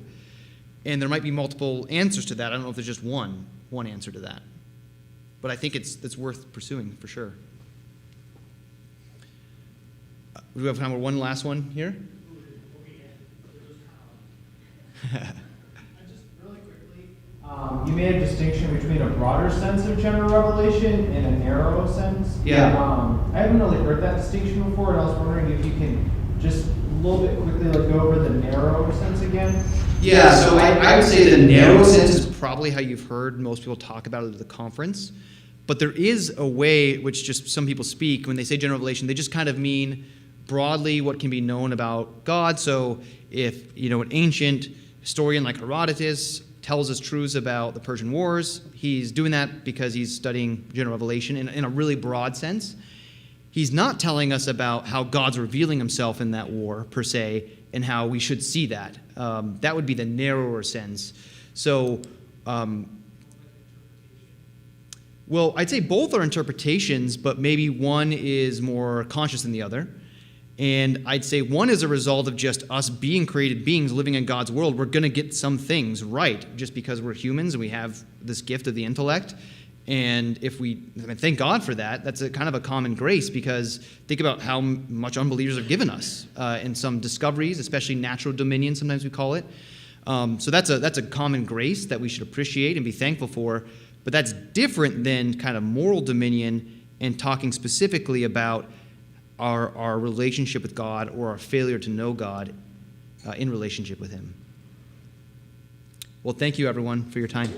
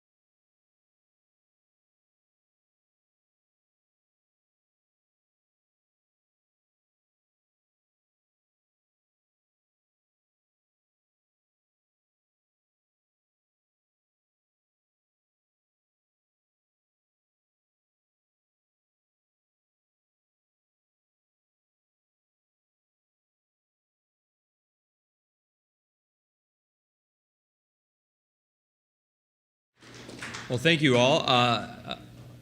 To start, so Mr. Withers and I have the same role. He's at Anthem Preparatory Academy. I'm at Glendale Preparatory Academy. All of our schools are great, but Glendale Prep is probably the best school in our network. And so I can say that and say something right now if you disagree, Mr. Withers. So yeah, he's talking, so he didn't. I was talking about how our school's better than your school. But thank you. I've been teaching for 17 years, both in private education and in public charter education. I've been in administration. My most recent teaching experience, I teach middle school literature. So my hope is that we'll spend about 45 minutes. I'll talk very fast. Hopefully you'll stay with me. I should have done a PowerPoint, but what I might do is just tell you this is what I would have put on a PowerPoint. Some of you note takers, I might help you out and say, take notes now. You don't need to take notes now. It all depends. But here's a rough outline of what I plan to cover. Number 1, why we love stories. 2, what stories we love. 3, why we should teach literature. And then 4, how we should teach literature. So maybe the topic made you think it was going to be mainly on the teaching of literature, but given it's a General Revelation conference, I want to connect this idea of stories with humanity and our nature. So first, that first question, why we love stories. Stories somehow connect with every human. You know, if we were to spend time together and I'd say, hey, tell me a little bit about yourself, you'd probably tell me something of your story. For many of us, we remember our parents reading us stories before we went to bed or telling us stories. You know, if I ask my children love when I call my mom or my mom's over and I say, tell them a story about my childhood. She always tells the same story, how I ran around with a box trying to throw it at my brother. Right? I was so angry with him. So you'll want to write that down. That's part of it. No, I'm just kidding. You'll not write that down. Right? And I was so angry. And there's some nostalgia to stories. And as young children, people would come over to our house. You might be there running around or playing. They don't tell stories in a formal sense with a beginning, middle, and end, but they tell about their day or events. And that's how we're introduced to stories informally. However, there are moments in our early childhood where we're introduced to the formal story. Right? Our parents sat us down and said, let me tell you a story. Right? Or they pulled out the book. Sometimes there's traditions to stories. Every year my mom calls me and says, this time, 25 years ago. That's when you laugh and say, he's not 25. 39 years ago, right, at 7 a.m., right, I started feeling pain, and then she always says the same thing. They cut my belly open, and they held you in front of me, and my kids are like, why does she tell you that every time? I'd say, well, it's part of my story, right? And we love stories because our lives are part of a story. When we begin to self-reflect about our own lives, right, we think of our beginning, our parents. We think about our future. What am I going to be when I grow up? Who am I going to marry? Am I going to have a family? Right? And then we think of our final years. We are beings within time, and stories capture time in a relatable way, in a natural way. Just like there's a beginning and end, middle and end to every story, there's a beginning, middle, and end to our life here on earth. So part of why we love stories is we're part of a story. And another reason we love stories is we learn through stories. They bring out what's consistent with our nature, which is as thinking beings we desire to know, to learn, to understand. And these we can learn through lessons and experiences, but there's a way we learn through stories that's unique.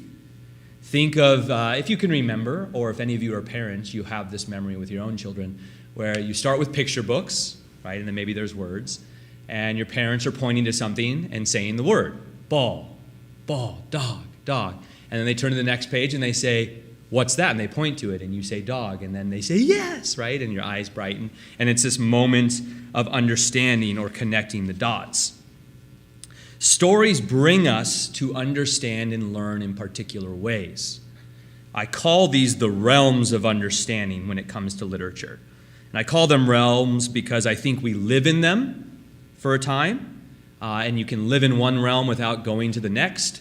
But when it comes to the study of literature, you go through one realm, and then when you've completed that realm, you go to the next. And there's an order to them. So this is something I probably would have put on a slide. The 4 realms, there might be others, but I think these connect with why we love stories. Stories bring us into the realm of imagination. They bring us into the realm of expectation or anticipation. Stories bring us into the third realm, the realm of interpretation. And then, lastly, stories bring us into the realm of evaluation. And you might say, I feel like we do this all the time naturally. Yeah, it's a General Revelation conference. Part of our nature is to imagine, expect, interpret, right? And then finally evaluate. So let's consider this first appeal of stories, how they invoke our imagination. Remember your time as a child when a story made you believe. Consider that story. If I said, what was your favorite story, right, as a child? Fiction, or also known as imaginative literature, has a way of capturing our interests, keeping our attention, but more importantly, introducing us to concepts and events we'll never experience in our lives, right? None of us will ever experience a talking lion who gives up his life as a ransom. None of us will likely ever find a beautiful pearl that should make our life better, but makes it so much worse. None of us will see a single mother roaming through the town with a scarlet A as a public shaming of her one sin. Right? And none of us have been, well, I mean, maybe you have. Maybe, I don't know. None of us have been visited by 3 ghosts to see our lives changed from rags to riches, right? Or from riches to rags. Stories make us believe and introduce us to this wrestling of good and evil, beauty, ugliness, justice, injustice, change, transformation, right, and the consequences of choices. This is the first appeal of stories. They draw in our imagination, and then we're hooked, and then we continue to read because we wonder what will happen next. This brings us to the second realm, the realm of expectation or anticipation. We find ourselves filled with excitement when reading a story. One of the things my students get really frustrated with is you'll get a detention if you read ahead, and they hate it. Why doesn't a good student read ahead? And the best, particularly when we read To Kill a Mockingbird and we get to that trial scene and it's a weekend, I make them turn in their books, right? I'm doing an annotation check. They're like, well, every other time you do an annotation check while we're in class. Yeah, but I'm doing a thorough annotation check. So they turn in their books and they can't have it over the weekend because they want to read ahead. We too have great expectations as we read a story. What will happen? How will a character change? How will it end? And without thinking about it, we can change too as we are reading the story. We match our expectations with what takes place, and sometimes things line up really well. At other times, we are way off.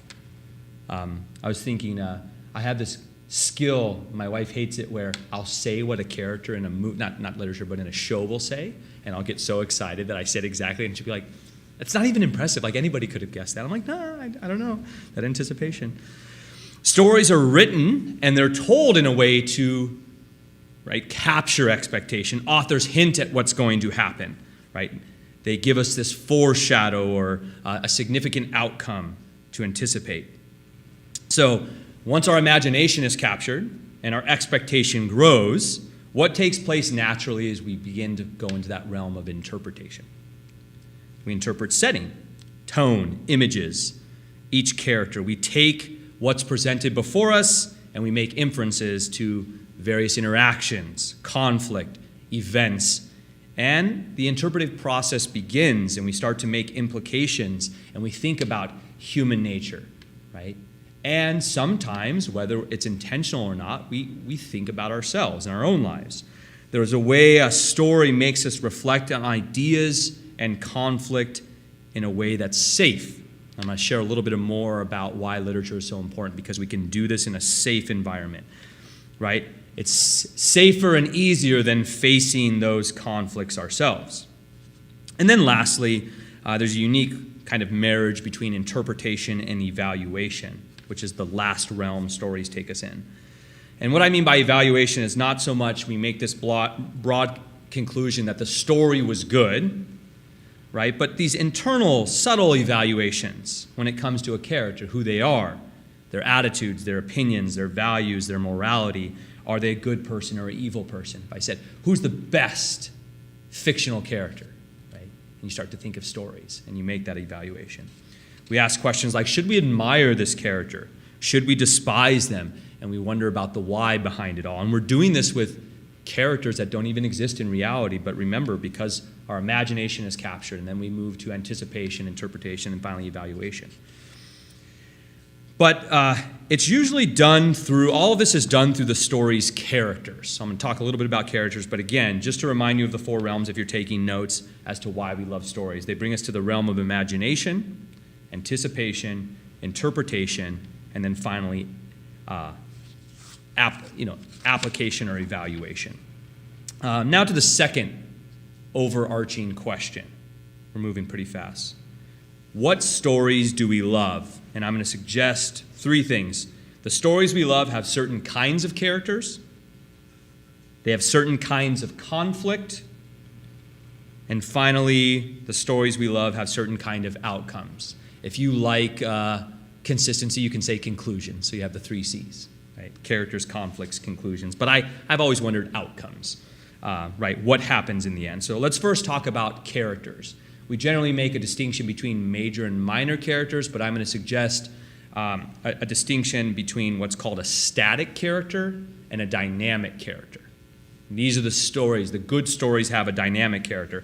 A static character is a character that has little to no change in the story, whereas a dynamic character has significant change as the story unfolds.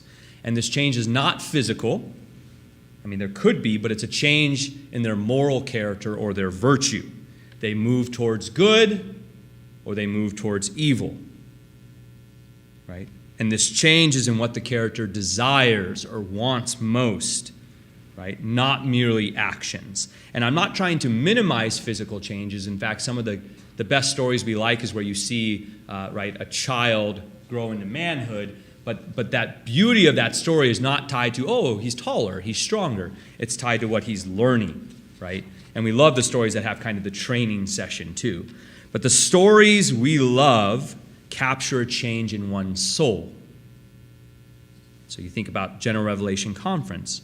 You think about people that are close to you, your closest companions, your closest friends. You probably know about that change. And it wasn't they grew older with you. You saw some change in their soul as they lived their life. So we can read To Kill a Mockingbird and say, look, Jem and Scout are getting older, but what we love is seeing children wrestling with this idea of justice or injustice in Macomb County. We love dynamic characters, yes, because they tend to be the main character, right? But they have this changeability about them. That dynamic personality that connects with us because we're changeable. Right? And so I don't want you to believe the good stories have characters who change. The good stories can have characters who change, and sometimes they have characters who are steadfast in who they are when everything around them is changing. So for example, back to Kill a Mockingbird, Atticus Finch doesn't change much in the story, but when you see all these challenges come his way, you admire him because he remains steadfast with what's good in the midst of all this pressure. So this distinction between a static and dynamic character is something part of classical education. So you might say, why this book versus that book? And it oftentimes has to do with the kind of character in the story. And we're left wondering, right, about that change. Will it be lasting? Will the effects of this change influence the story, right, or the next story? And without our knowledge, we somehow are affected by this change ourselves. We're moved. We wonder about it. And we do this not because we're reading some self-help book that's designed to make us change, but because the stories we love naturally do that. They tell a story about these characters who are changing. And so when it comes to the characters of a story, we're most affected by the storyteller. The events of a story, the characters, its beginning, middle, and end are told by the author or the narrator, and the stories we love tend to have a specific kind of storyteller. So there's a power to first-person stories where the narrator is in the story, but their perspective is limited. They'll tell you their thoughts and desires, but we only really see the actions of other characters. The stories we're drawn to are those that are generally told from a third-person perspective. Right? The character may not be in the story. And you might say, well, no, some of the classics have first person. They do. But third person, you can have a limited perspective where someone's telling a story and they don't know the thoughts and desires of characters. But the best stories, the stories that we're drawn to the most, the narrator is called a third-person omniscient storyteller. We love these because we're given insight into what a character thinks or desires, so we can begin to interpret motive. You are in the story, you're almost omniscient yourself as the one reading, because you're seeing, right, a character's thoughts, desires. And sometimes you can get to know a character better than the character knows themselves, because the character doesn't do introspection or self-examination in the story. And I haven't thought too much about this, but as I was preparing last minute, I thought about, I think the only story told in first person omniscient is the story God the Creator tells.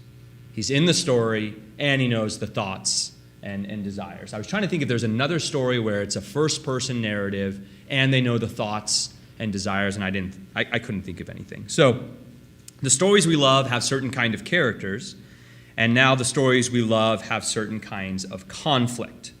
I'm not going to spend too much time on it, but when you think of the stories you love, you probably saw some kind of conflict. A person against a person against nature.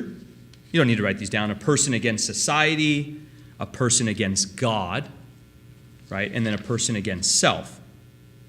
So I don't want to spend too much time on the conflict, but we imagine, when we see this conflict, we imagine it, we have expectations and make interpretations depending upon our understanding of the character, and we're left to evaluate the change that arises in response to this conflict.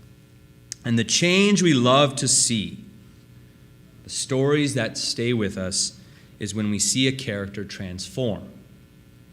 This is the third aspect of the stories we love. We like stories with a certain character, a certain conflict, and then a certain outcome or conclusion.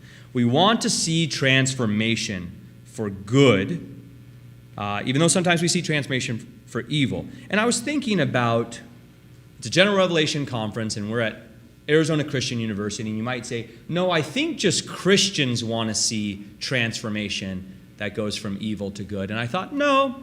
I've talked to a lot of people, when you ask their favorite stories, they tend to be drawn to stories where a character's wrestling and then good overcomes evil. And I know for a fact these people aren't believers. And that's the stories they love. So there's something in the human condition where we're drawn to characters that battle. They're changeable, they have that admixture of good and evil, and then something over time, right, wins. While we may have been introduced to basic fairy tale stories early on, fairy tales give these extreme versions of good and evil, right? You have your fairy godmother, extreme good, or your wicked witch of the West. Not to suggest, that Wizard of Oz is a fairy tale, right, in the truest sense. But the stories we love, the ones that have a lasting impact on us, we don't see those extremes. Right? We see characters very much like ourselves. They're wrestling with good and evil every day. They're relatable and they're real. Right? And as the story unfolds, they don't remain double-minded. They go one way or the other. And because we share a common humanity with these characters, we find ourselves, even though they're not real, we want to understand them. As we grow older, we're not satisfied with merely the actions of a character, but we want to see their triune personality come out. We want to see what beliefs govern their desires and the battling of desires that ends up activating the will, their actions. We're not satisfied with merely actions. We want to get to beliefs, right? When that conflict arises, why do they go this way or that? That why question in that realm of interpretation comes up. So philosophers tend to believe they're the discipline that wrestles with the why. But we lovers of stories, I say we are the ones who truly wrestle, because we're not dealing with principles or premises or axioms, we're dealing with people. right? Actual people. And you might say, well, no, they're non-real. And I say, okay, you got me there, right? People who are suffering, people who are wrestling. And it is answering the why question to suffering and transformation in a character that brings us to what every human loves to see in a story: redemption. You might say redemption in the narrow sense, where a character repents of his or her sin and accepts Christ as their Lord and Savior. No, but redemption in the broad sense, right? They examine, they acknowledge their wrong, they see their need for something outside of themselves, right? Grace to move them. We love seeing redemption. So again, remember the types of stories we love have certain characters, conflicts, and outcomes, right? And so we ask questions like, does the character change for good? How does the character respond to suffering? And does it reveal an understanding of truth? I shared earlier how stories involving suffering and redemption allow us to do this work of examining, probing, interpreting, reflecting in a safe environment, right? It's the realm of fiction, so if you get it wrong, there's a second chance. You can read the story again. You can have further discussion with peers. You can see you misunderstood the story, you misunderstood the facts, you got it wrong, and there's joy to that. Right? When you read a story the second time and you realize you didn't see it right for years, and then a friend says, well, what about that scene? And you say, oh my gosh, I didn't even notice that. I didn't even see that. There's no greater joy, and I share this idea of being safe because I think when we apply it to ourselves, if we get the why wrong in our own lives, right, there's far greater stakes. Right? I don't want to get it wrong when it comes to my own conflict, my own suffering, my own redemption, or the redemption of others. Right? Missing that would mean you're missing the glory of God. You're missing the beauty of God's providence if you get it wrong in real life. And so there's something beautiful about being able to do it in literature and safe. So stories are much safer. And as we come to see redemption in a character in a fictional story, we begin to better interpret redemption in our fellow man when it comes to their story and their history. There's a way it trains us. So now that brings us to our third question, overarching question. Why teach literature? Well, we teach literature because it's natural to tell stories and to learn from stories. Literature is training for life, right? Under the safety of a great teacher who guides you, who knows the story so well, knows how to anticipate the joy, the sadness, the frustration, the anger, the confusion, the anxiety, so that the student is guided through it with every intention of seeing the truth and the beauty in it. Stories pose questions and problems to students that the modern world will not present. They'll never experience it, given their lives. And yet, we can still make application to these experiences in these characters, even though we've never had them ourselves. So if I illustrated, I'd say this. I don't think any student that I'll teach in Arizona will have the experience of going too far out to sea, catching a great fish, and then it being eaten by sharks when he's trying to come back. Yet, I think every student in Arizona can appreciate Santiago's strength, Old Man in the Sea, his wisdom, his determination. Students can appreciate Manolin's love for Santiago, right? How is it possible that the impressionable young man loves the fisherman who everyone else mocks? Right? And I think it's because they're human. Our students are human. They can look past appearances and see the greatness in one's wisdom or the strength in one's hands. Stories force our students to wrestle with the why. And I think of my students sometimes who are there and they think they're alone in this world because they themselves are lonely at heart. They wrestle with the why, but they don't see their peers wrestling with the why. And there's something about a story and a discussion that makes them say, oh, others are like me. Because there are plenty of students out there that are hurting, and they're wrestling with their own conflict. They're wrestling with their own why, and they don't think anyone else is like them. And yet a story can bring us together. He knows he's not alone in his wrestle because he realizes that everyone at the table shares the same question. They're wondering about the why of Santiago or Manolin. So we teach literature because it teaches about life. Life was once ideal in the garden. Life is no longer ideal. The world is full of misery and wickedness, just as we see in stories.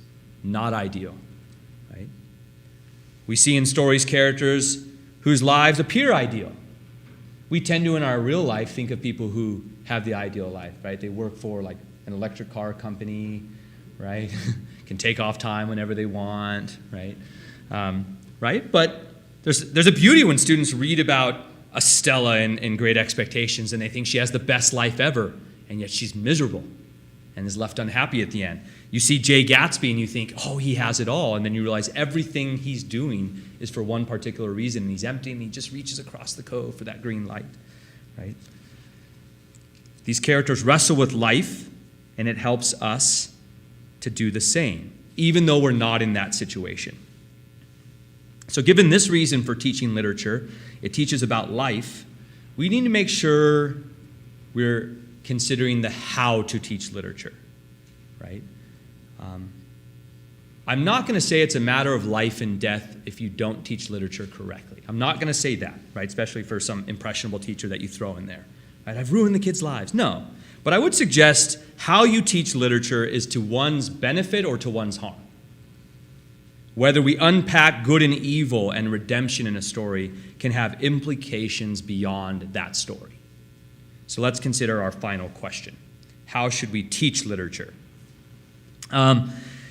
I think we should be thoughtful and intentional about the stories we choose given the age of our students. Seems pretty natural, right? You think of something like East of Eden, and you say, I'm going to do East of Eden with my 9th graders, and you say, whoa, I don't know about that. Right? Students are often introduced in their early education to shorter stories that have distinct characters and a very specific moral component or lesson. For example, Aesop's Fables. In classical education, the goal is to expose our very youngest students to stories where it's clear virtue and vice. Right? It's displayed in the story. And there's implications and consequences to each, but sometimes with our early learners, the goal isn't to get to those, it's more for them to retell the story. If they can retell the story accurately, then when they get older and they're in that realm of interpretation, they'll interpret well. Now, of course, this assumes, like in a school, how do you teach about virtue and vice? You have to have some kind of standard code, morality, or an elevation of virtue that's already established in the minds of the students. However, why it's so crucial to pick stories and think about what you're doing is this. I'm going to read you one of Aesop's Fables and show you that there's a lot there. This is the story of the ant and the grasshopper. Many of you maybe know it or a rendition of it, but here's the one from Aesop. One bright day in late autumn, a family of ants were bustling about in the warm sunshine, drying out the grain they had stored up during the summer, when a starving grasshopper, his fiddle under his arm, came up and humbly begged for a bite to eat. "What?" cried the ants in surprise. "Haven't you stored anything for the winter? What in the world were you doing all last summer?" "I didn't have time to store up food," whined the grasshopper. "I was so busy making music that before I knew it, summer was gone." The ants shrugged their shoulders in disgust. "Making music, were you? Very well now, dance!" And they turned their backs on the grasshopper and went on with their work. Space. There's a time for work and there's a time for play. So the moral of the story seems clear-cut. There's a time for work and there's a time for play, and we would introduce that story to our young minds to teach them about that. However, this story itself has other possible questions and interpretations. Is there a time to mock? Is there a time to be disgusted? Is there a time for generosity? Is there a time for compassion? Can it be foolish to help another in need who is begging? So it's important to pick stories for the right age. And just as important as choosing the right stories, here's, I think, what is the most crucial principle when it comes to teaching literature. You ask the right questions at the right time to force the students to do the work of interpretation. So there's some pieces to that. The right questions, the right times, and the students are doing the work. The learning comes from students actively seeking to answer the question rather than what we tend to do, which is tell them the interpretation of the story. Some of your best teachers you'll remember because they had the best insight. That might be they had the best insight. They may not have been teaching. And some of the education we came from, and I didn't come from a classical education, was a teacher telling me what I was supposed to see in the text. And then you have those moments where you're like, oh, wow. But it doesn't last, right? And you didn't do the work of interpreting. And so when you get out in the real world, when you have to do it yourself, wouldn't you love to have someone who's with you all the time telling you what to do? Like Jiminy Cricket on your shoulder saying, do this, don't do that. But if we're training them, and we love literature, and why should we teach it? Is because it teaches them about life. They have to do the work. And so here's the best way to force the mind of the student, to interpret. The use of discussion. This is the last list. You're probably tired of them. The use of discussion or the seminar question. 2, writing reflection. 3, much later in life, the use of secondary sources. And then 4th, application through introspection, but I'm going to put a but right there because I want to talk about that. All right, first, how we should teach literature, discussion. Many teachers shoot for the moon when it comes to the discussion question. But the real magic of a discussion is to help students get the facts of the story correct. Right? Only then can they get to the higher level questions of the how and the why. And yet many want to get to that thing they saw. And you're in a discussion, you realize kids didn't even read. They don't even know what happened in the story. Best way to test that is you say, hey, what happened to you? And you name a character that's not even in the story. And then you have that one guy that's like, oh yeah, it's really great. In chapter 3, and you're like, hey, that wasn't even the story. And then he has that moment. Right? Oh man. Right? The seminar question does not have to be evaluative. That will come anyway. So we sometimes think we have to shoot for that question that's evaluative. Like, is Scrooge a good man? Right? And you shoot for the moon and you might miss something. But the question should force layers of interpretation to be laid, right? Depending upon the ability of our students. So we want seminar questions to be narrow enough for the students to get to the essential conflict or what's going on in the character, but broad enough to capture the range of details in the stories because students are going to, remember things in that realm of imagination different. They're going to have different interests. They're going to have different anticipations and expectations. The master teacher can take the broad question and highlight, right, through that broad question where the student should go. So I give an analogy like the master teacher takes the students on a tour, but knows every detour. They know the text so well. They know that kid that's going to go there. And they love when that kid goes there. And they go, oh, interesting. Let's turn there now. And then they bring them back to the actual tour. Bring them to the end. So consider the classic story. I tried to pick one I think everyone has some familiarity with, even if you haven't read it. A Christmas Carol. It's clear that there's significant change in Scrooge from the beginning of the story to the end of the story. Some teachers might come in and want to tell students, we see transformation when Scrooge sees his headstone. They just come in and they tell them the answer. And you say, well, that's true. One's mortality will bring transformation and redemption. It may be correct, but remember the goal in classical education is to guide the students to make the interpretation for themselves after they've spent that time in the realm of imagination and expectation. So consider this discussion question.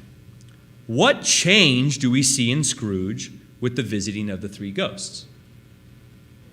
That opens the doors for the mind to engage, for one to share what he sees, to ask questions, and then to actually get to the answer.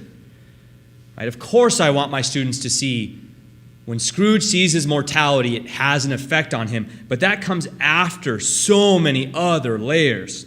So if you remember the story, right, we see Scrooge lonely as a child, and his only friends are fictional characters in a story. That's what his childhood was. He didn't have any friends. We see his first boss, Fezziwig, brought so many joy to others. We see Scrooge break off his engagement with his betrothed for the love of gold. He sees his current family enjoying the Christmas games and is moved by it. He sees the Cratchit family finding so much joy with the smallest little garnish hen, is that what you call it? Little hen, right? They have so much joy in the midst of their want.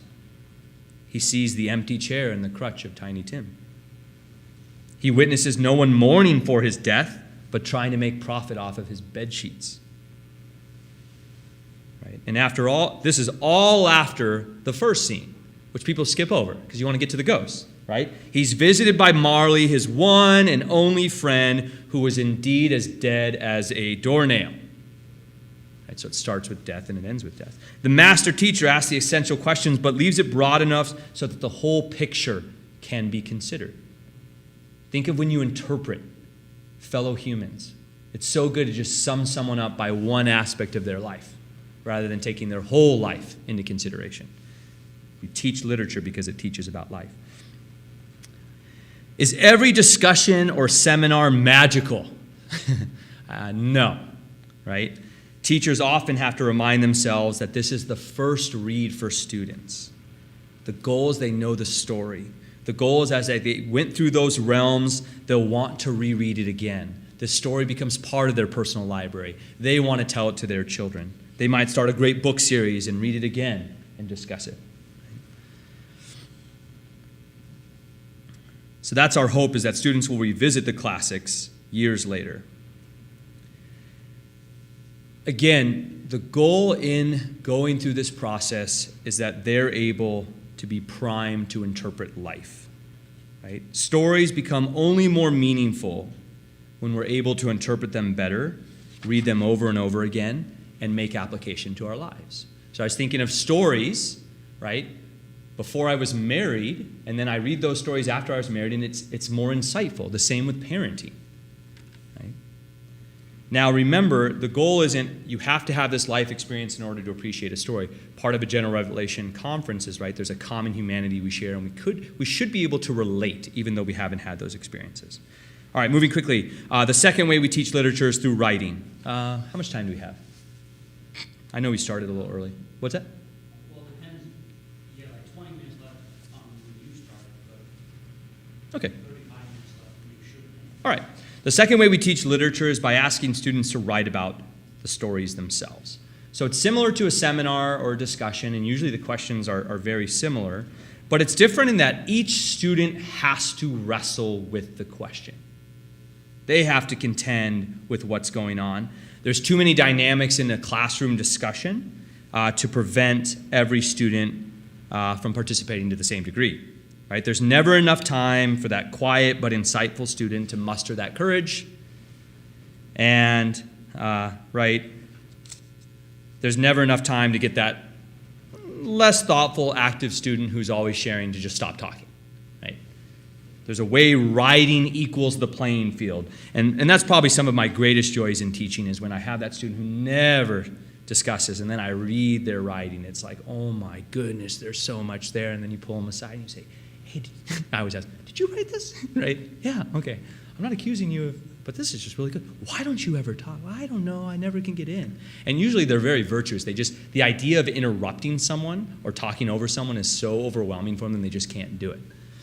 So that's the one where you white out their name and you give that writing to the students. You say, hey, look at this. And then you can see that glow on their face. The writing assignment is the equal playing field, right? We usually do it after we've completed the book. So if you read, you should be ready, right?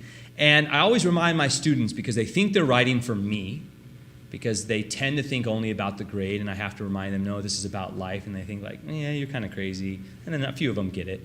But they're writing for the reader.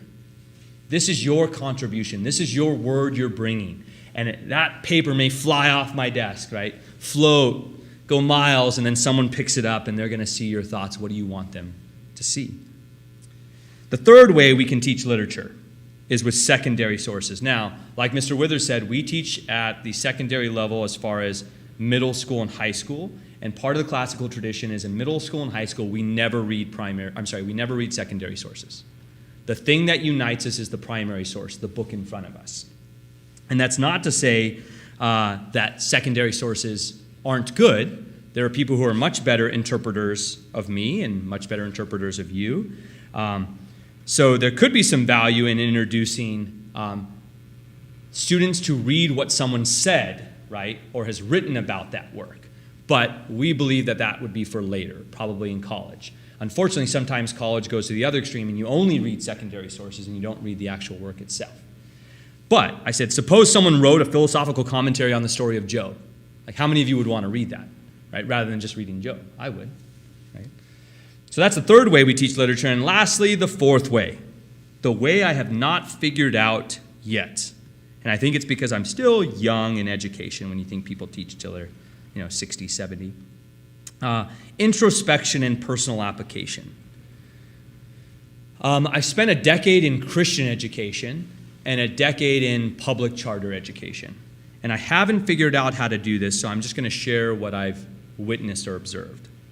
I've tried this introspection where you move from a story to your own life. I've tried it without a foundation of rigor and see the interpretations fall empty. That was in my private Christian education. No offense to you who go to ACU, but in private Christian education, the standards you think are much higher, but they're not because you rely upon tuition and kids don't want to work, generally speaking, and then parents think it's too hard, and so you bring it down a little bit. So you've had this moment of being able to talk about things of God, but the rigor wasn't there. They didn't read the story well enough. They can't do the interpretation, and then I'm telling them what they should see. And it's very frustrating. I've been on the other side, where I've tried, I've had intense rigor, good interpretation, sink or swim mentality. Kids, you either read or you didn't, right? And yet there's an inability due to time and circumstance to get to that common ground. It would just take too much time. We got to move on to the next book. So this is what I've learned, even though I haven't figured it out as an educator. Introspection for personal application only takes place after one reads, understands the story, and can correctly interpret the text. Only then can one consider their life and apply to it. This last step, wherever it takes place, when done intentionally or not by the teacher, right, is what makes someone love a story and find it life-changing. These are moments that transform a student to see and desire to give their life to something greater than themselves. This experience of looking at the text, interpreting it, making application to yourself is what led me to be in education. Right? That might be true for many of you. You found yourself loving something because someone in that field, right, opened your eyes to see the truth of the beauty of understanding. Right? When you come to finally understand, right, it's life-giving, life-changing, and you want more of it. And so that's always been my hope and prayer as an educator, that the Lord uses me to change a life in the same way that so many had changed mine. So thank you, and we'll take some questions now.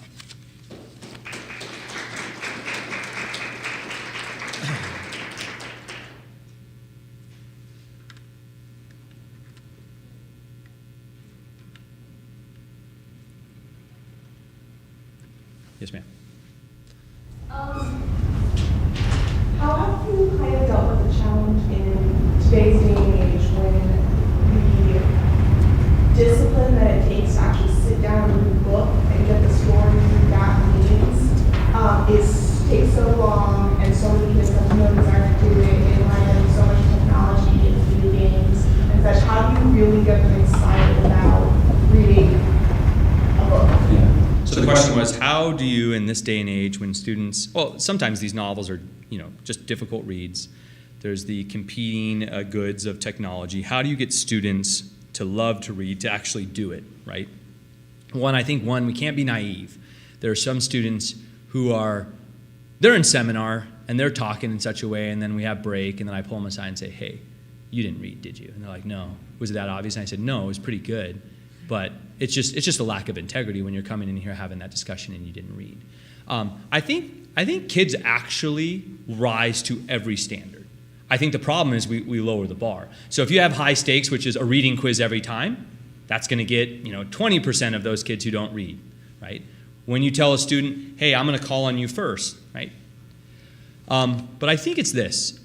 The biggest challenge for teachers is not work-life balance, which is difficult. It's not lower pay, which there isn't a lot of pay. It's not classroom management, which is difficult. You have to be inspiring. They will love what you love. The people in your life that have influenced you the most probably had this passion, right? This fire for something, whether it could be education or it could be Pokemon, right? And just the way they talk about it, you want it. But I also think this too, part of classical education is doing the work of picking those stories that kids do love. They do. They love it, right? And if they don't love it then because they're kids, guess what? Years later, when they're juniors and seniors, they say, yeah, I hated that book when you taught it to me in 8th grade, and I just love it now, right? But part of it is just the cultural things that we do in classical education. We make them buy their books.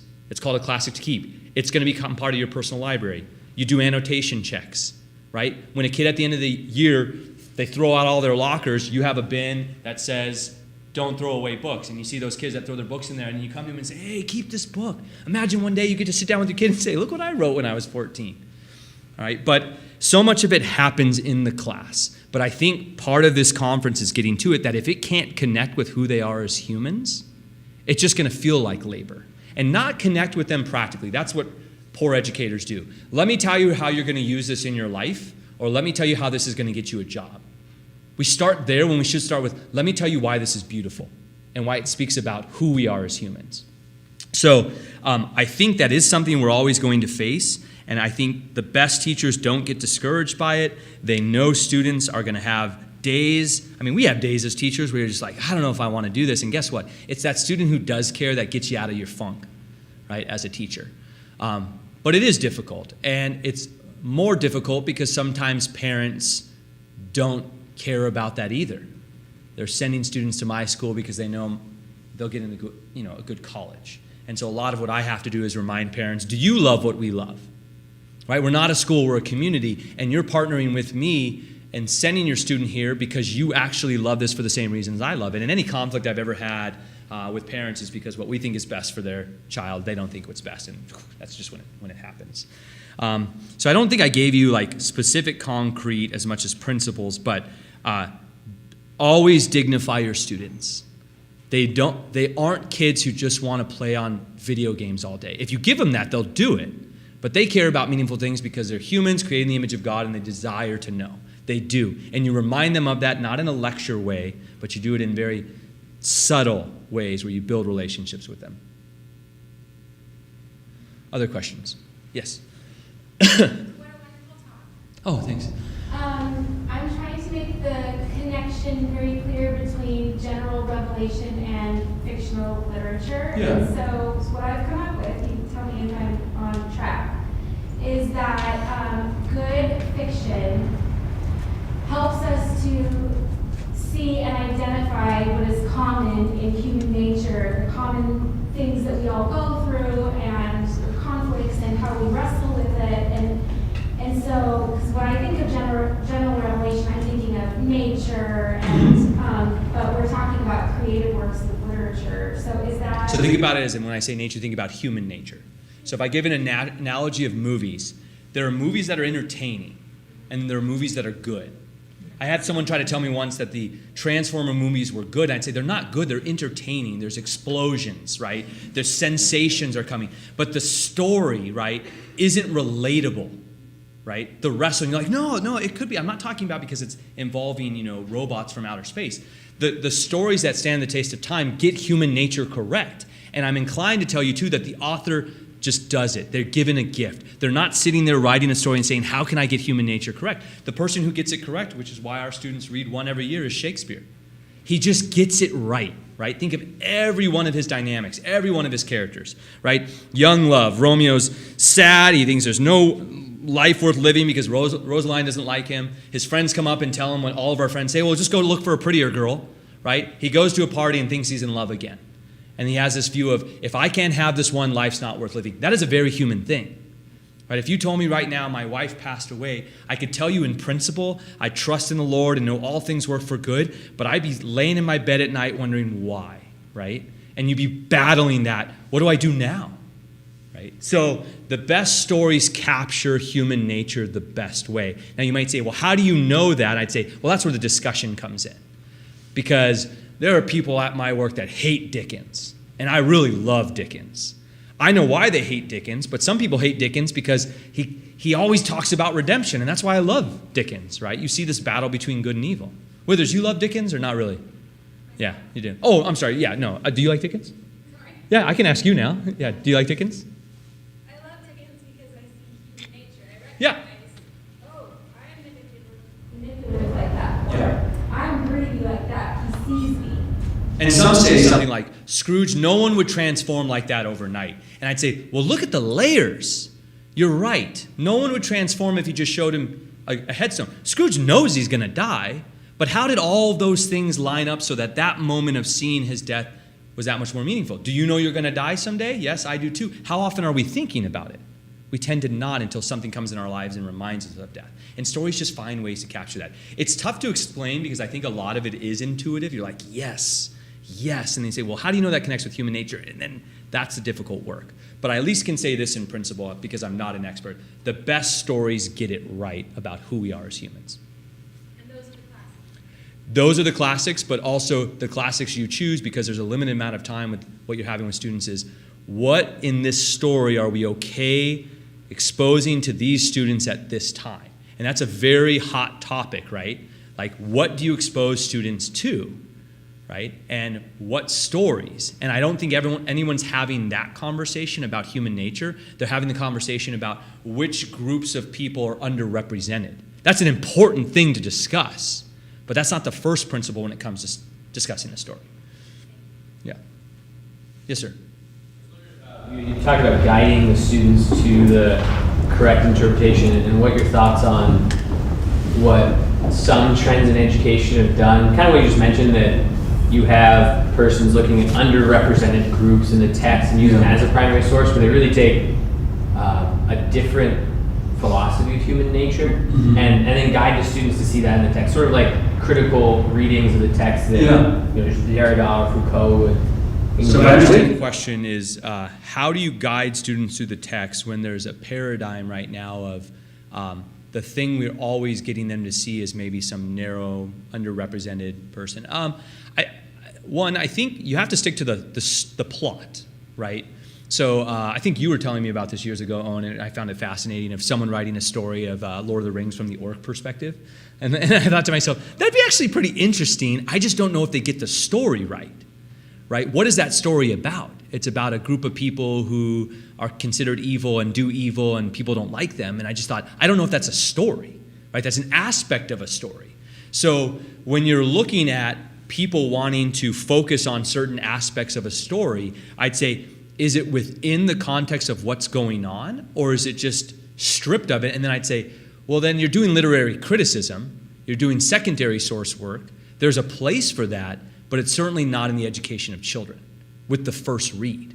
Because guess what? I've had plenty of kids that can tell me about and I've had contexts where people can tell you why something's good or not because they read it and did the work, but someone told them it was bad and it was convincing. It was a good argument, right?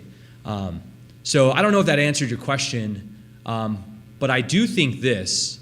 There are times where I didn't notice something in a text and you have that one student says, hey, did you notice this? And there's something important and powerful about that I enjoy. But if someone started with that, like we're reading this, right? You're reading Great Expectations to see, to only focus on social class. I'd say you're going to miss the beauty of Joe Gargery, the blacksmith, right? You're going to miss how wonderful of a man he is. Best character ever. You're going to miss it because you're focused so much on social class. Now, should you talk about social class and it come in? Yeah. But the question is, what's the essential? And I think that's what people don't agree on. Like if I said, hey, what are kids supposed to see from this text? I think there's a lot of disagreement, and no one really wants to have that discussion because people don't want to get it wrong, right? They want to know, I see what's good in the text, especially teachers. That's the greatest fear teachers have. It's like, I got it wrong, and I taught kids wrong, right? And the beauty of seminar is that you might not get to that essential question, but at least it's the first read, and you're assuming hopefully one day they'll read it again and they'll see it. Yes, sir. I'm just really interested in the overlaps of just reading and interpreting history versus literature. And I think the principles are very similar in human beings. It seems like something that I hear you saying that I think is similar to something I thought about in history is if we get a wrong view of human nature, that might lead us to narrow what we focus on or how human society works. And then so that happens in literature when you do economic readings or social readings of text. You do the same thing with history. Yeah. And I don't know if you could say more about just how we look at characters or stories more broadly, bring all the aspects together versus just focusing on gender or just focusing on... Yeah. Let me see if I can get this question for those listening. there's the reading and interpreting of literature, a certain kind of text, and yet students read history. And is it the same? What do we do that's different? And again, my talk was strictly about kind of literature as in fiction. Do our students read historical documents? Yes, right? Do they read first-person narratives like the autobiography of Frederick Douglass? Yes. Just on the spot, I want to say you read that probably more like when they read the Constitution for what's it saying, right? There's not a story necessarily. Frederick Douglass, there definitely is, right? It's his story. But it's almost like you're trying to understand facts. And I want to say this, but Zach, you've taught history, and I think you have a lot of insight. I don't know how much there's almost sometimes that it's not interpretation, right? And then you immediately move to interpretation. So when I'm thinking of like when our students read the Federalist Papers, they're almost just trying to understand what the sentence says. They don't then go to how does this apply to human nature. Some of the better teachers can get them through that, what does it say, and then bring them to interpretation. But I'm not sure I'm answering it well. Do you have any insight on it? Just that I think when we think about human lives, I think the politics, the identity of people, the social setting, all work together to make up society and to make up individuals. And it seems like without general revelation, I just don't know how you bring all those aspects together. Yeah. And it seems like there's a similar trend whether it's reading history or reading of literature just to reduce things to only certain aspects. Yeah, so if I can summarize, I think that's good, Zach, thank you. Just like in literature, we have to, in history, we don't want to take a specific aspect of human nature and only focus on that. Only starting with general revelation do you see a human as all these aspects, and then you look at those in history. So yes, I think it is similar, right, in a lot of ways. Yes, sir. What is your favorite story? This may be difficult, but maybe briefly, what is your favorite story and why? Before children, my favorite was Great Expectations. I think Pips wrestle with what matters most in life. Who's good, who's not, what kind of person do I want to be? I think every person, like that's everybody's life. Think of everything in your life, you have expectations. If you're a student, you have expectations to get a job, then to meet that someone, right? You're always looking ahead and you're missing, right? Joe Gardry right in front of you every day. You're missing that sound of the hammer and the glow of the forge, which was so comforting, and Dickens just has this way of bringing you back in. And when Pip's in debtor's prison and he turns and who's there? It's Joe, after he's shamed Joe, right? And he says, oh, Joe beat me, right? I don't deserve this. So there's just a way it captures it. And then after having children, it's a book, maybe some of you are familiar with, it's called The Chosen by Potok. Because what happens, because I don't want to spoil it for any of you if you haven't read it, you're left wondering about this father and how he raises his child, and you wrestle back and forth with why, and you see the heartache of the child, and then there's this moment at the end where you understand the love of a father in a very specific way that I've come to appreciate more after becoming a parent. So I've always told, my kids, Great Expectations, and that's what's tough to this woman's question.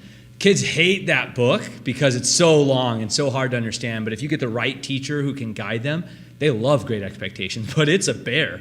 And at my school, in the past, we did it in 7th grade, and so 7th graders doing 460 pages, was rough. And then in Chosen, we do it in 8th grade, and that's the perfect book for 8th graders because they quickly come with judgments. They're like the most judgmental age, right, 14, and then they're thrown off at the end. But you're an East of Eden guy, aren't you? I can tell just by the way your hair was. I actually know him personally, so I think we've talked about East of Eden. So, all right, I think that might be it. All right, thanks. Oh, great poem. Great poem, The Village Blacksmith, Longfellow. All right. Thank you very much.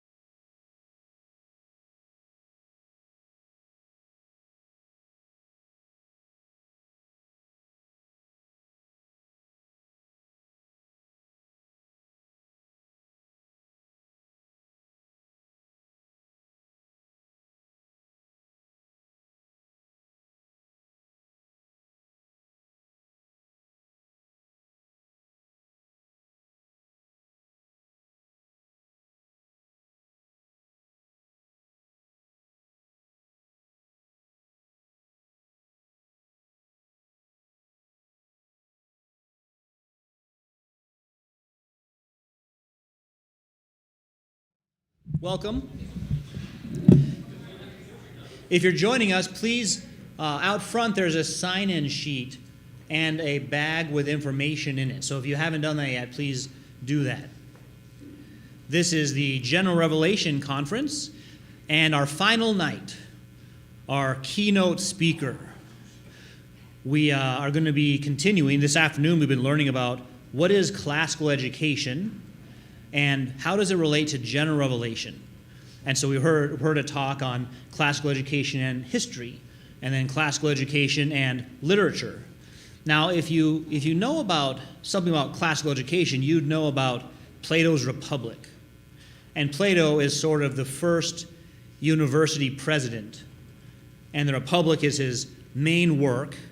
And so if you want to know what the academy does, you'd read that first. You'd start there and you'd say, what did the first president of the academy teach? What did he say? Well, tonight we're in a similar learning situation. We get to hear from the president or superintendent of the Great Hearts School District in Arizona.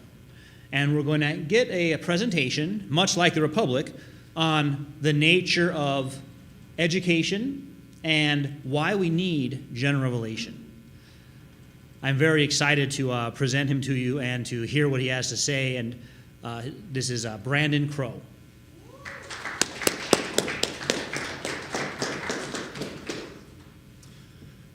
Hi there. Thanks for the introduction, for setting it up like this will be a second coming of Plato's Republic. Unfortunately, it probably won't be, but hopefully it'll still be edifying and worth the conversation.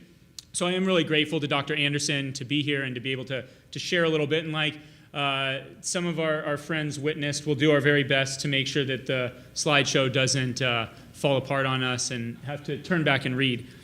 But there was an inside joke for those of us who were here for the duration of the day. But what I want to talk about a little bit today is something I'll try to not make it too heavily autobiographical. But as I was thinking about these two topics that we have on the slide behind me, I thought really, for my adult life, the last 15 to 20 years, these two things are probably the causes that I've given myself the most to Christianity and to classical education, not so much because I wrote anything or spoke in any way, but rather if you know someone by their work and what they spend time on, Christianity and classical education are the two things that I've spent the most time on in my life. So a lot of that time has been trying to sort out, how do they work together? Do they not? Are they the same thing? Are they different? How do I live out my life in both spaces? And so while tonight, like I said, isn't so much a journey into the psychological inner workings of my mind, and in some ways that's kind of what comes out here, is trying to make sense of these two worlds. And so I mentioned to a few folks earlier that what I am really interested in doing, this certainly will not take an hour and a half, so I'm sorry to let you down, but I am really interested to hear from all of you. All of you have been educated. All of you are in some way in the process of still learning and being educated, or part of either Christian world or the classical education world, or maybe neither. And I'd love to hear the way you make sense of these two categories or ideas or thoughts. So I'm hoping afterwards we'll be able to take in your experience or thoughts on these topics. So it won't be too complicated. Classical education and general revelation. We'll first talk about classical education. And so the way that I want to start is by going over some definitions.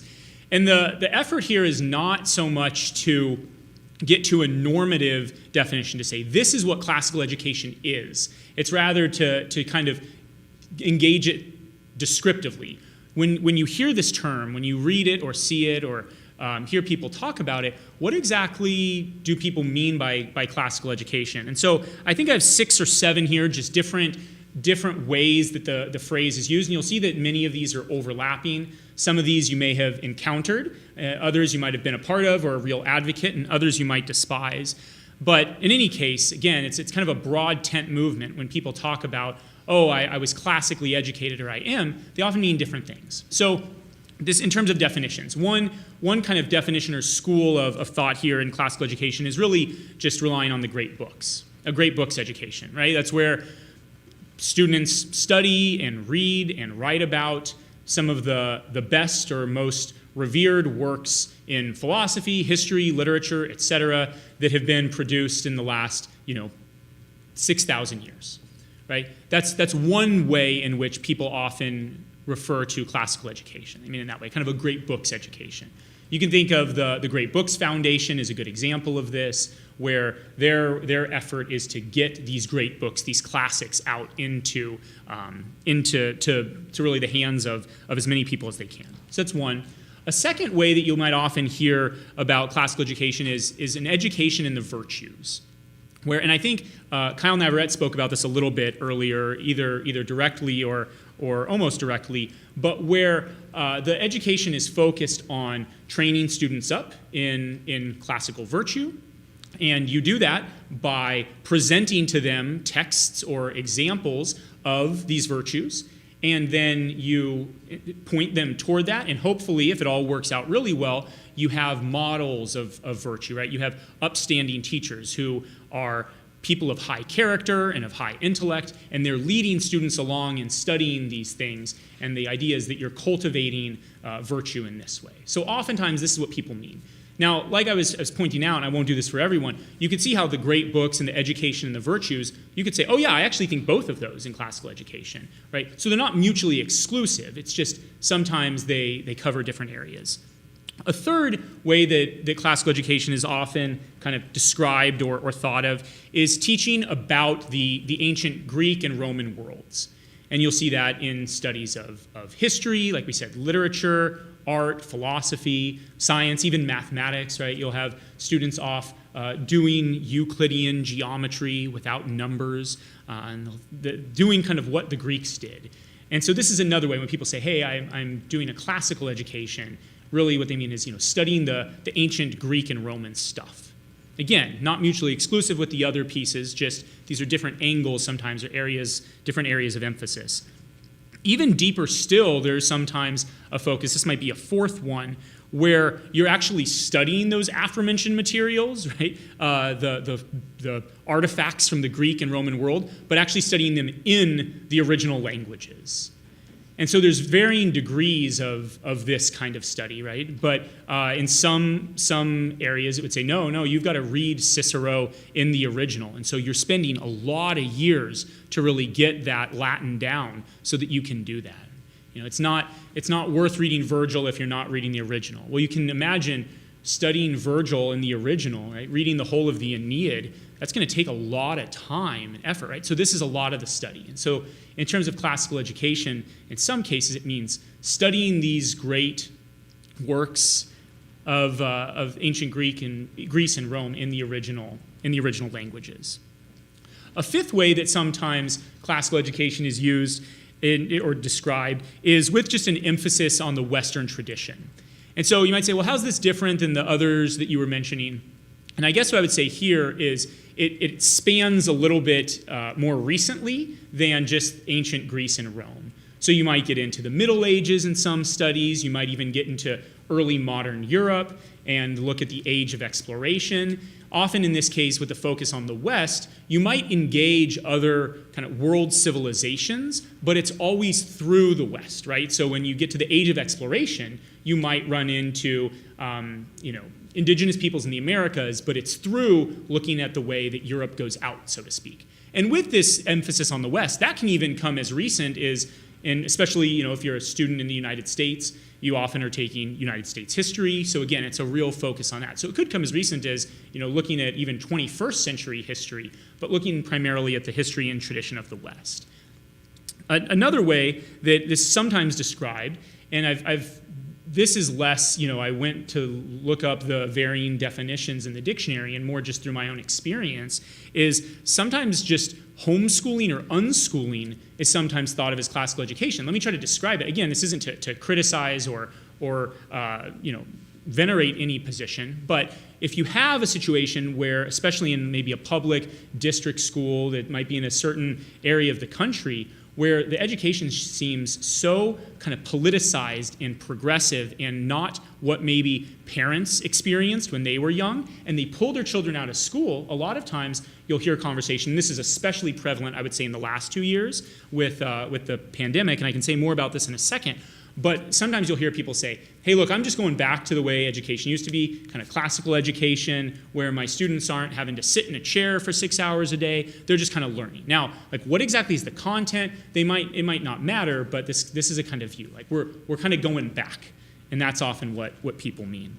And I do want to mention here, and I'll get into this in some more detail later, but I think there is a real rise in certainly in homeschooling, but in classical homeschooling over the last couple of years that we don't really have good data on yet. I'm going to get into this in a minute, partly because of pandemic is one major factor, but there have been some kind of accelerating factors as well.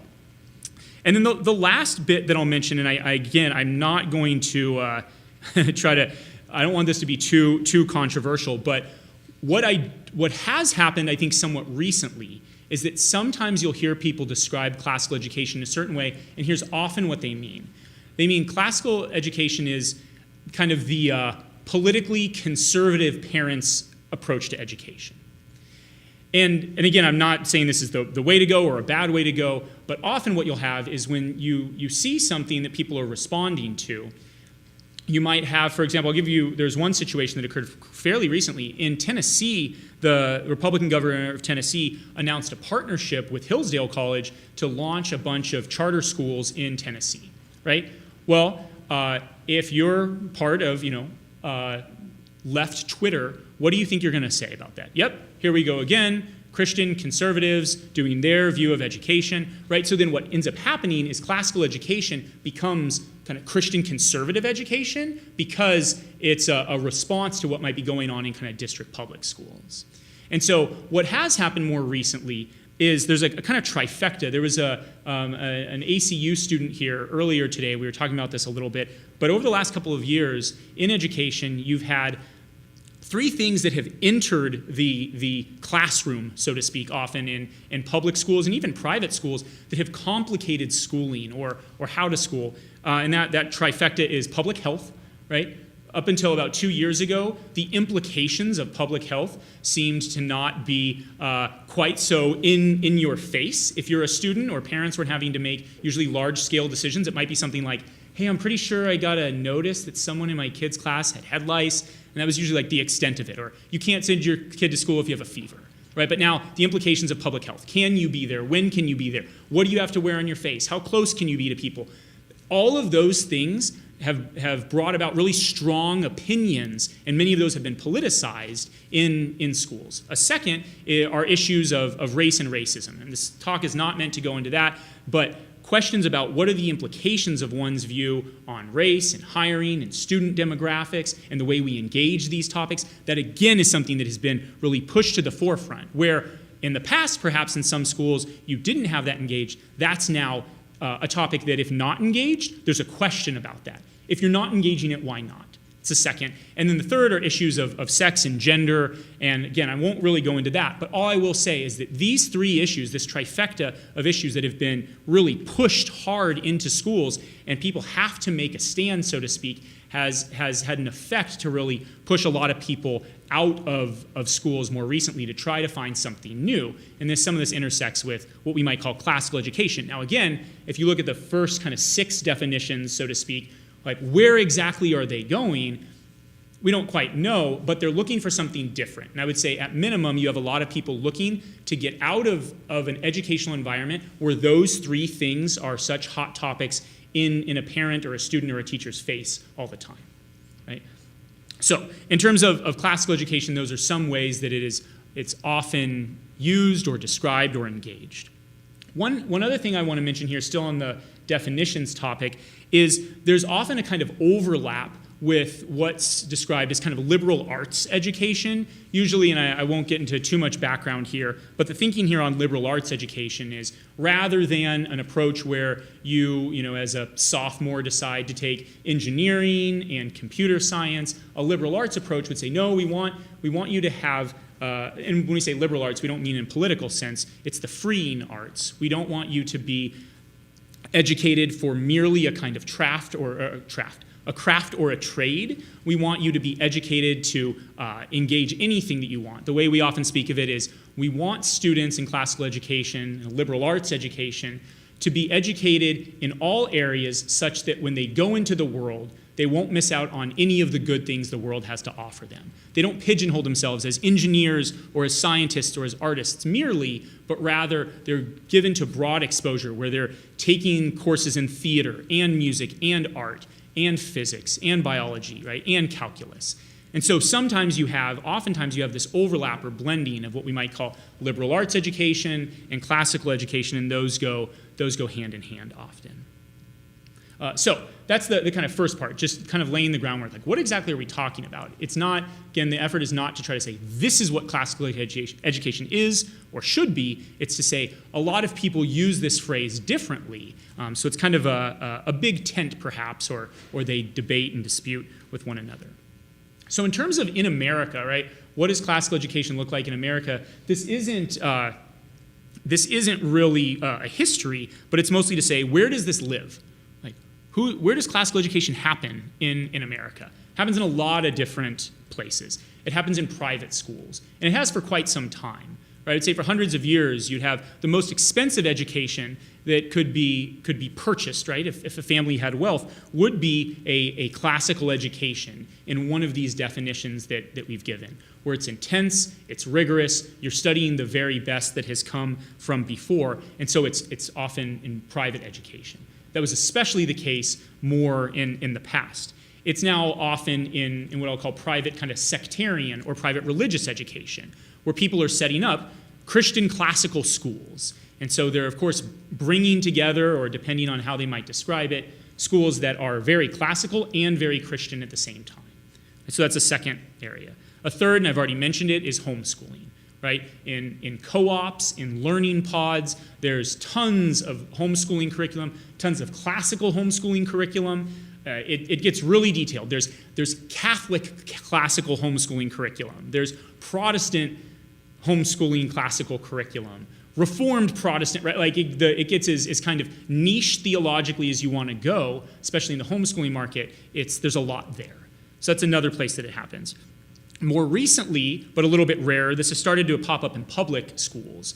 In some cases, you might have district schools that have a kind of, so-and-so traditional academy. It's kind of a school that might be more rigorous, or that might hold on a little bit to education, kind of old-timey education a bit more than the rest of the district. Or there's a wave of public charter schools. A lot of that work has happened in Arizona, where you have schools that are specifically focused on classical education. And the state, they're state publicly funded schools, the state grants these schools an opportunity, gives them a charter to go out and provide public education, but in a particular way. And so some of you may have come from schools like this, where you can go to a charter school that focuses on learning farming or learning computer science. Well, there are public charter schools that focus on classical education as their kind of unique way to offer public education.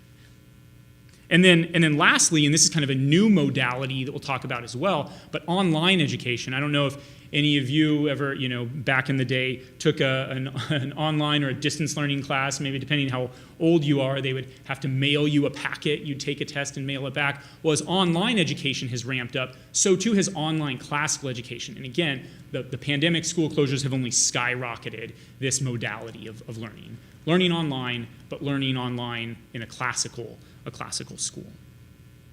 And so lastly, what I want to mention here on this first piece in classical education is by the numbers. So roughly in America today, there are 75 million K-12 aged students. And I should have said, I'm realizing, I don't think I said this at the beginning, really what I'm thinking about and looking at here is kind of K-12. So this isn't higher ed so much that I'm thinking of. In fact, I don't know a whole lot about classical education in higher ed, or I haven't experienced much of it.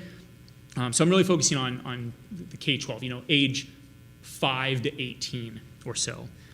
And so in 1995, there were about 3,000 students in America, so you can think about that, right, 25 plus years ago. About 3,000 students in America in 1995 were receiving a classical education. By 2020, that had grown to 660,000 students. Now you might think like, wow, okay, that's probably what it is now. If you like go back into the granularity of that 2020, that's only 2 years ago. We all know that was an eternity ago, especially to the earlier points in the realm of education. So if you just kind of went with linear growth, by 2035, there would be over 1.05 million students in classical education by 2035. But that's if you went from linear growth looking at 2020. That has exploded, right? So I'd surmise it's much, much higher than that by now, especially with, like I mentioned before, the kind of trifecta of issues that have compressed or pressed down into education, the number of people pulling their children from what might be a more traditional school or even some private schools. And so in 2020, of these 660,000 students, about 2/3 of those were homeschooled.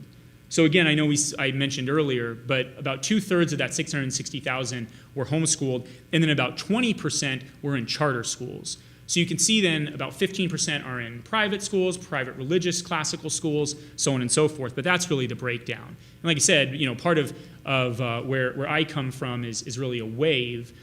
Starting in Arizona about 20 years ago, Great Hearts Academies is the largest operator of public charter classical education in America.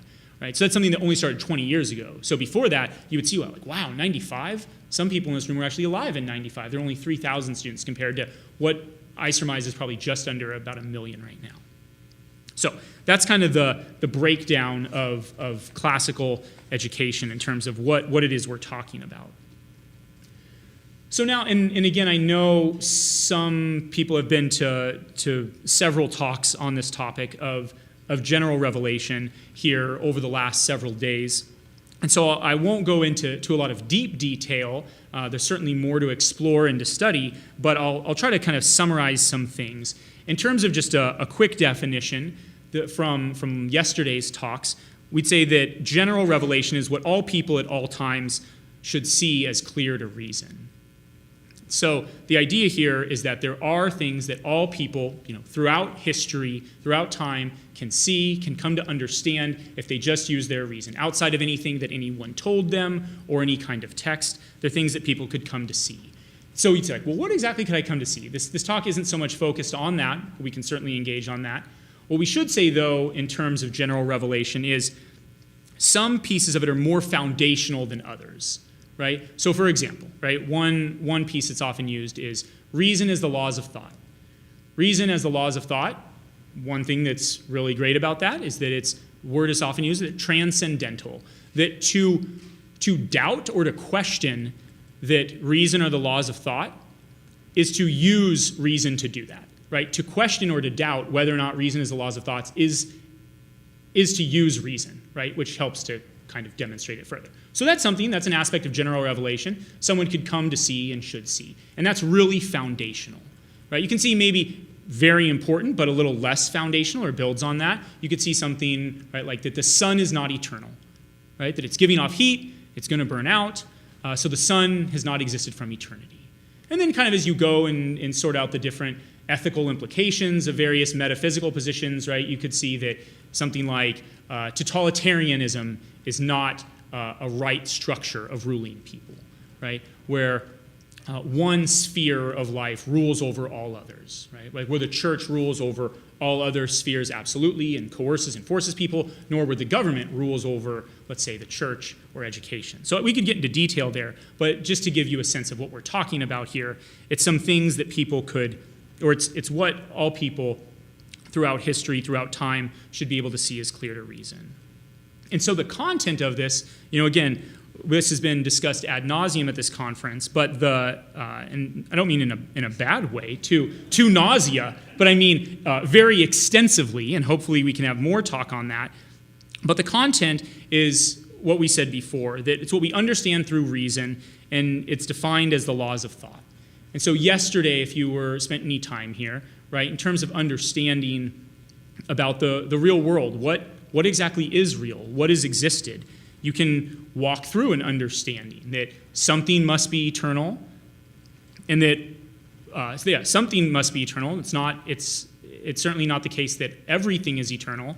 So then you see that only some is eternal, and that some is not merely immaterial. It's not merely spirit. So both spirit and matter exist, but neither of those are eternal.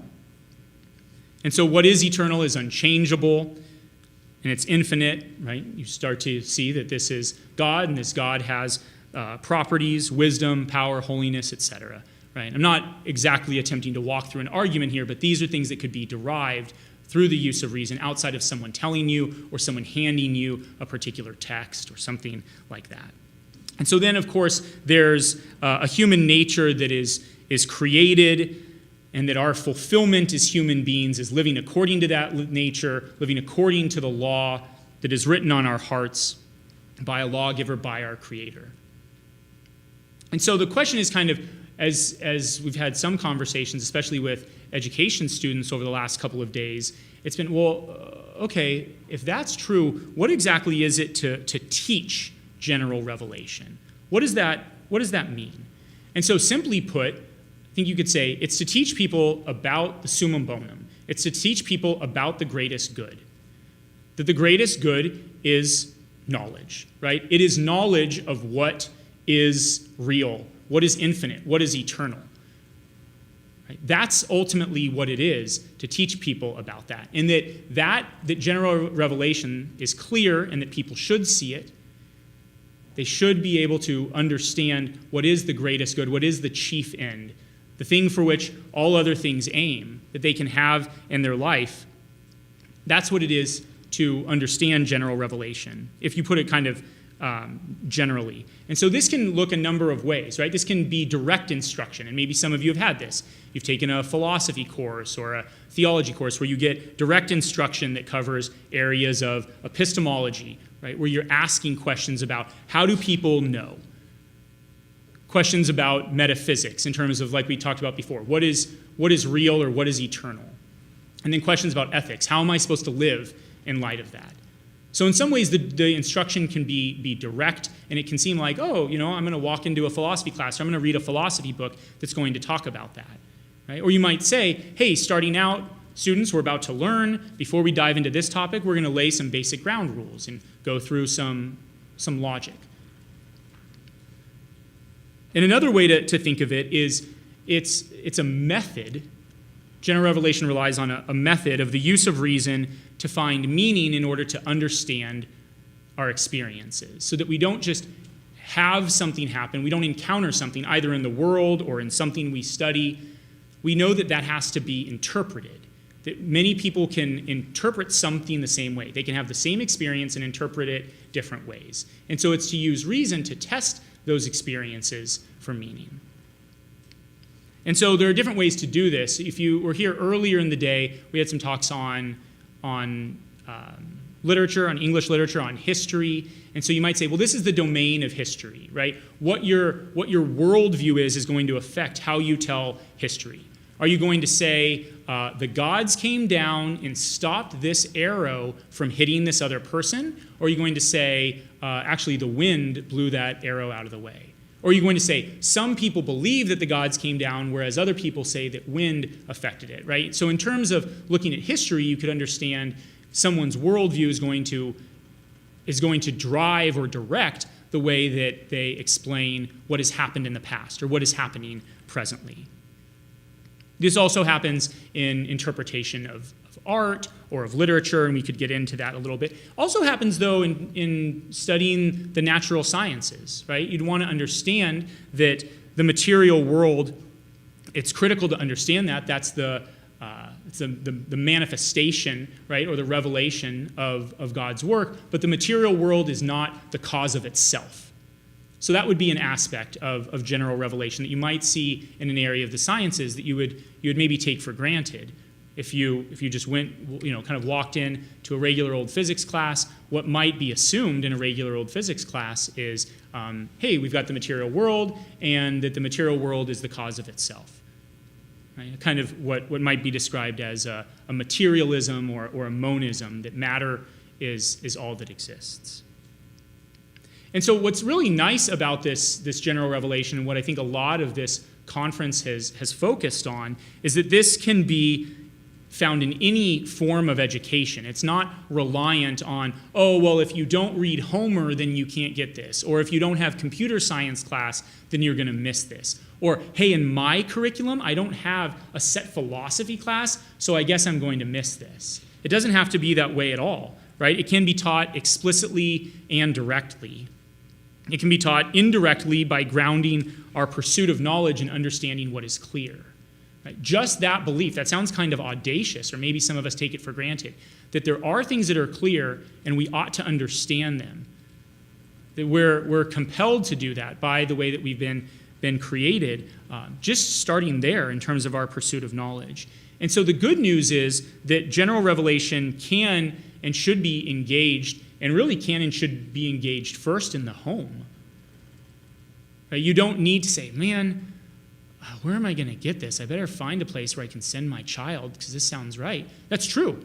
Try to find one of those places. The question is, do they exist or where do they exist? But it can and should start first in the home and by the teacher, but it can happen anywhere. It's not, this is the beauty of general revelation, right? It's not reliant on, well, darn, I live in a rural area, or I live in the 21st century in Arizona, or I lived in the 16th century in Bavaria, right? It's not limited to any of that. It can and should be taught anywhere. So the thing I want to leap into, and I'm hoping, based on what I just said, what we just talked about, that people do have some thoughts on this that they could share, right? How do you make sense of, with your own children or your own life, to what extent have you learned of general revelation or thought of teaching it, or where have you found the best places to do this? But I do want to talk a little bit about the third point here, which is classical education and general revelation. Or better yet, where is general revelation taught in classical education? And so maybe the way that I'll put it is, has it ever really been there? Has general revelation been part of classical education? And what I want to say, and again, if we go back to the very beginning of this, I don't take general revelation, right? I don't take Christianity, I don't take classical education lightly. So this isn't like a fly-by, just be critical. These are the things that, for better or worse, right, I've spent my entire adult life devoted to in terms of the number of hours I spend in a day. So I'm not trying to be a pessimist here, or to have some kind of historical arrogance, like, right, back in the olden days, they didn't really get it, but to say, I don't really think so. I don't really think the core of classical education has been general revelation traditionally or even presently. I'll try to explain. Often, classical education has some kind of core or nut or root, right? If you really work on it with people and say, hey, what exactly is the core of this, or what animates people, sometimes you'll get something like the content. Right? And the content will often be something like it's the books, right? Basically, if you had to boil it down in classical education, it's the books we read. And, and that, depending on where the school is or what exactly they're into, that could be, like we said, that could be Thucydides and Homer and Plato. It could extend into, Jane Austen and Tolstoy and Dostoevsky and Dickens. It could be any of that. But sometimes people talk about the books. Content sometimes will be the West, right? You'll hear people talk about the history and the tradition of the West. That's the core. That's what we really want students to take away. In other cases, and sometimes these are combined, but in other cases it'll be the method.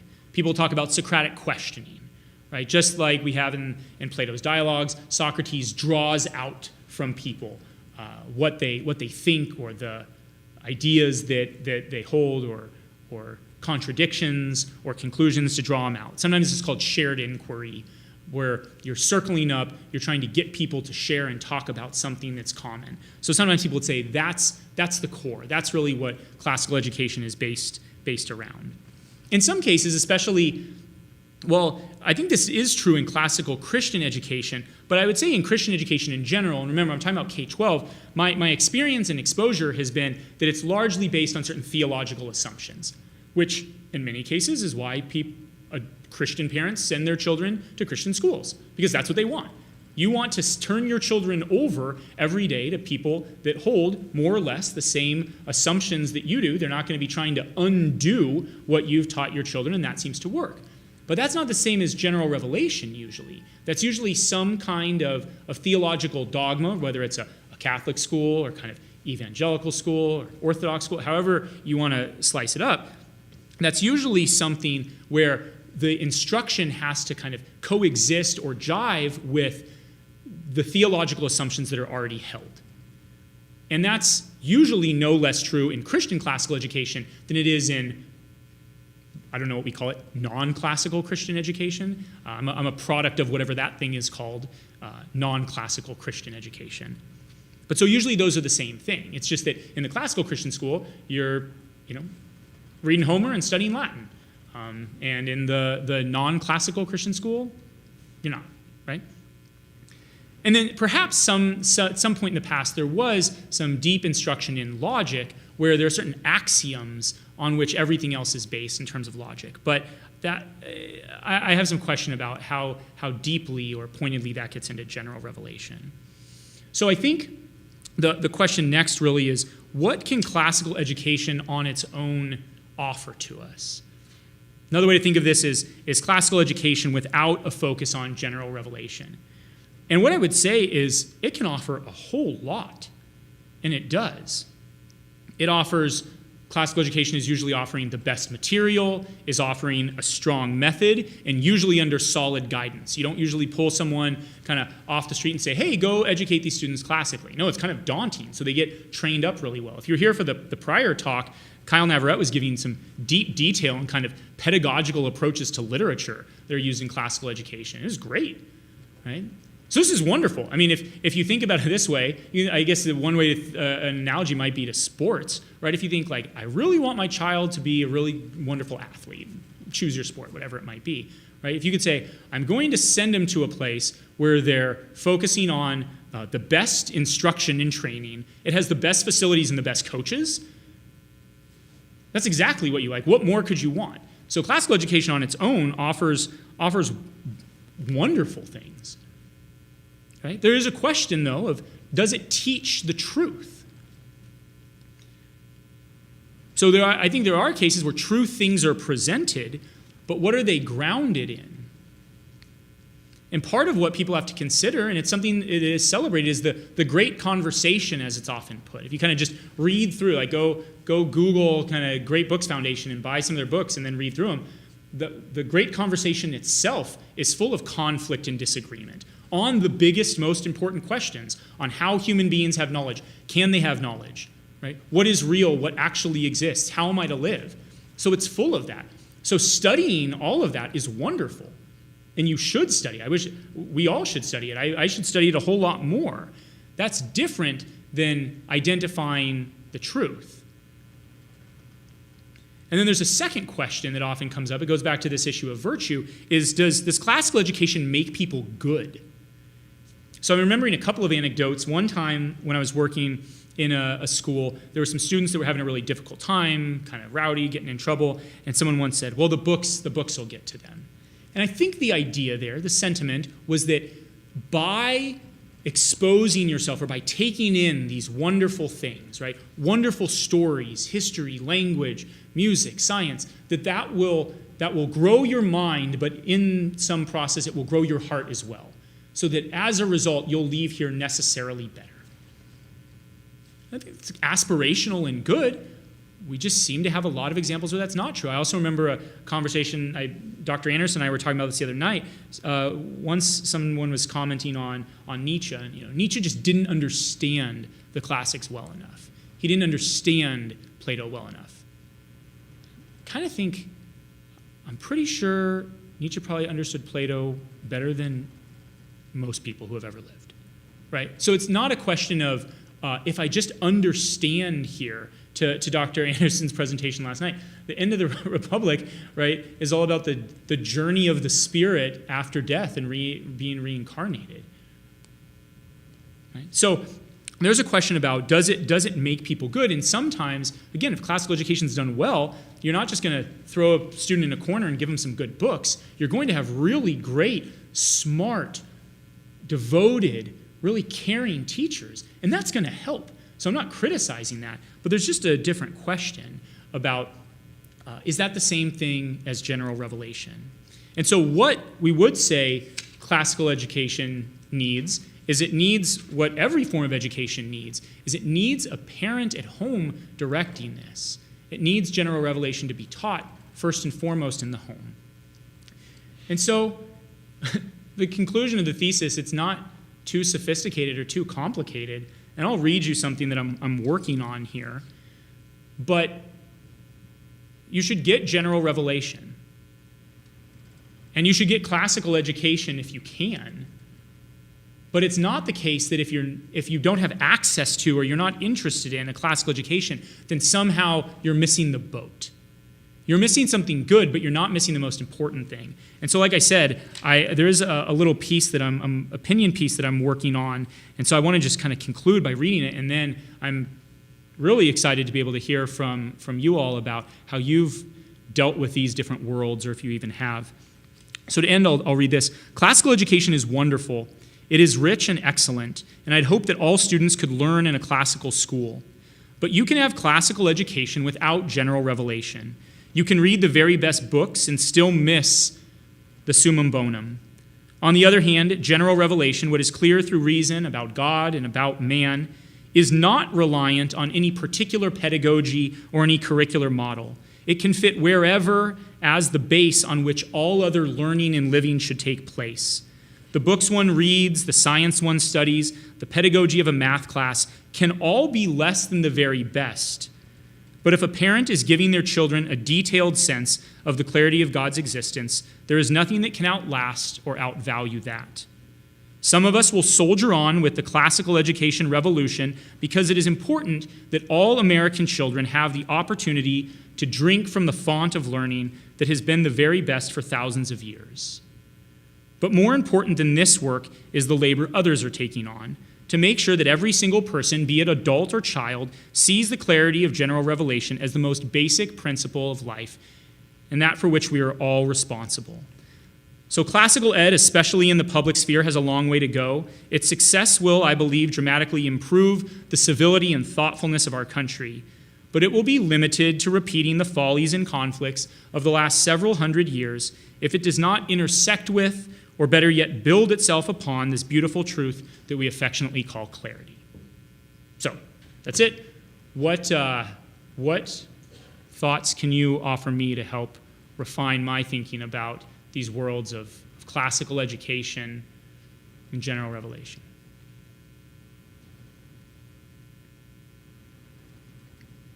I'll just start calling on people. Start with people I know.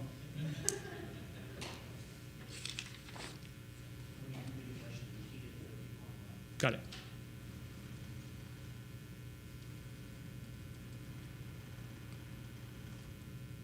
Yes, sir.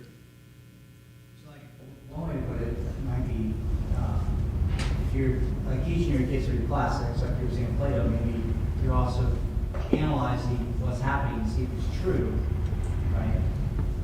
So, as a Christian who might be doing that with my child, I still want to read Plato. And there might be amazing things in the Republic or other parts of it, but then also analyzing the worldview, right? And not going to just the Bible. Well, it's just opposed to the Bible. Right.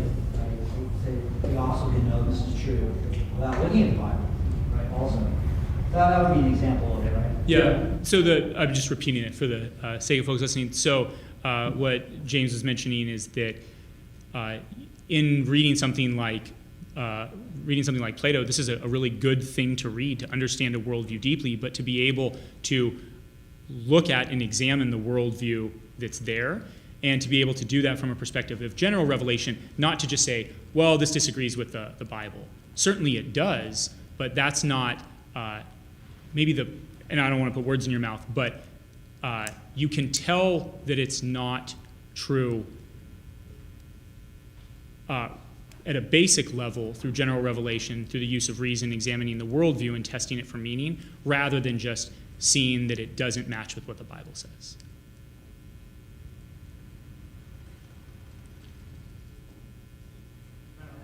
Yeah, fire away. Moral idea of presentation and content or form and content. Is it true that it doesn't matter how you're giving the education? Or are there some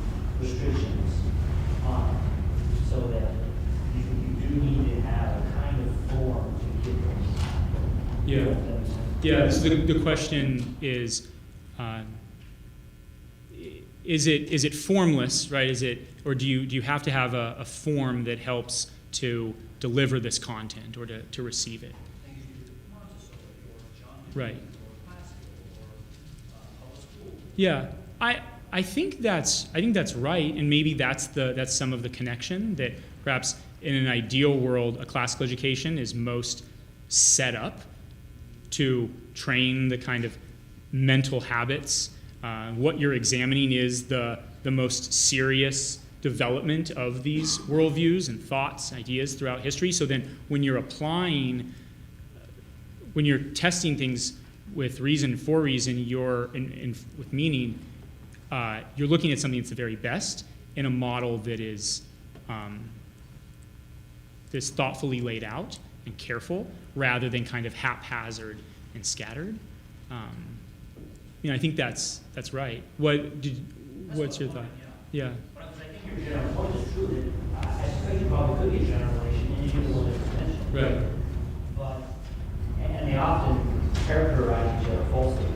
John Dewey especially would give the bad rap from a classical perspective, but he's arguing against the kind of education that was only for a very few and then was of abuse, and trying to say, no, we should make this universal for everybody. So, but then I still wonder, there must be some form of just telling kids, run into the woods. And that generation is running through the streams. It seems like, oh no, they're not actually doing that. Yeah. No, that does seem right, that there's something here that's assumed, at least implicitly, about intently working to develop your child's understanding. And so whatever that looks like in terms of questions or do you understand this, trying to examine whether or not they have understanding or they're just parroting something back, it's all going to be there. But you're right. That the application of that can I think happen best in a model that is focused on absorbing or engaging the very best that humankind has produced. Megan, you had a question, I think. Well, it's just kind of a comment. When I first learned about classical education, so I'm homeschooling the kids with the classical model. Yeah. And how they explained it versus like modern education is nowadays modern education seems to be teaching someone how to use GPS to get where they're going. Yeah. And classical education teaches them how to read the map, the skills of how to make sense of it with their own, ability and knowledge. So that's just kind of something that just stuck with me for all these years. So I don't know if you've ever heard that as far as classical education and like the love of learning. Yeah. Like, as Kyle was talking about, having the students come to the conclusions, via the dialogue and stuff, they own it. There's an ownership, and I think with ownership comes love, of that knowledge. Like, I got this, like, I learned on my own. How to get over that. No, that's exactly right. I'm realizing something. I perhaps inadvertently undersold the high virtue of classical education. It's wonderful, and so exactly like Megan was pointing out, that it is to develop people who are lifelong learners, who are excited about understanding for its own sake, right? Rather than the example Megan gave is rather than I just know how to do what the GPS tells me to do, right? I'm going to perform on an assessment, and then the data from that assessment will direct how I'm instructed the next day, and that becomes a kind of wheel on which a student spins. You're getting to explore and engage and come to deep understanding and enjoyment out of growing in knowledge, right? So certainly, that is at minimum why a classical education is so wonderful, that it's aimed at doing that, for certain. Yeah.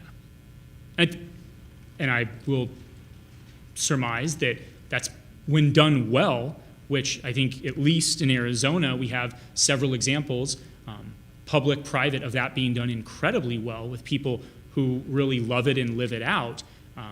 That's contagious, right, in all the good ways. That people want that for their own children. You'll have these stories over and over again of people from, Mark Cuban to various other successful people in the world that you would think like, oh wow, they probably went to a business school or something. They're saying, look, I need people who know how to think and how to care, and caring about thinking about caring. That's what I want. I don't just want someone who can produce a degree or can nail a standardized test. Right? So little of our lives is based on what it takes to succeed on a standardized test. Now, oftentimes it happens. Whether or not colleges even care about standardized tests anymore, that's a new kind of wave. But it does often happen that when you can think well, you can often succeed on a standardized test, but they're not one and the same. So certainly. Yes, sir, in the back. So I was just wondering what you thought about this. The trend in education seems to be a lot of trends pushing towards vocational training, and where this kind of fits in, because I've heard some people in the defense of their dwindling humanities departments say, well, this is the stuff the employers really want people to know. Yeah. And sometimes it's not.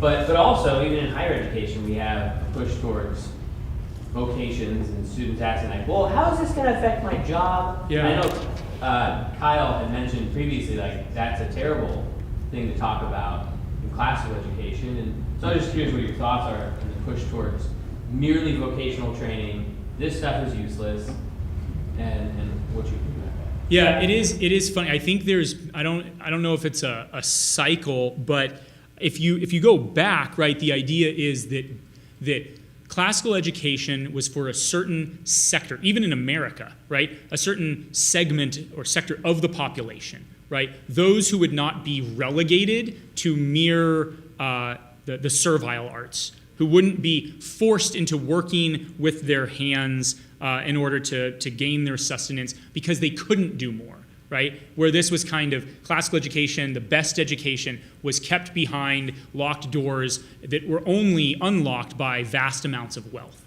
And so the idea is to bring that out, right? And to say you don't, you have a choice, so to speak, right? You can do anything. You can be a thinker and a learner, and then you're going to be a better whatever it is, tradesman, craftsman, whatever it might be, because you have broad understanding of the world and you're motivated, growing more and more, right? That's kind of the idea. Now, like, come in 21st century, right? There's a lot of virtue and value, and there's a lot of good work about this. I probably overuse this example, but I think of Matthew Crawford, who's this wonderful, and sorry for those of you who are sick of hearing me talk about him, but right, has a PhD from the University of Chicago, runs a think tank and says this is awful, and goes and becomes a motorcycle mechanic, right? So I think there's these examples where I actually wouldn't want to, in the 21st century, denigrate the trades, right? We have someone in this room who both teaches philosophy and repairs, 18-wheelers. That's awesome, right? That's working with your hands and understanding the intricacies of something. So I wouldn't denigrate it, but I would say that to be trained merely in that, right, as like, hey, that's my track, I'm going to take over the plumbing company, and to limit yourself in that would be, I think, the injustice to children. So I would say it's a both. And where does plumbing class come in? Is it before Latin or is it after biology? I don't know. But I wouldn't criticize the trades at all. In fact, it might be really great for a student to graduate from a classical school, spend a year learning a trade, and then go on to higher learning. I think that's certainly worth doing. What's that? Make that suggestion that they can come work for you? Yeah. Other thoughts or questions about people's own experience in education? Like I said, I have my own, and I have what I've seen for many years, but I know that it's diverse.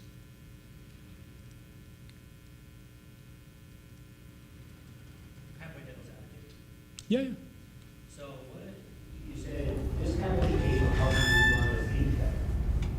Do we have any evidence of that? Let me give you an example. I once heard an advocate of classical education say, if you have this education and you're a Christian, it'll make you a better Christian. If you're a Muslim, it'll make you a better Muslim. If you're Jewish, it'll be better. If you're Hindu, better. But those all have differences. Yeah. And it seems like they've been trained to think, be able to be trained to solve those differences. So, do we have any evidence of that? Yeah, that's a good point. So the question is, do we have any evidence that you're really thinking better if simply a if one claim is that a classical education will just make you a better version of what you are, a more refined version of whatever worldview you have.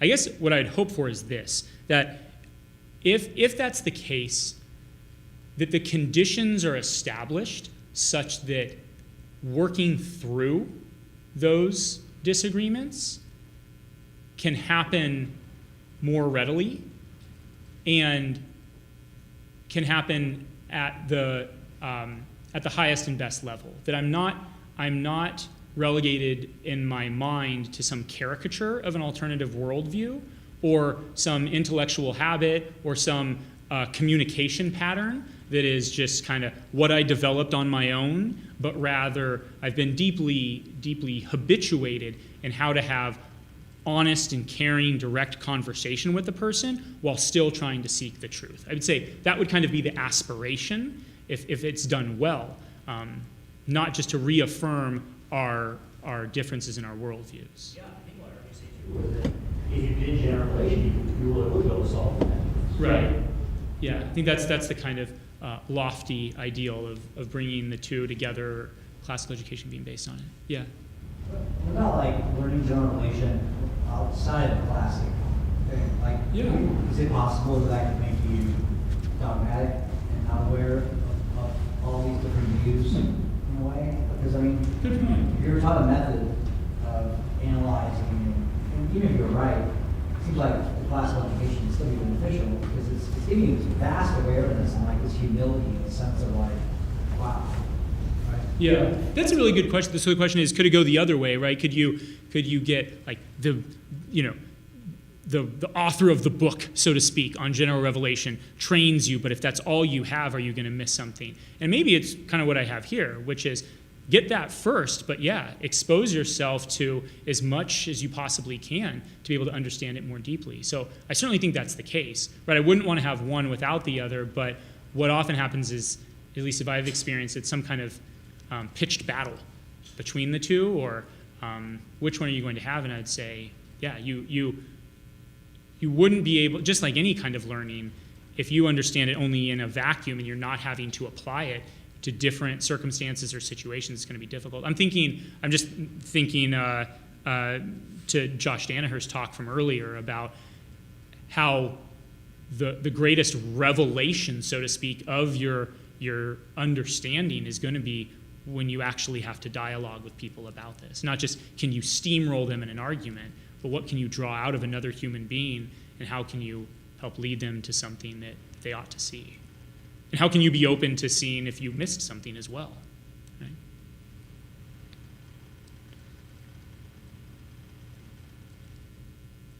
Dr. Anderson, I'm not sure how much. I'm happy to stand. Thanks. Other thoughts or questions?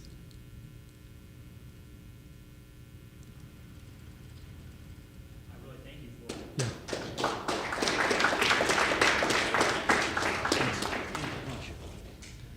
And thank you everyone who's here in person and who is online for attending the first annual General Revelation Conference. I'll remind you one more time that if you want more information, you can go to generalrevelation.org. Let me see if I still have generalrevelation.org. If you have a swag bag, it's right there, so you can look at that. Well, I had a Word doc with it. Yeah. And we're going to have we currently have and will continue to have General Revelation courses. If you'd like to learn how to show it's clear God exists, how to show you can use reason to know God, and many more things than that, go to courses.generalrevelation.org, and we have online 8-week classes. They're free, and so every 8 weeks a new one starts, although you can join the current one if you want. It's just that you'll be joining in week 5. So the next one that's coming up, starting March 9th, is titled God and the Good. We'll be going through God and our highest good and the moral law, how we can know the moral law. But we're also going to have a Saturday intensive on March 5th from 8 to noon, going over what is clear about God. So these are some more resources that we have available for you. I think I forgot over the last 2 days to mention my YouTube page, which is Dr. Owen Anderson on YouTube. And you'll want to subscribe to the page and hit like and share with friends. That'll be an important part of your experience. But in seriousness, though, there are a number of lectures on there that I've given that cover this same material. So Dr. Owen Anderson on YouTube. So these are some of the resources that we continue to offer, and I'm very thankful to all of our speakers taking the time out of their busy schedules to be part of this. And I especially want to thank our team who was behind the scenes that you might not know was even there because you just saw the speakers. But we had great amounts of assistance from James and Jackie, from Caleb, from Roger, who's not able to hear tonight, but if he's listening, thank you, and you'll tell him thank you, right? From AJ, from Anna, and many more. I had my kids out there putting together the bags you got in an assembly line, assembling these things. So thank you, everyone, for making this possible, and thank you to Dr. Steve Rutt for hosting us on what turned out to be short notice, and to Arizona Christian University for having us. And we hope that we'll be able to be back and have more of these. So thank you. Good night.